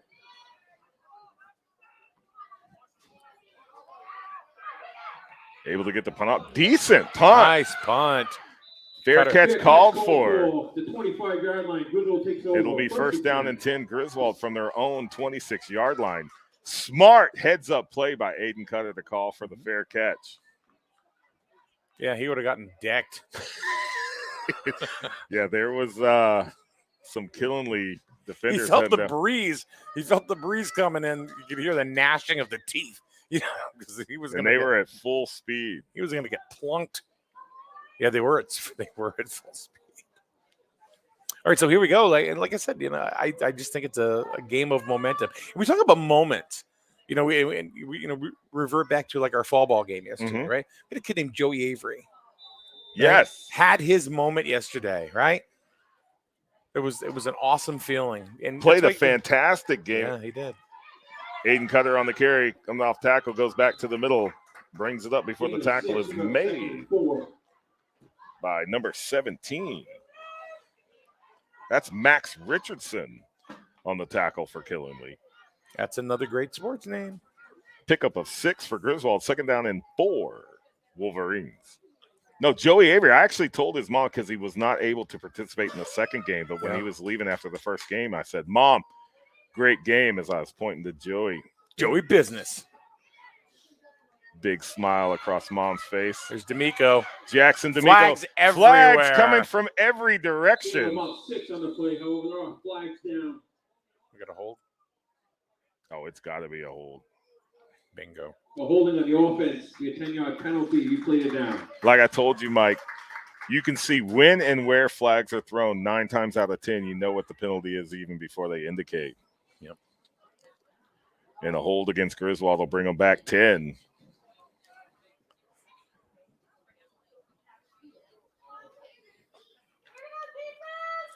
So it will be 2nd down and 12 for Griswold. Now from their 14-yard line.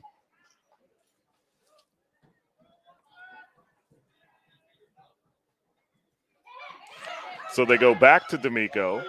Another flag. Another hold. Oh, these flags.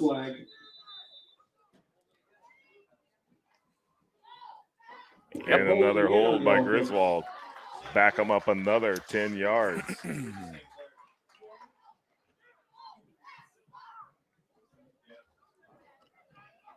So Griswold not doing themselves any favors here with 2 holding penalties back to back. Was it Mancini? Yeah.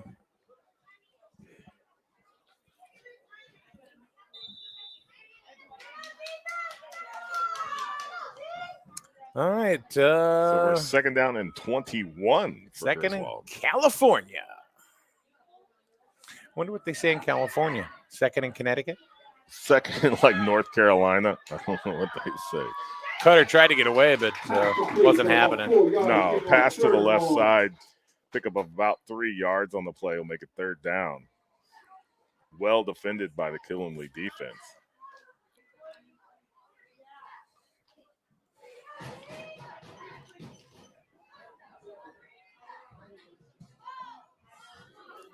Penalties hurting the Wolverines on this They are, drive. and I was just thinking, this is the one thing that you don't want to have define your ball game is the penalties. Right. There goes that momentum here. Stuff like that. Something takes the wind right out of your sails. It does, especially when it's called like that. So Carmelo, no, that's Jeremiah Smith with the ball. Get tripped up. Tripped up for about 4 yards. Tripped up by Hunter Allard. Remember last week what we saw him do? Jeremiah Smith? What didn't he do last No, week? he was just blinding. Again, speed against strength, I think. I've been saying that. But Smith able to bring it back to the 25-yard line. It's now 4th and 11 for Griswold. You go for it or you punt it? I would punt. Okay. It's a 7-6 ball game, 148 before the half. Yep. Okay, Mills is You're back. deep on your side of the field.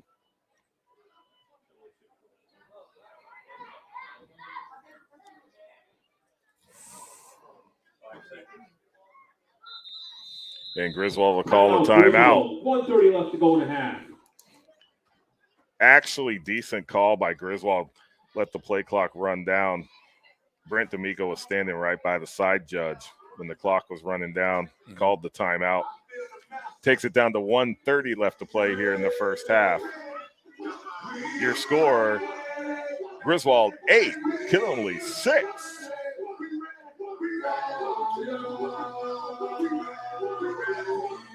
So, Mike, you've said it. This is a dogfight. Well, I wanted one of these games to be tight. And from talking to the coaches during this past week, some of the parents, some of the spectators, that are very familiar with youth football, especially in Griswold, we had different conversations about, the history of Griswold football, which we spoke to a few times during our broadcast. But one of the things is that, Killingly, just has this stigma of being tough and badasses. Definitely a reputation. At every level. So, where was this going to go? And everything that I've heard has been true to form. Nice punt. There's a punt. Crosses the 50-yard line. It's got the Griswold bounce. Gets down to the 39-yard line before it's picked up. Taken to the right side. Griswold's in pursuit. Nothing happening. It'll be first down and 10 Killenly from their own 48-yard line. I'm actually surprised. 1:16 remaining to play in the first half. I'm actually surprised Hayden Allard got that far, even had any kind of return at all, the way that ball bounced for Griswold. Well, I know he was stepping to his right, stepping to his left, stepping to his right, stepping to his left. Again, it was almost like a dance step. Able to bring it up. Actually, probably about 8 yards he got back on that.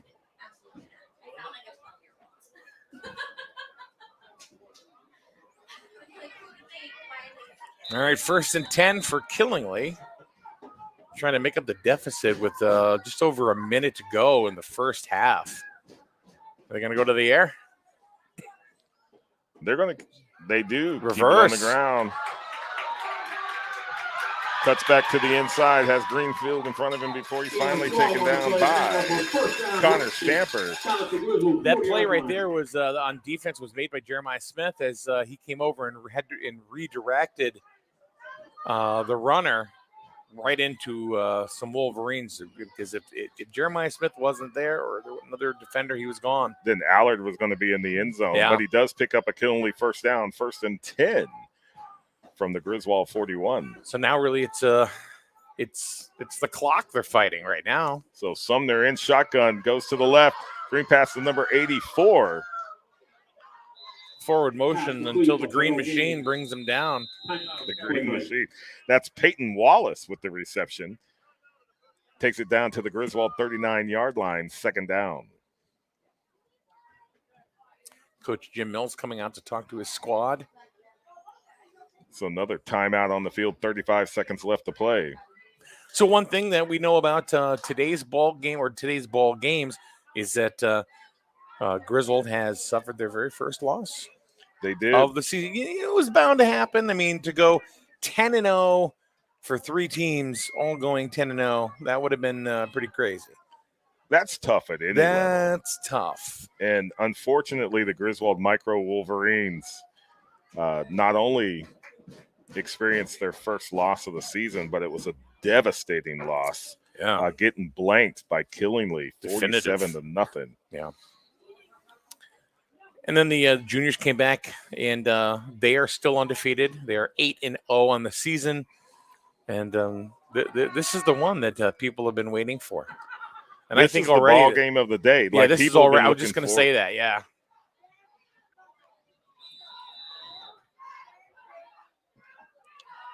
I was just going to say that. You took the words right out of my mouth, Mr. Harden. Saw it in the air and snatched it. So Killingly going to the air again. They had wide right, wide left, going to the left. Oh! Nick Waters breaks up the pass. Aiden Cutter was also back there. And Cutter gave him a little shove just for good measure. Yeah, just to make sure you ain't getting this. No flag on the play. Brings up third down. So 3rd and 8 for Killingly from the Griswold 39-yard line. 29 seconds to go. So they're more so fighting the clock more than anything. That dang clock.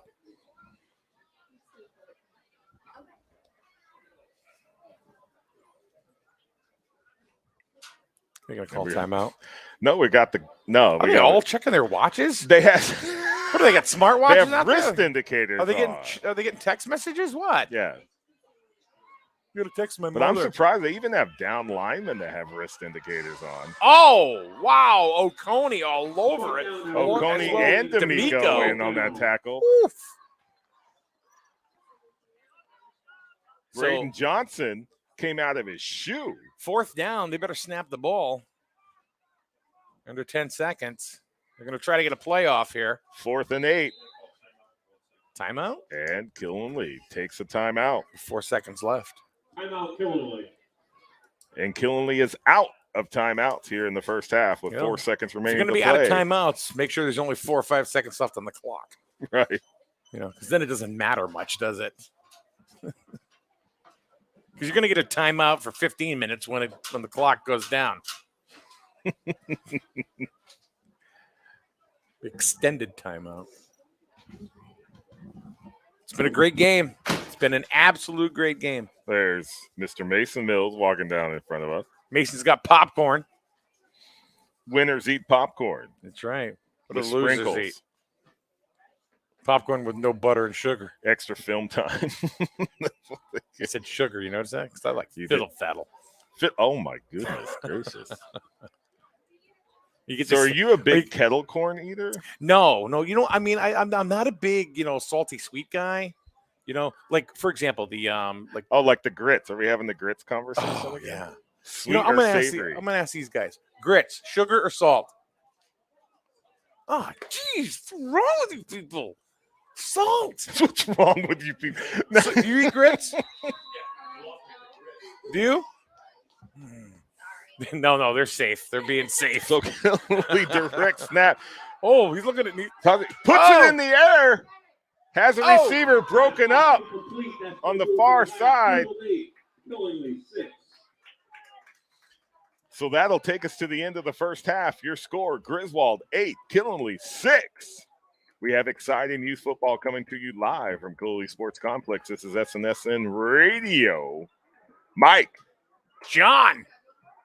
This is a ball game. It is. It's already. You can has my vote for the most exciting or best game of the day. The first two were kind of trounces. Oh, you're changing. No, this is going to be it. I'm going to tell you right Okay. now. I mean, this is the best first half of play that we've seen all day. The others have been, pig roasts. Right. I mean, You they've had been, edged it to the micros based on the dominant play of Killenly. I was giving well, my I was edge comparing to the Junior. two. Right. On just the two. But now this game right here. Oh, yeah, this game's got hands down already. Yeah. Already. So let's take a quick break. We'll be back for quarters 3 and 4.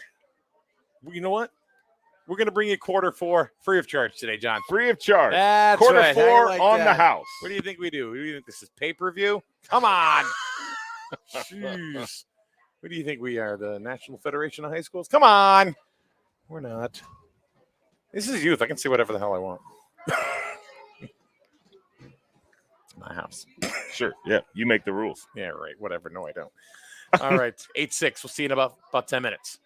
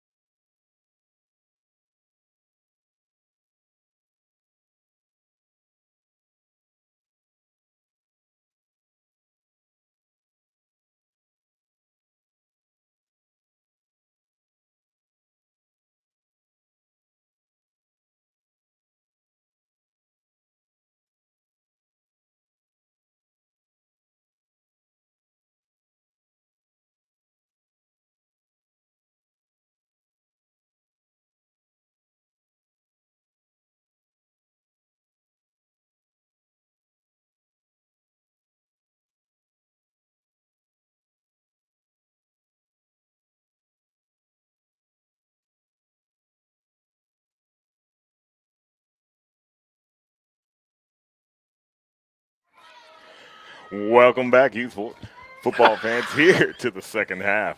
The second half at the Killing League for the Griswold. What? For the, yeah, I'm going to get you right away. Something's happened. But here we are, about to begin the second half of the Griswold Wolverines at the Killing League Sport Complex. There is the opening kickoff. It was touched by Killing League. Griswold is indicating that they came up with the football, and it looks like Colby Mills. Wow. Here we go. So we're making the ref hungry up here, with all the cereal talk and everything. And she agrees with my assessment of Count Chocula. Oh, Count Chocula. But y'all disagreed on grits, but you agree on breakfast cereal. What is it? You got to put sugar on the grits. A little bit of sugar, a little bit of butter. No, I told you I like it a little bit savory. What's wrong with you? I mean, there's nothing wrong. Oh my God! But it is first down and 10 Griswold from the Killing League 48-yard line. 9:51. You're going to say Griswold pretty soon, aren't you? Just to tick me off. No. Jeremiah Smith. Oh, look at that run. He came to the middle, nothing there, bounces to the outside, and he's taking half of the Killing League defense with him all the way down to the 45-yard line. 2nd and 6, Griswold. Pickup of 3 on the play makes it 2nd down and 7 for Griswold. Joseph Mackey, man, brought him down with authority. There's been some pretty tackles. Tough tackles, you're right. But nothing will beat the sumo tackle earlier. Mason Mills. Ugh. We got that on tape, too. We do. Oh! D'Amico dropped it, but then dropped right on it. Immediately on it. Got it back to the original line of scrimmage. 3rd down and 10 for Griswold. So a couple of little mishaps on handoffs in this ballgame. We saw a couple with Aiden Cutter. We just saw that one with Jackson D'Amico. That could spell danger. In a game this close, it's 8-6. Mm-hmm. Those whoops. But Griswold coming back to the line of scrimmage. They're wide left, wide right. Aiden Cutter's in the slot.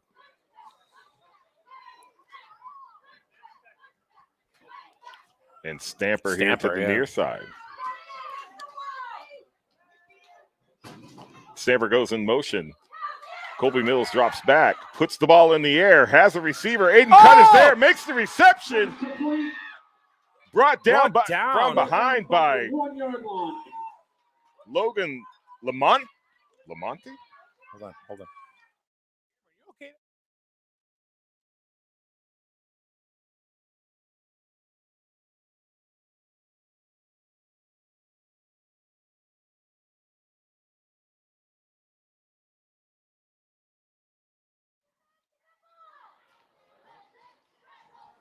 All right, we're back. A little bit of technical difficulties there. But Aiden Cutter on that pass reception takes it down to the Killing League 3-yard line. 1st and goal for Griswold. And Mills. So Mills indicating his own touchdown. Far side's indicating touchdown. And the umpire marks it just short of the touchdown. So that's twice that the side judge has indicated touchdown, and it's been just short. Just short. 2nd and goal. So it'll be 2nd and goal for Griswold from the 1-inch line.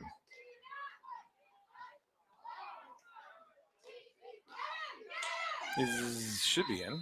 And that is in. There's a Griswold touchdown. Who was that? Was that Jackson D'Amico? Yeah. Touchdown Griswold, number 47, Jackson D'Amico. 7:05 remaining in the 3rd quarter. Your score now, Griswold 14, Killing League 6. So that turnover paying off for Griswold at the kickoff to start the second half. What was my prediction? So put up the kick again. It's up. It's high, but just short. Kick is no good. So the extra point's no good. The score remains Griswold 14, Killing League 6. You didn't answer. What was my prediction? I said 14-13, did I? Oh, I knew. I wanted to see if he was going to admit it because he'll never tell me if I'm right or he hates to tell me when I'm, I could be possibly right about something. He'll fight me on the yard marker. I will. mean, everything. Everything. Grits, cereal. He'll say the exact opposite that I say. What's the opposite of Count Chocula? And I got to write him a check. Supposed to agree with the boss. There we go. That's too easy. No yes man here.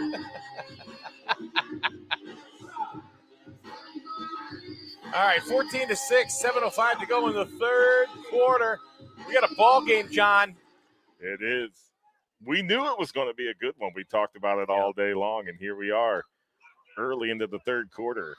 And it's close. And just took a knee at the 46-yard line. Looked like there may have been a return, but then number 84, Peyton Wallace, thought better of it and just took it to the ground. It'll give Killenly first down and 10 from their own 46. So decent field position. Last couple of possessions, they've had a hard time moving the ball. Right, the Griswold with really any been consistency, I should say.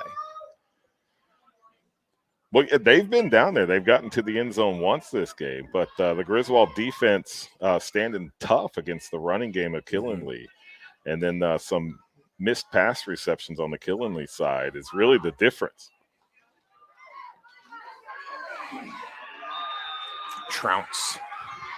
So handed off, tried to get to the outside. Nothing happened, taking hard into the turf. 2nd and 8, Killenly. Was Hunter Allard. Pickup of 2, 2nd down and 8 for Killenly. I get him confused, Hunter and Hayden.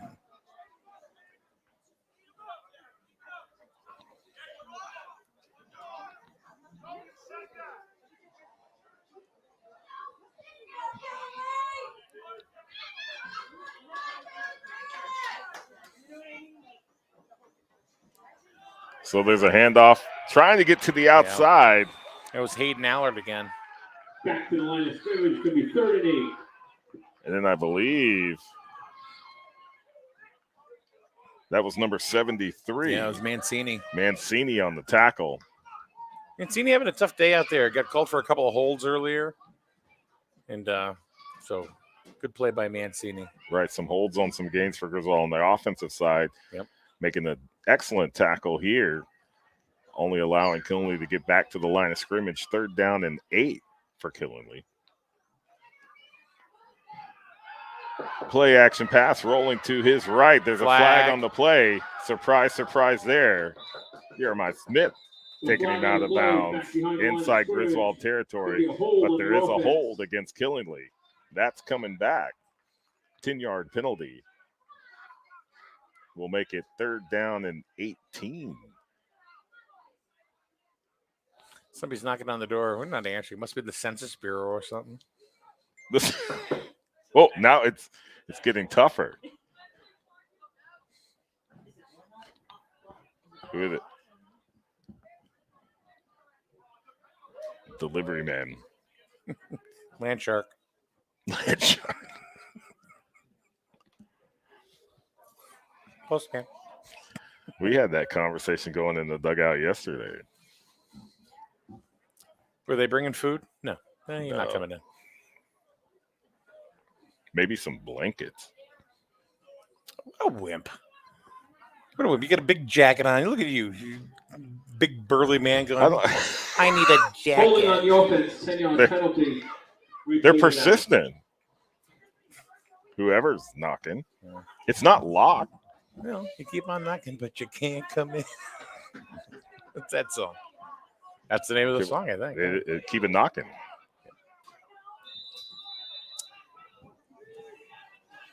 All right. So the spot foul moves a little bit further back. It is just inside the 30-yard line of Killenly.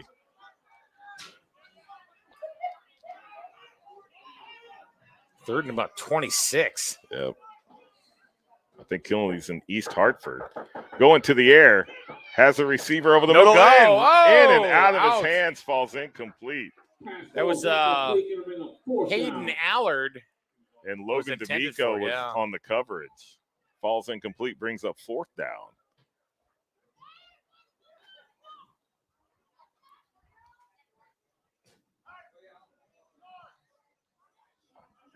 Only back to punt.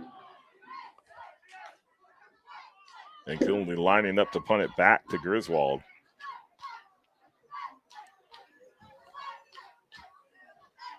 They do almost blocked. get the WJ punt off, almost but blocked WJ it. Oconee was in there, hands up. The ball will take a roll, and it is down by Killenly around the Griswold 35-yard line. It'll be 1st down and 10. Wolverines from their own 35. So the Killenly offense stalled out there on that possession. It's been a great ball game. It's been a fantastic ball game. The refs are keeping them honest.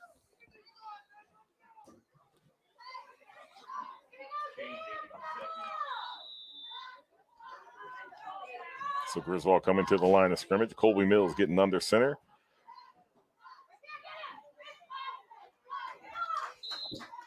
Connor Stamper gets the carry, pickup of about 2 on the play. Bring up 2nd down and 8 for the Wolverines.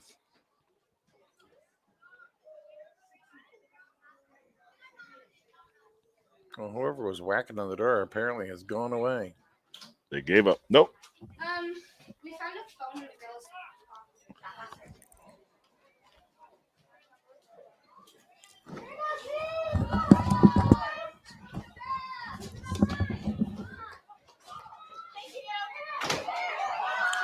Oh, ball's on the ground. It was recovered by Killenly. Killenly's got it again.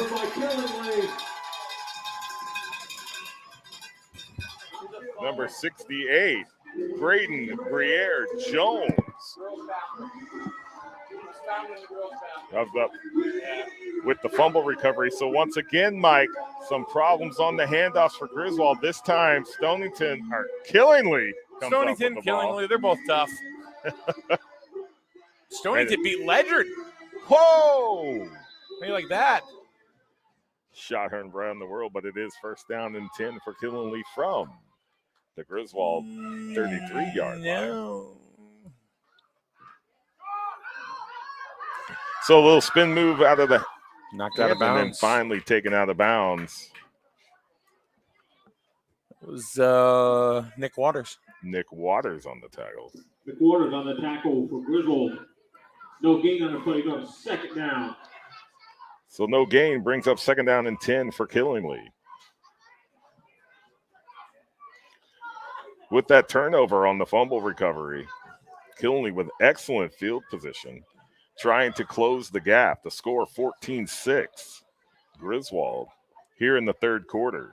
4 minutes left to play in the 3rd quarter.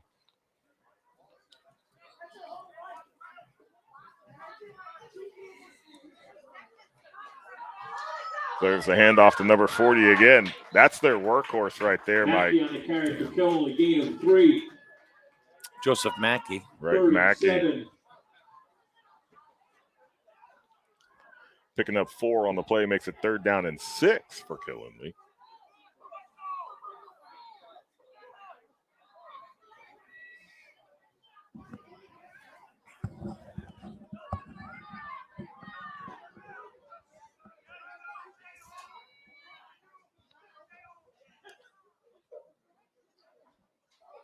Once again, go back to Mackey. We 4th down. Mackey able to pick up a couple of more yards before he's taken down near the 25-yard line. Not enough for a 1st down, but it will be 4th and 3 for Killenly. Griswold's been pretty solid with the defense. Somewhat sloppy sometimes on the offense. Yeah, there's been an issue with handoffs in this ball game. Been mishandled. It was like that last game, too, if you remember. Right, several times. Unfortunately, this last time, Killenly coming up with the fumble recovery, and that's where we're at now.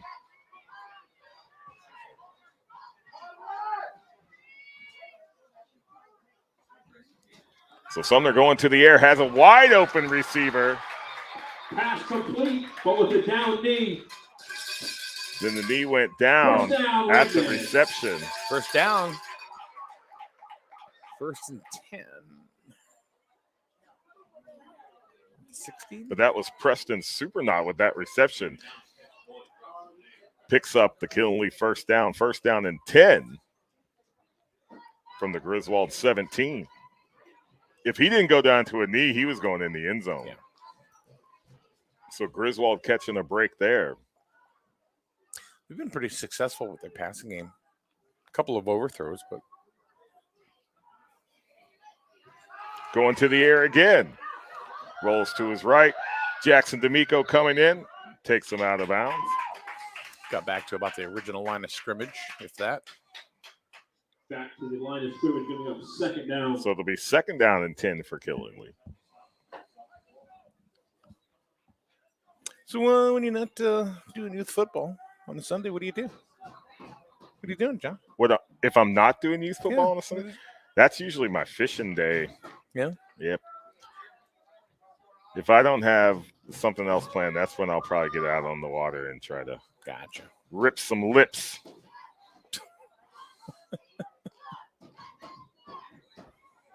Is that what they call it? Sure, ripping lips. So handoff to Mackey. He comes back up through the middle. Powering his way up. Jeremiah Smith on his back. Looks like he got a first down. First down. But it will be enough for a Killenly first down. 1st and goal for Killenly. Official timeout. We have a player slow to get up. And I believe that is Joe Mackey that's still on a knee.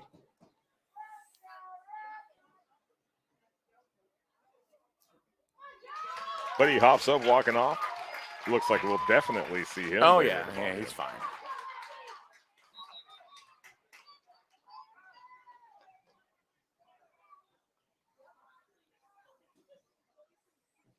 Got a little pat from his quarterback.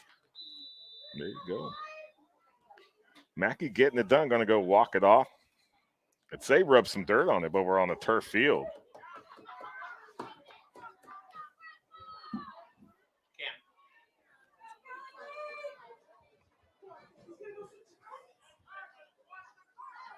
Sumner under center. Goes back to the air again. Has a receiver in the corner. And it's caught. Touchdown, Killenly. That's Peyton Wallace with the reception. Picks up a Killenly touchdown with 1:16 remaining in the 3rd quarter.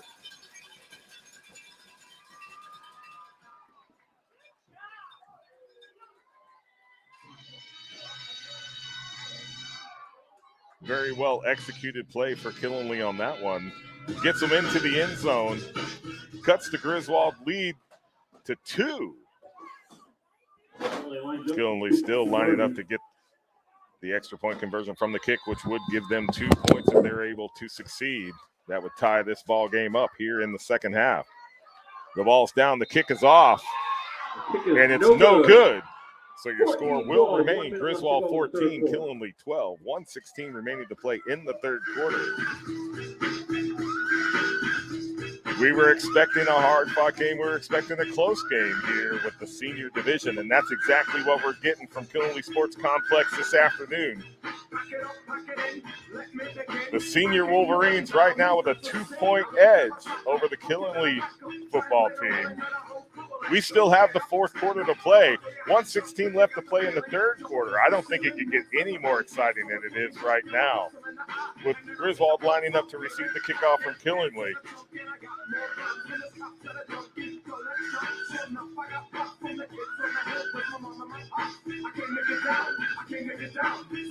So Killenly coming on to the field to kick it off.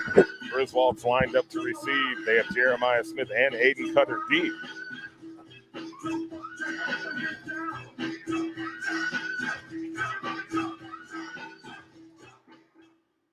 I came to get down. And you did. And Peyton Wallace, who just caught that touchdown for Killenly, puts the ball on the tee for the kickoff. So let's jump around. Just jump up and get down. 14-12. Not so much for my prediction. I was close. Off by 1. We'll give you that. A little wobbler. Covered up by Griswold. It'll be WJ. That was WJ that covered that up. It'll be first down and 10. Griswold from their own 49-yard line. Weebles wobble, but they don't fall down. Do you remember? The commercial? The product? Yeah, Yeah, absolutely. product.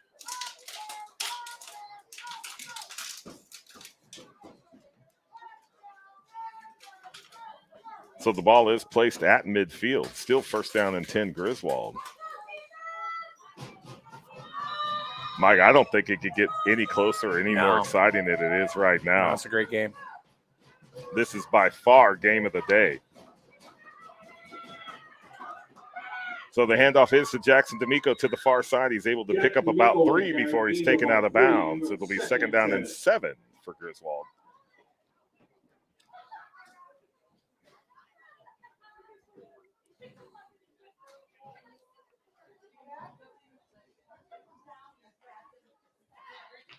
Really, at this point, I wouldn't want to make any predictions, Mike.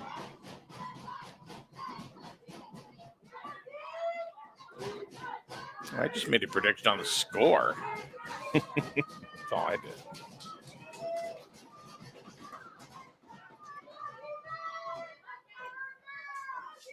So Griswold coming out of the shotgun. 2 receivers to the right, 1 in motion. Aiden Cutter comes in. Handoff up the middle to D'Amico. 3rd and 5. Pickup of 2 crosses into the Killenly 45-yard line. It'll be 3rd down and 4 for Griswold.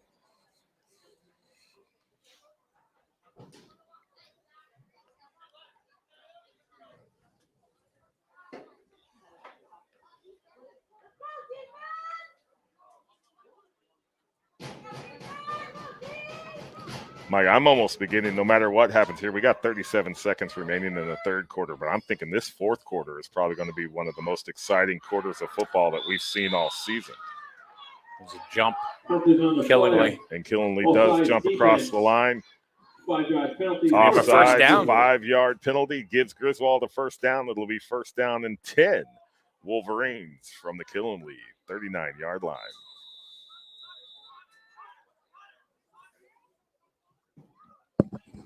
So there's only a few more weeks of football, but right after that, we've got Wolverine basketball coming your way. Some b-ball, some hoops. Mm-hmm. Both Griswold boys and girls high school contests coming your way right here on SNSN. It continues. Season to season, sport to sport, being covered by SNSN Radio. So Jeremiah Smith trying to get to the outside, nothing happening. Jonathan Ramos in on the tackle. That's the end of the third quarter, too. And that will take us to the end of the third quarter with your score being Griswold 14, Killenly 12. Don't go anywhere. We have 1 quarter of football left. Only 2 points separate these two teams. The senior division Griswold-Killenly contest is living up to all the hype. We saw Killenly take it in the micro game 47-0. In the juniors, Griswold comes back and beats Killenly 39-0. And here we are, beginning of the fourth quarter at the seniors. Griswold 14, Killenly 12. And thank you very much to our sponsors that make it happen for all of us. McGuire Plumbing and Heating out of Allentown, the Jewett City Savings Bank. Go to JCS or JCSavings.com. Something like that, right? Yeah. Go find them. Highway Campers on Route 12 in Plainfield. Advanced Automotive, Route 138 in Griswold. The Tire Queen. Say hello to the Tire Queen. Grillickers and V-Town Liquors in Griswold and in Voluntown, as well as Connecticut Affordable Waste. Thank you very much for sticking up for us, sponsoring youth football and youth sports right here on SNSN. So the handoff goes to Stamberg, trying to get to the left side. Brought down, maybe picked up a 1 or 2 on the play. It'll be 3rd down and 6 for Griswold. Ball placed on the Killenly 41-yard line. If they really want to drive a wedge here, and they really want to distance themselves, they need to score on this drive. And that's really going to put the pressure on Killenly, because if you do that, let's say you go up 21-12, now you're up by 2 possessions. Right. That 2 points could be huge in this ball game. So going to the air, Aiden Cutter to the right side, cuts back in, gets past one defender, brought down by the 9 from. 4th down, 4th and 4. That's Mr. Wallace again, making plays, offense, defense, kicking the ball.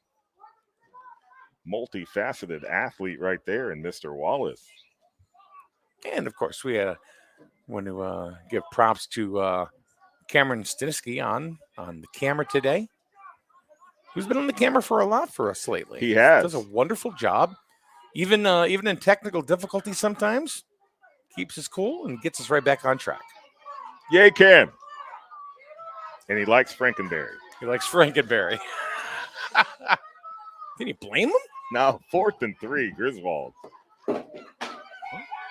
Stamper on the carry, able to break through the Killenly defense. He's got a Griswold first down. Take it down inside the 25-yard line. 1st and 10, Griswold. That is a very important first down right there. Yes, that's an Very understatement important. of the day right there, Mike. Keeps the momentum going for Griswold. It puts more pressure on Killenly, because Killenly does not. They can't afford him to score really here with just under 8 minutes to go in the ball game. So now you're going to get into, if Griswold scores, clock management. That's a totally different ball game altogether. Different strategy. Oh, look at that. Aiden Cutter on the carry right comes up to the left side. Pickup of about 5 on the play. Makes it 2nd and 5. Griswold from the Killenly 18-yard line. 7:40 left to play in the ball game. Only 2 points separating the two teams. A score here does make it a 2-possession game. And just like you said, clock management gets brought into play. Hey, base hit scores too. Oh, wait, we're different. Sorry. Still thinking fall ball. Nice run right up the middle. That's going to be really close to a first down. Looks near the 10-yard line. They got and it. it will be a Griswold first down. Is it this? And it's this side of the 10, so it's 1st and 10 Griswold. Mm-hmm. Griswold has to take it down to the 1-yard line to pick up a first down.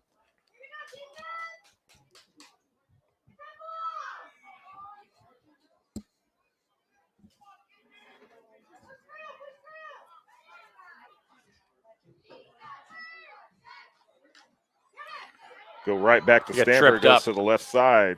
He got tripped up. 2. So they're inside the 10. 2nd down and 8 for Griswold. 6:33 left to play. Let's just hope they didn't. They don't do what they did last inside the red zone. No. That's like saying Betty White's not going to make it to 100. Betty White. You can't put that out in the universe like that. The last Golden Girl. So Griswold bringing it to the right side, taking it down to 5, going to be 3rd to and the 1. 2-yard line. That'll be 3rd and 1 for Griswold. Griswold can pick up a first down and still not score. Do you know who the oldest Golden Girl was? When the show was on? Yeah. It was not Estelle Getty. It was not Estelle Getty. Was it B. Arthur? It was B. Arthur, yeah. Oh, I got my Golden Are we Girls in? trivia.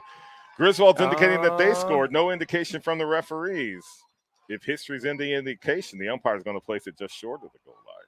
Touchdown! Touchdown, Griswold! That's a game changer right there. That is exactly what Griswold needed to do, make this a 2-possession game. 5:33 remaining to play in the game. Your score now, Griswold 20, Killenly 12. I was thinking for certain, based on what had happened previously, that was going to be spotted just short. So they're going to go for 2. So that'd make a 10-point difference between the two teams. Blocked. And it's blocked. No good. The extra point is no good. So now, 5:17 left to go in the game. Griswold scoring totally 12. all right, now that's a totally different scenario. Now it could get tied up. Yeah. If Killenly's Exactly. able to bring it down and score a touchdown and kick through the uprights, that's 8 points. We're tied up. 5:33 remaining to play in And this they've game. got time. They got plenty of time. Lots of time on the Lots clock. of time. 5 minutes in football is an eternity. Don't stop believing, though. That's all I got to say. Just don't. That's true. I stopped believing once. Journey was mad. They showed up at my doorstep. Was it the Journey with Steve Perry? Because if not, then it doesn't count. Oh. Yeah. It's like, what was that? Joe Dirt? He liked Van Halen, not Van Hagar? Oh, yeah. Well, let me ask you, were you a Van Halen fan or were you a Van Hagar fan? Or Me personally? both? Yeah. Halen, because that's when Absolutely. 84 came out. Oh, I go way back. I go back before that. Well, I was only 10 in 1984. You're just a baby. You were like driving. I was driving. I probably had kids by then. So the kick goes past the 40-yard line. And out of bounds Flag. at the 36. Flag at the 40. With the kickoff going out of bounds, you'll see the flag come out. But it will be Killenly's football. Killenly ball on the 35-yard line.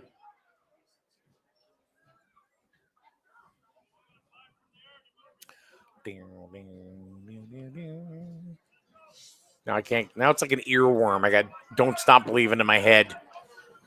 Well, you had AC/DC right before that. God, I'm still back in black. So, Killenly football, first down and 10 from their own 44-yard line. 5:33 left to play. Only 8 points separate the two teams. I'm going to get out of here. I'm going to do dirty deeds done dirt cheap. Then I'll hear hell's bells, and I'll get thunderstruck. So Aiden Cutter playing deep, protecting against the pass. Killenly keeps it on the ground. It's Mackey with the ball, wrapped up as he crosses the 45-yard line. Got a couple, but a good forward run by Mackey. I mean, he just kept pushing and pushing and pushing. This is a very important drive for Killenly. This is going to be their best opportunity. This is a have-to-score drive for Killenly. And the clock is a-moving. Second down and 7 for Killenly from their own 47.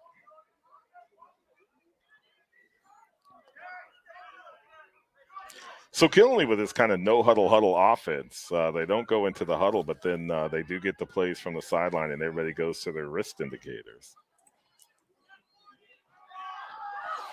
Uh-oh. Breaking free. Mackey. Here's a big run that they need, met by Jeremiah Smith, and finally taken down hard by Connor Stamper. About a 17-yard run. And picks up a Killenly first down. This game's far from over, kids. Not even close. First down and 10 Killenly from the Griswold 37-yard line. Killenly on the line. Griswold on the line. Plays coming in from the sideline. Somebody wants to rock somebody here. Let's see if we can see if Killenly can continue to march on down the field. Again to Mackey. Goes back to Mackey. It's about 3. Mackey again on the carry. Gain of 5. Give me 2nd and 5. Jackson D'Amico around his ankles kind of slowed him up. Well, that was the goal. Pickup of 2 on the play makes it second down and 8 for Killenly.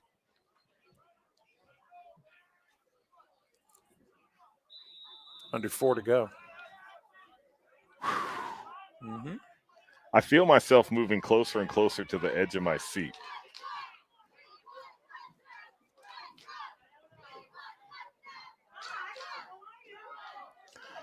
Oh, so keeping it, fakes his hammer. Sumner on the keeper down So the first down. So Sumner kept it, takes it off the left, picks up a Killenly first down.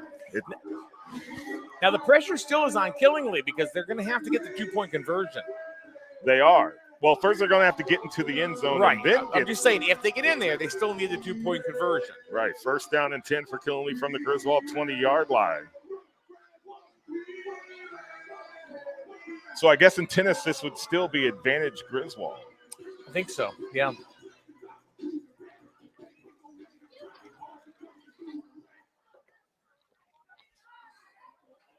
I find it weird that they're all looking at their wrists.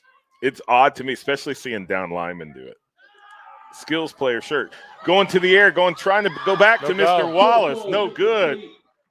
Broken up by Nick Waters. Stop. It stops the clock. 2:50 to go.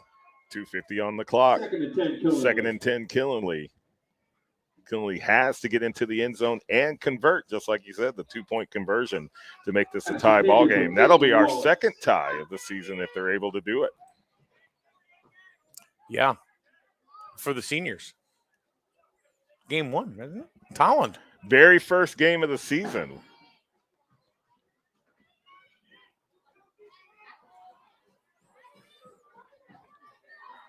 So Killingly staying in the shotgun formation.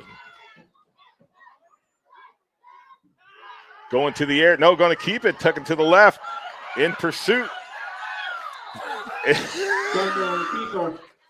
Gavin Mancini was not letting go for all the money in the world.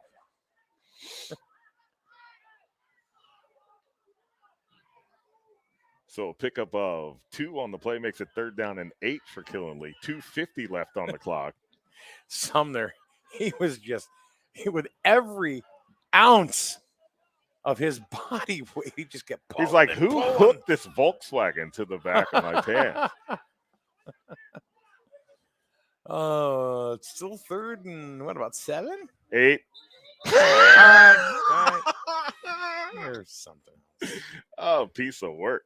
Good. You owe me a burger at Burger King. Okay. You know, you can make it your way. Wow. So Killingly wide to the right, wide to the left, going to the air. Nothing there. Nothing. There you go. Fumble on the ground. Griswold's got it. Griswold recovered the football. Little sweet poetry there, with Griswold losing it at a goal line stance last in the first half. Oh, my goodness gracious. And they've returned the favor. Obviously not intentionally, but it's funny how things like that work out. Right, Sumner takes the snap, looks to receivers, doesn't see anything there, tucks it, tries to go up the middle, met by the Griswold defense, ball pops out. Now there's a turnover, 1st and 10, Griswold from their own 19-yard line, only 2:43 remaining on the clock. Yep. How many timeouts does Killingly have? Both teams have all their timeouts. They both have okay, so they both have 3. So the ball going to Aiden Cutter, goes to the left side. Ball return to the line of scrimmage, 2nd down. It'll be 2nd down and 10 for Griswold. No gain on the play. 2:28 remaining on the clock. It's game of clock management now.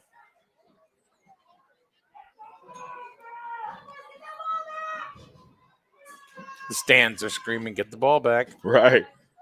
Well, that's what Killingly's got to do. They got to have a stand here, get a turnover. Then they can start using those timeouts for their clock management, or get a turnover here deep inside Griswold territory. Griswold trying to burn off as much time as possible from the play clock.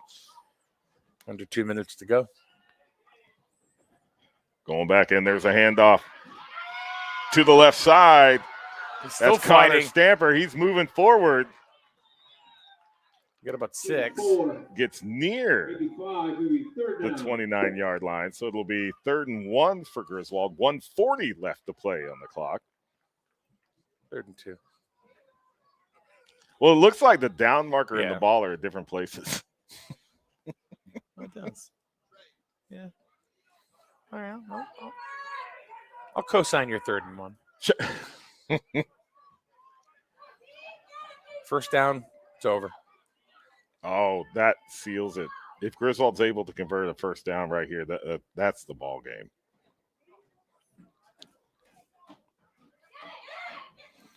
So Colby Mills keeps it going around to the left side. I don't know. Looks like he picked it up. He crossed the 30-yard line. That's a Griswold first down. Yeah, It'll it's now over. be first down and 10. Wolverines from their own 30-yard line. And Timeout, Killenly does Killenly. take a timeout, just as we had expected it. Yeah. 1 minute on the clock. 8 points separate the two teams. Griswold with a new set of downs. First and 10 from their own 30. And 1 minute to go. And I think it's just academic now. It's just, burn your timeouts. Maybe you can get the ball back for a play but I think that's unlikely. We will see 60 seconds. People are leaving the stands. There goes I don't know. Well, it looks like they're families of players from the earlier games, so I am. So 1 minute to go in the game. 20-12. Killenly at an 8-point deficit. As it looks right now, the seniors are also going to remain undefeated. I was talking to Sean McFadden in between they're at halftime of this game. Mm-hmm. The juniors coach. He was trying to strip him of the ball. Didn't have any luck doing it. No. Ball given to Jackson D'Amico. Timeout Killenly. It's their second timeout. Immediately met by Robert Hill Jr. And Killenly does burn their second timeout. 55 seconds remaining on the clock. Yeah, so they only have one left, and it's going to be second down. Then they can't stop the clock. So it's second and 11 for Griswold from their 29. Like you said, Killenly with only one timeout remaining.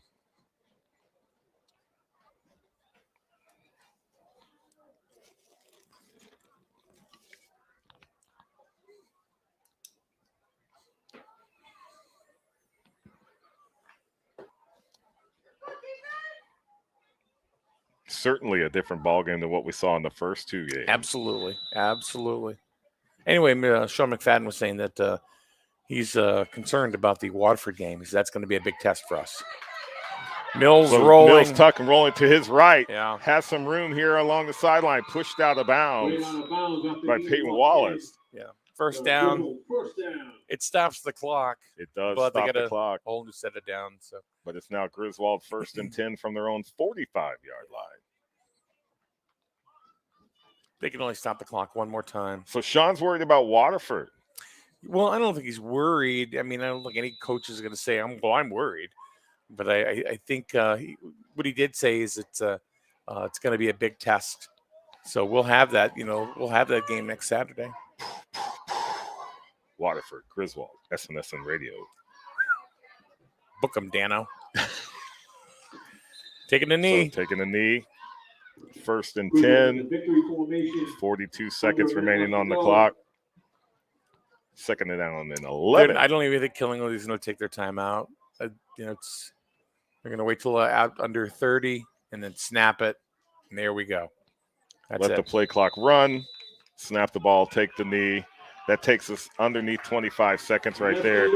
And just like we said, if Griswold did get that first down, that was going to be the ball game. That's exactly what happened. So right here, Griswold Senior Wolverines victorious, maintaining that undefeated season, beating Killenly 20-12. Yeah, I mean, it's unfortunate, that the Micros took the L today. But, they and I'm not making excuses, and neither are other people that I talked to at halftime, but they did lose two of their best players. Carter Barrows and Stephen DeRose. Mm-hmm. So both of them were out of the ball game. So there you go. I mean, you talk about, two players don't make, a team. They don't make they don't take the ball game, whatever. It's not just up to two players. No, but it's certainly an impact at that position. They're definitely impactful. And probably the two most impactful players on the team. Carter Barrows for the Micros, as well as Stephen DeRose. And and also Barrows, actually he's old enough to be playing juniors. But he decided to stay at Micros, for one more year. So it's hard that they took that blemish today. It's sad, but if you think about it this way, all right, 8 weeks, 24 games. They're 23-1. They're 23-1 As a league. as a league. That's pretty dominant. Absolutely. And they took 2 out of 3 from Killingly here today. Right, so Griswold able to take it. Killingly picking up the first game. Take it to the bridge. Micros 47-0. Then the junior Wolverines beating Killingly 39-0. And the seniors, you just saw it right here, 20-12 over Killingly. So the senior division remains undefeated. So we haven't had our fill of Killingly. Not yet. So one more to go. So Friday, we have Killingly at Griswold. What do you think? What do I think? Hey, it's exciting high school football. Nothing gets better than high school football, I can tell you. And, you know, Griswold hosting Killingly, that's going to be a battle because there's going to be players that know each other on those teams. That's very, very true. So that's going to be our next sports broadcast right on SNSN. John Harden along with Kevin KT Thompson. This coming Friday night, we got a whole weekend of football coming your way as we also have senior night and everything Saturday with youth. So here we go, kids. Season's starting to run down, but there's a lot to go yet. Oh, it's exciting. This is coming down. Crunch time right here. We're getting time. a little crisp air. It's hitting weather. We got big old boys playing big old football. It doesn't get any better than that. All right. For Cameron Staniski on the Cam on the Cam, John Harden, I'm Mike Minarski. Thank you very much, everyone. We will see you once again. Well, I'll see you tomorrow morning. But then we'll see you as a team Friday. Killingly Griswold live from Griswold High School right here on SNSN. Goodbye, everyone.